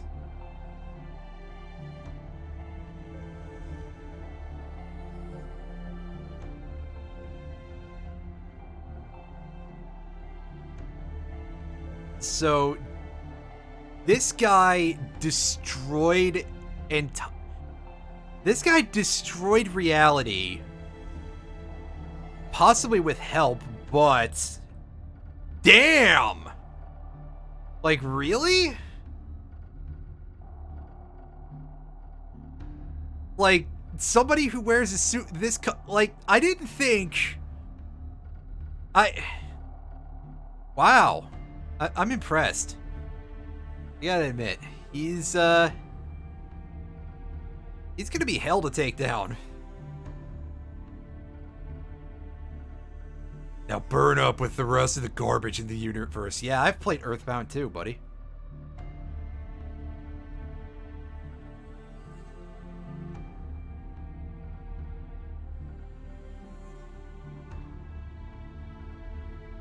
Oh no, how awful.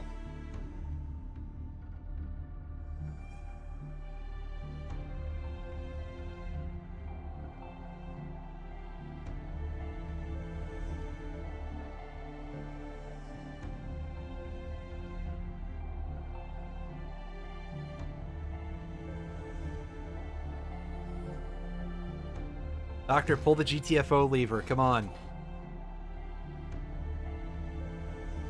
Survive in space for a few days. Please shut up. Oh my god, this section is getting pretty great.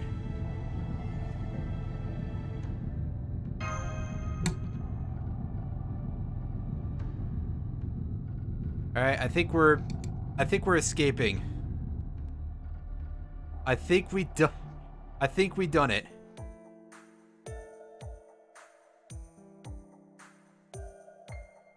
Oh, hey.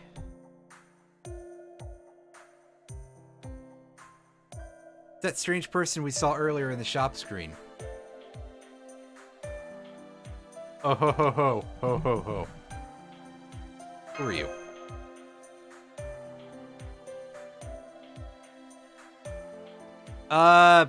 Possibly. Lev gets killed in a few singularities, I'm pretty sure. He comes back for a little while, but... yeah, we'll find out more about that in the future.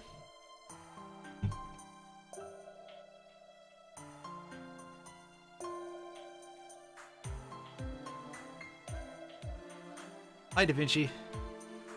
Oh, okay, right. Oh, wait, no. Was she the one that was already mentioned by Olga Marie earlier?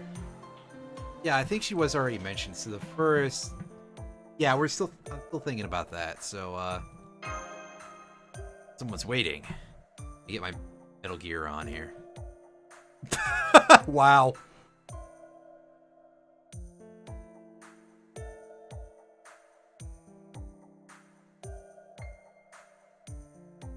Colonel.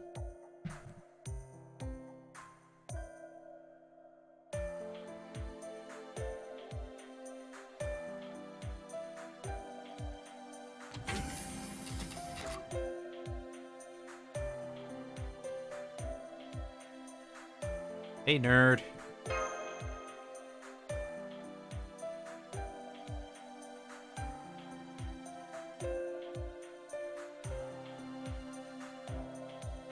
Yeah, we see there's a big fireball in the middle of the thing.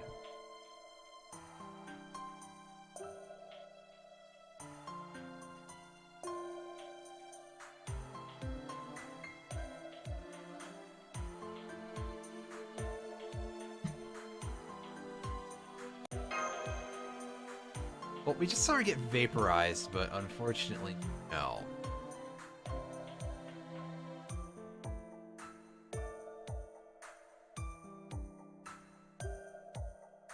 Can't contact the outside world. I alluded to that earlier. Staff who left haven't returned. Has already been destroyed. Yeah, again, that's pretty fast.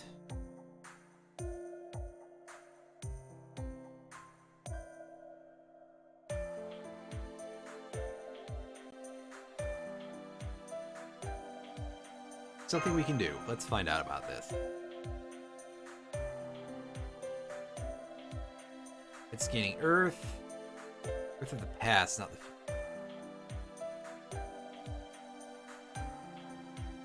future. We've got more of these on the go, don't we?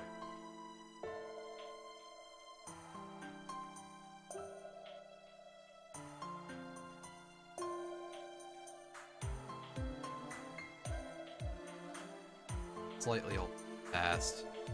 Yeah, so that was like nothing.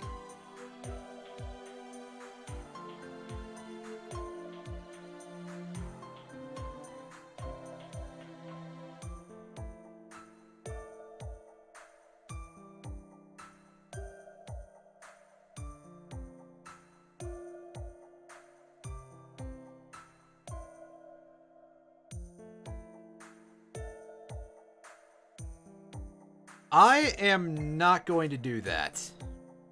I mean, I guess I probably should.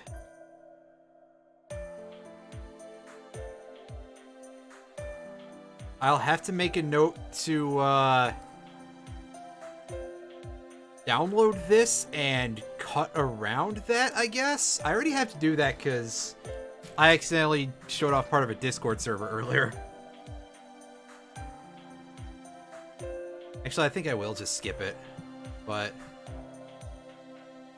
I'll have to find a link to that and like put a link in the chat or something for anybody who wants to watch the skipped over cutscene. I'm sure it's out there.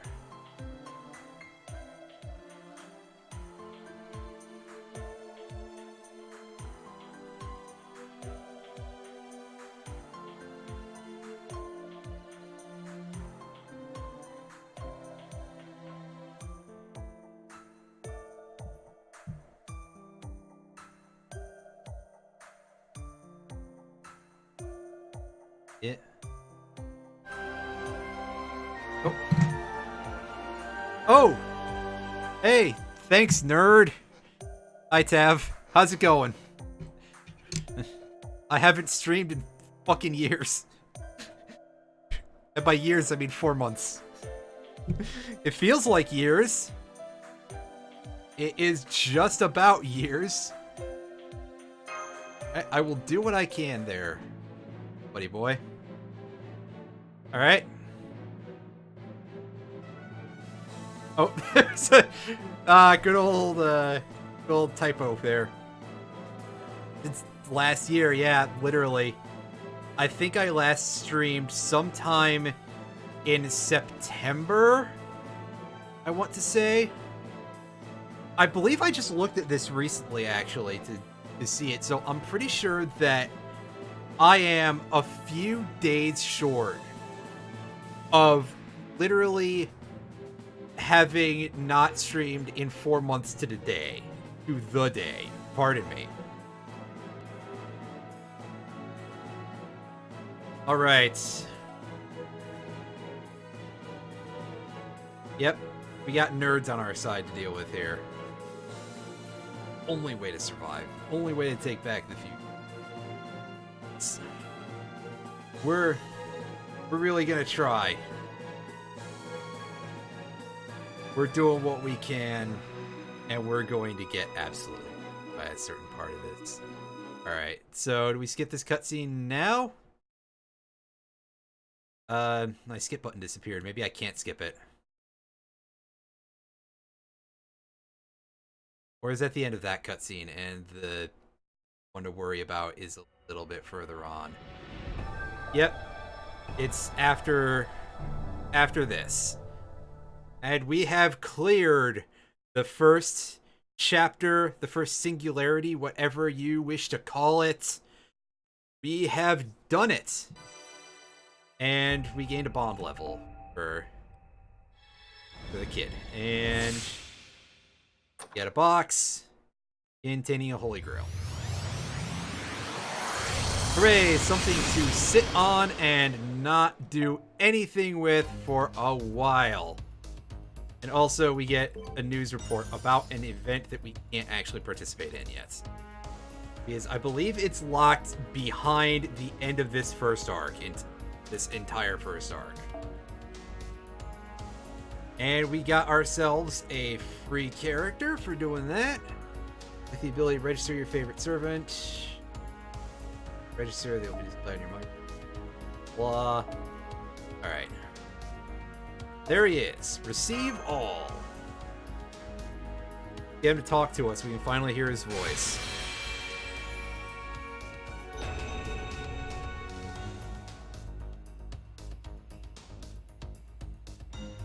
Otto, 今回はキャスターでの限界ときたか。ああ、あんたらか。前にあったな。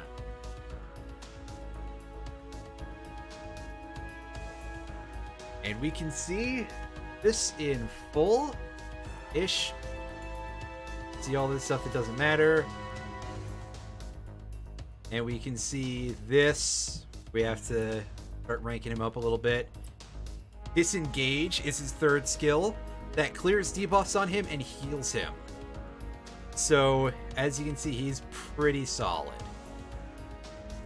Gets a damage buff on himself, too. And you can see inflict burn 10 turns. 10 turns. It's pretty ridiculous. Close that out. Close that out. Not the bees! I already made a not the bees joke earlier in the stream after that, but yes. Indeed, not the bees. Let's go ahead and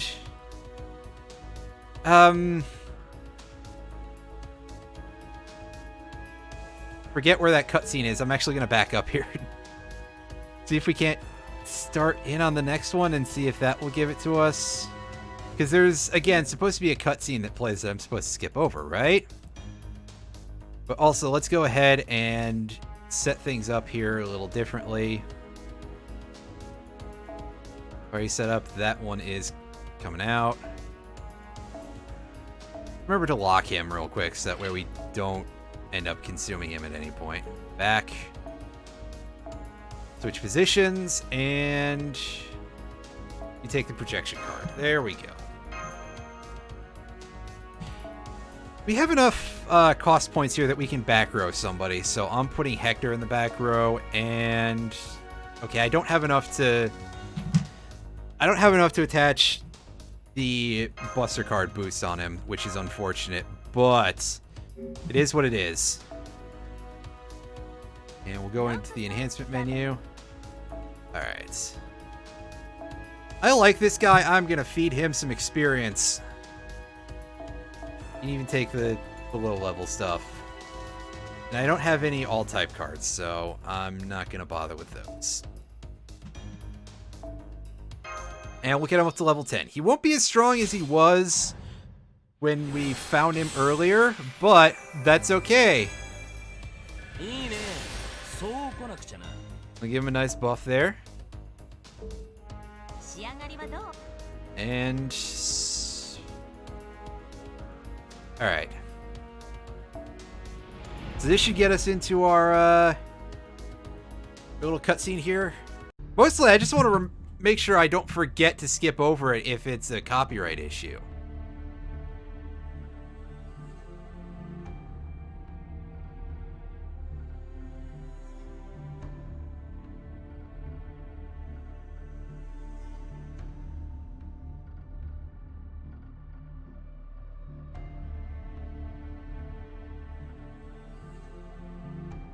Ah, look at this screamy edgelord. Look at this not so screamy person. Those tattoos or veins, do you think? Really, really messed up veins. I mean, look at his eyes.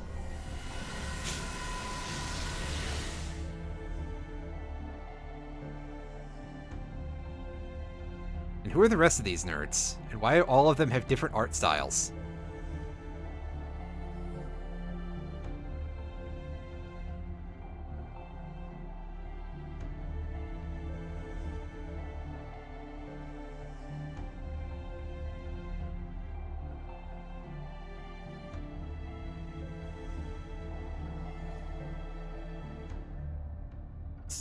Getting a little strange. Hey, it's this guy.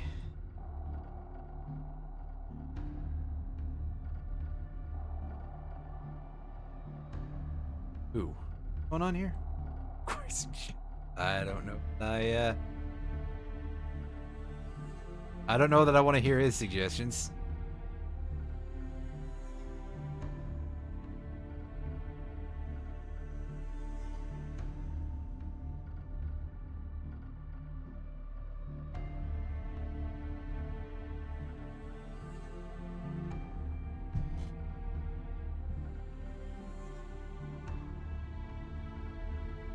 Ooh.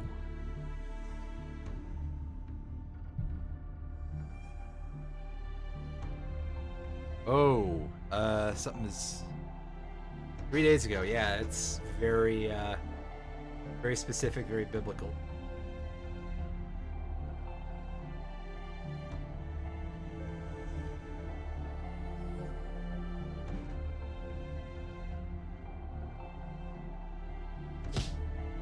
Oh.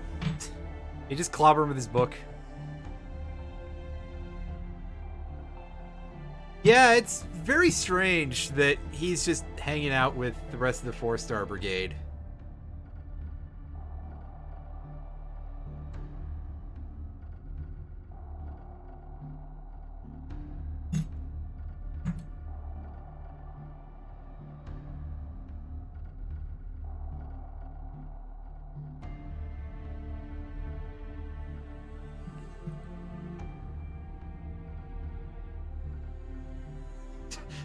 Nice face, buddy. Oh, man. It's,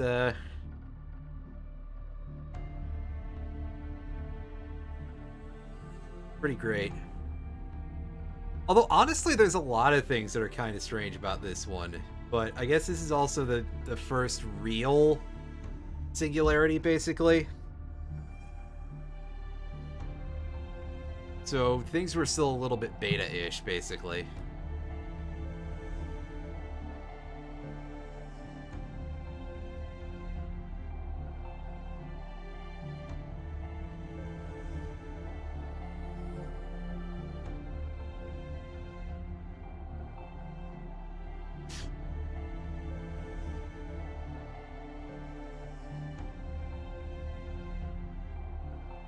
Yeah, I mean, I guess that's just what the option is. They just wanted to throw back very specifically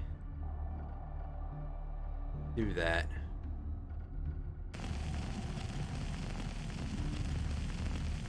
Oh, he's toast. Wait. I should probably describe that a little differently.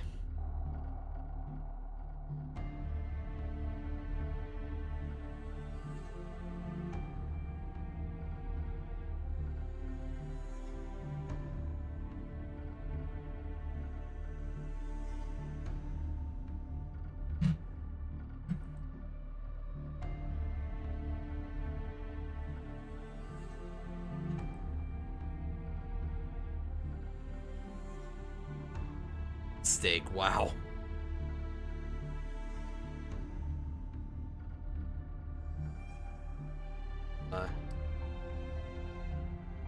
Certainly some things, all I can say.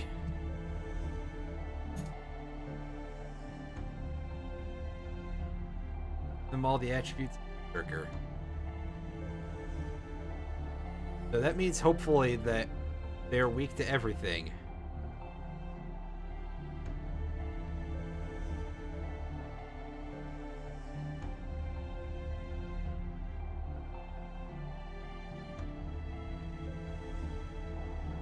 This capital R ruler, that's clearly what it's making reference.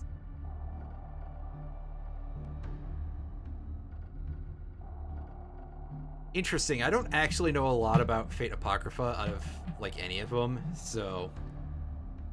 Yeah, I think that's the one I'm really knowledgeable about.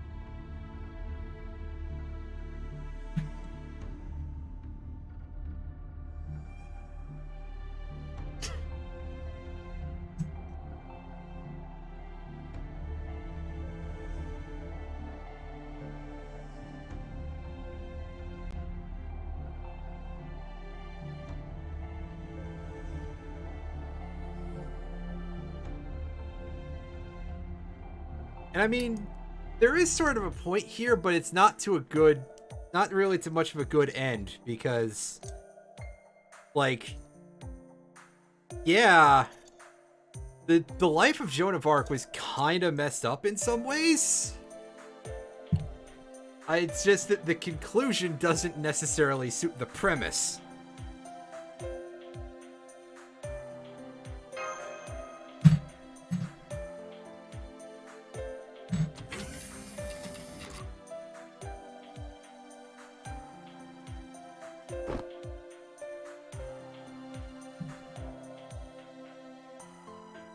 Oh, I just tackled a teenager.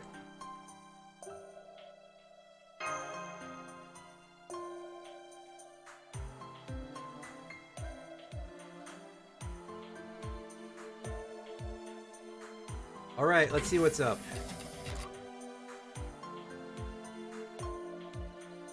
Well, eh.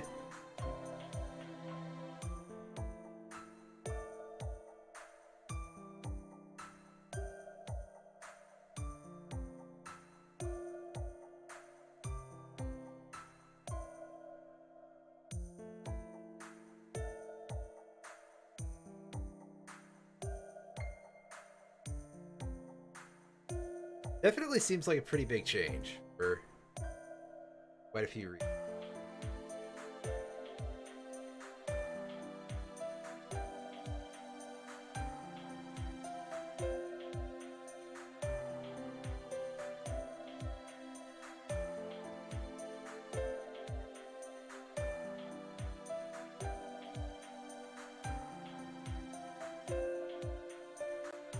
Yeah, I think we've got at least some idea about this.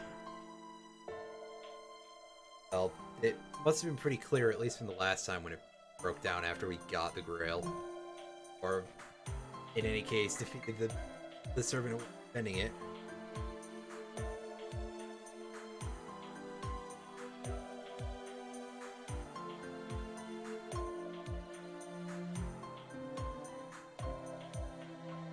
Here or destroy it. Nice and simple.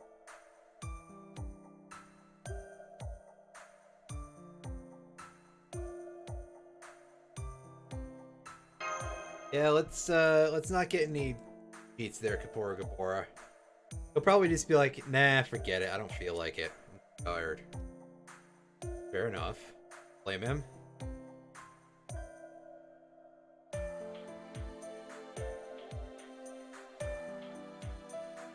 Finally, line make summonings. Gotcha.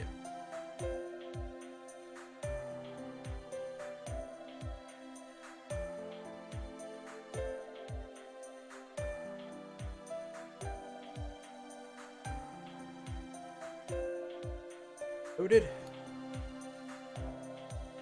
Gotcha.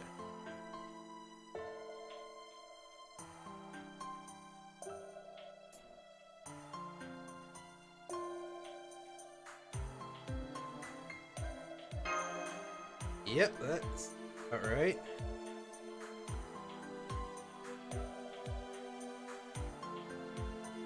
Yeah, you're doing fine, kid.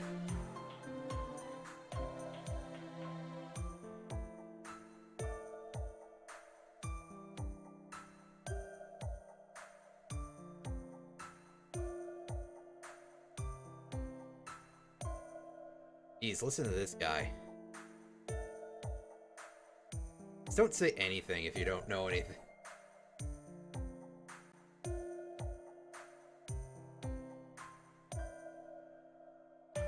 Yeah, that seems like what would be the option there. Yeah.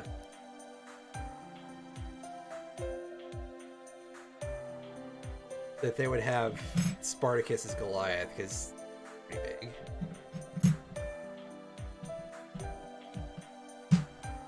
Or if nothing else, he's a berserker and he has a chunky frame, so good enough.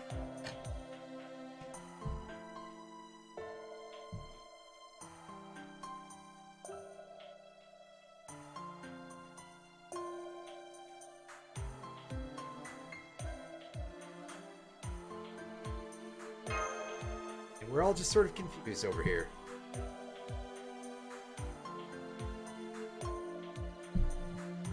I mean, honestly, at this point, kid, this should be normal to you, but again, like, I suppose not being used to anything, right?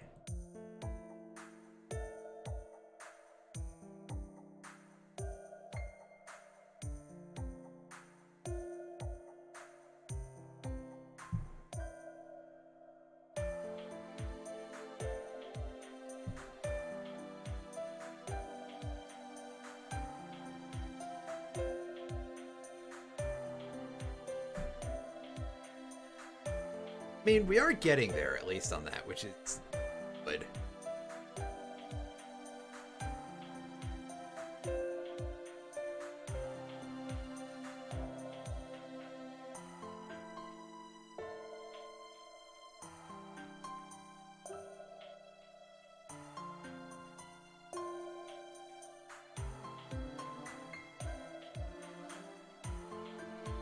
Yeah, also, Mosh, and one of the anime adaptations, she was originally going to be in one of them, but I forget which, that she was going to be added in as an extra arc. But I do not remember which offhand, so...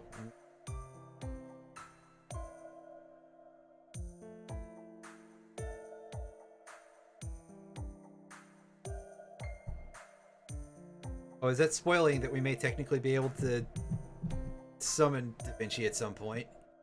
The answer is yes, but not very often due to, you know, time limitations.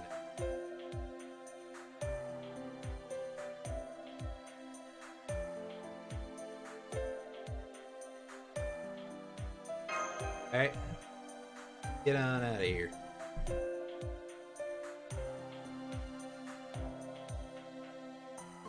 Hooray, they've got a box for me.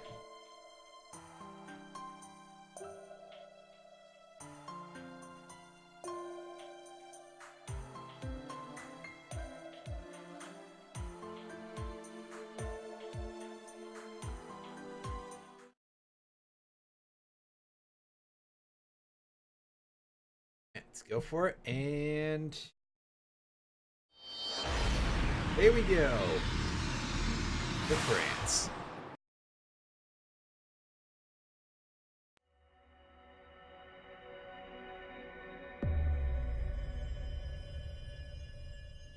Hundred Years' War.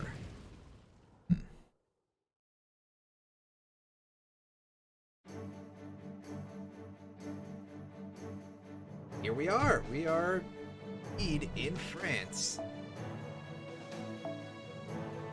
Ahead and poke through real quick. And we have no NPC servants on our in terms of anything available, so let's just grab Lizard Man over there and let's go.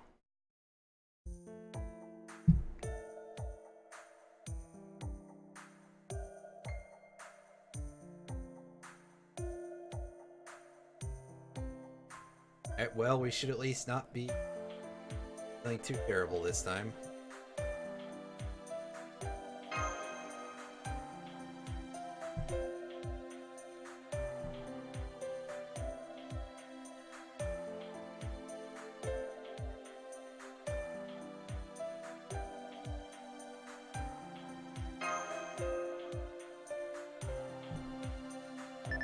All right.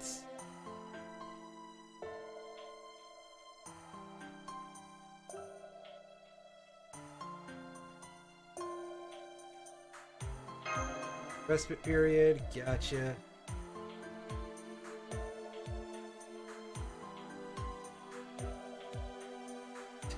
Describing a war as carefree, that's a new one. Yeah. Going big old lizards.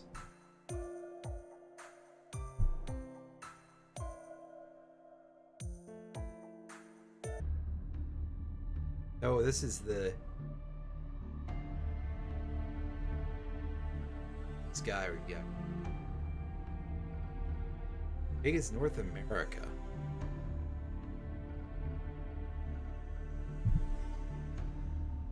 Gotcha. Sting?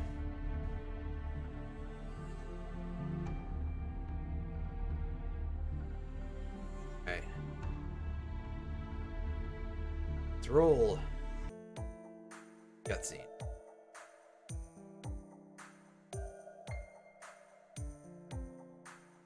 I have a feeling this is going to be a huge mistake, so let's do it.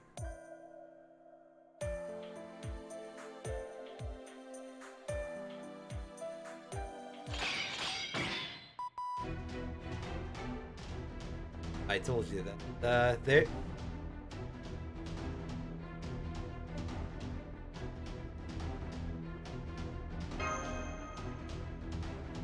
Good job.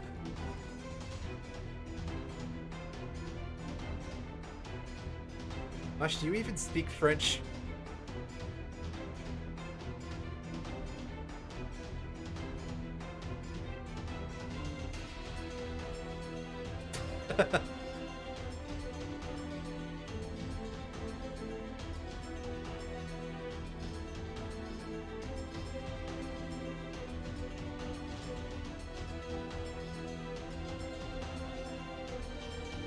Wow.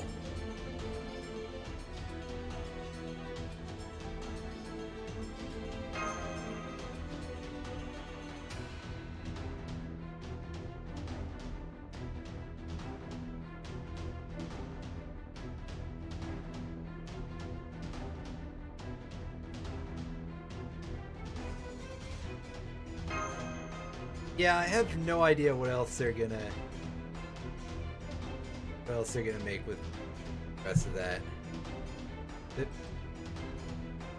There's a couple of storylines that are worth doing in Remnant.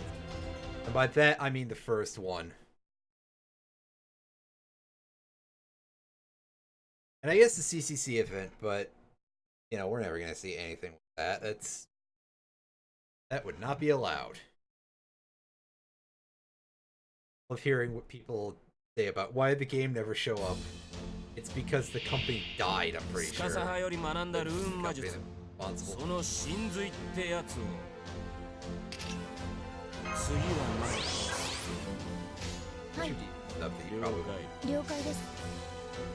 Should be a nice.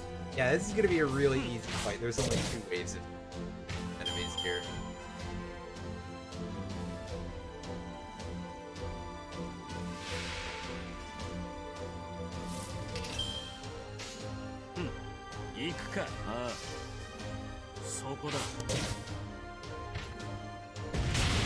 Yep, it's completely gone.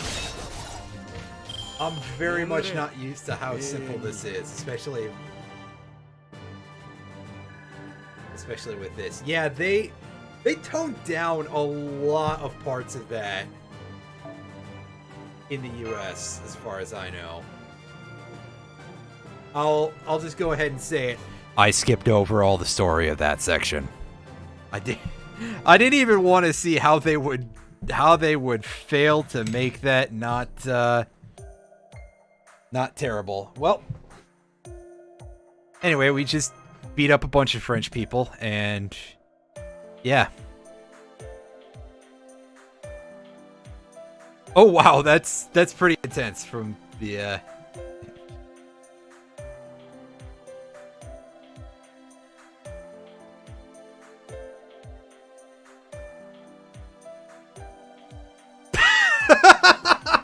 Thank you for giving me that choice, game.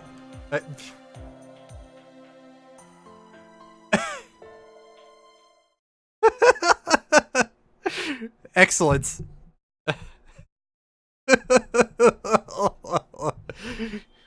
Yes, talk to them in French. Start speaking German. Oh. I very much wonder if in the original Japanese it was originally English and not German. Because, rather infamously, the French and the English had quite a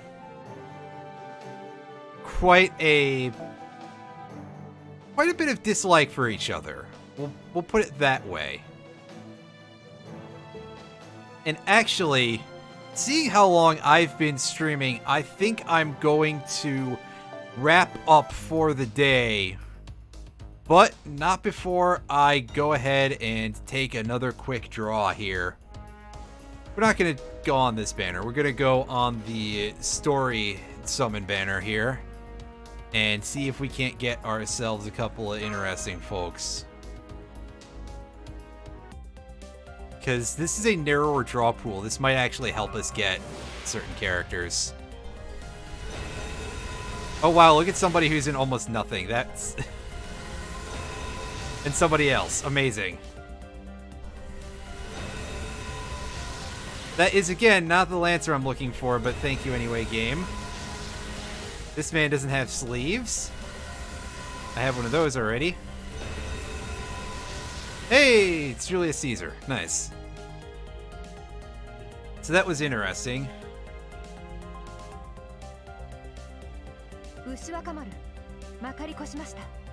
I let the audio play even for character designs like this.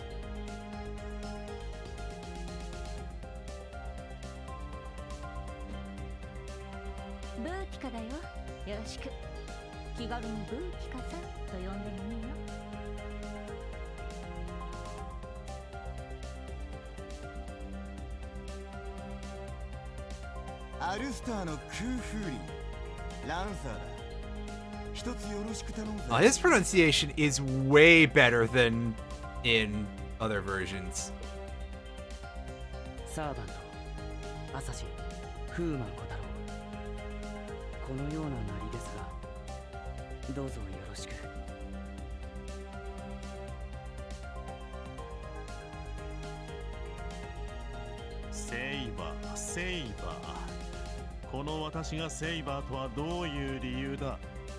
Alright, what else have we got in terms of our draw stuff? A bunch of these that are not terribly useful. I don't remember what any of the 3 stars here do.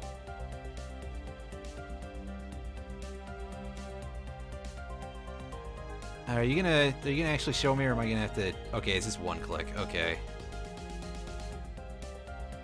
That's not bad. Plus 20 and a bit of a strength buff. That's pretty okay. That just increased our charm rate, which is not going to be a thing that we really even have to worry about for a while. Hydra Dagger, this is just so much of a gimmick item here. Puma is pretty useful for a couple of things, if I remember correctly, so we'll see who we end up raising. Caesar is probably going to end up getting into our party off and on, just because I have no other sabers, and he's pretty decent. He can hit pretty hard, actually.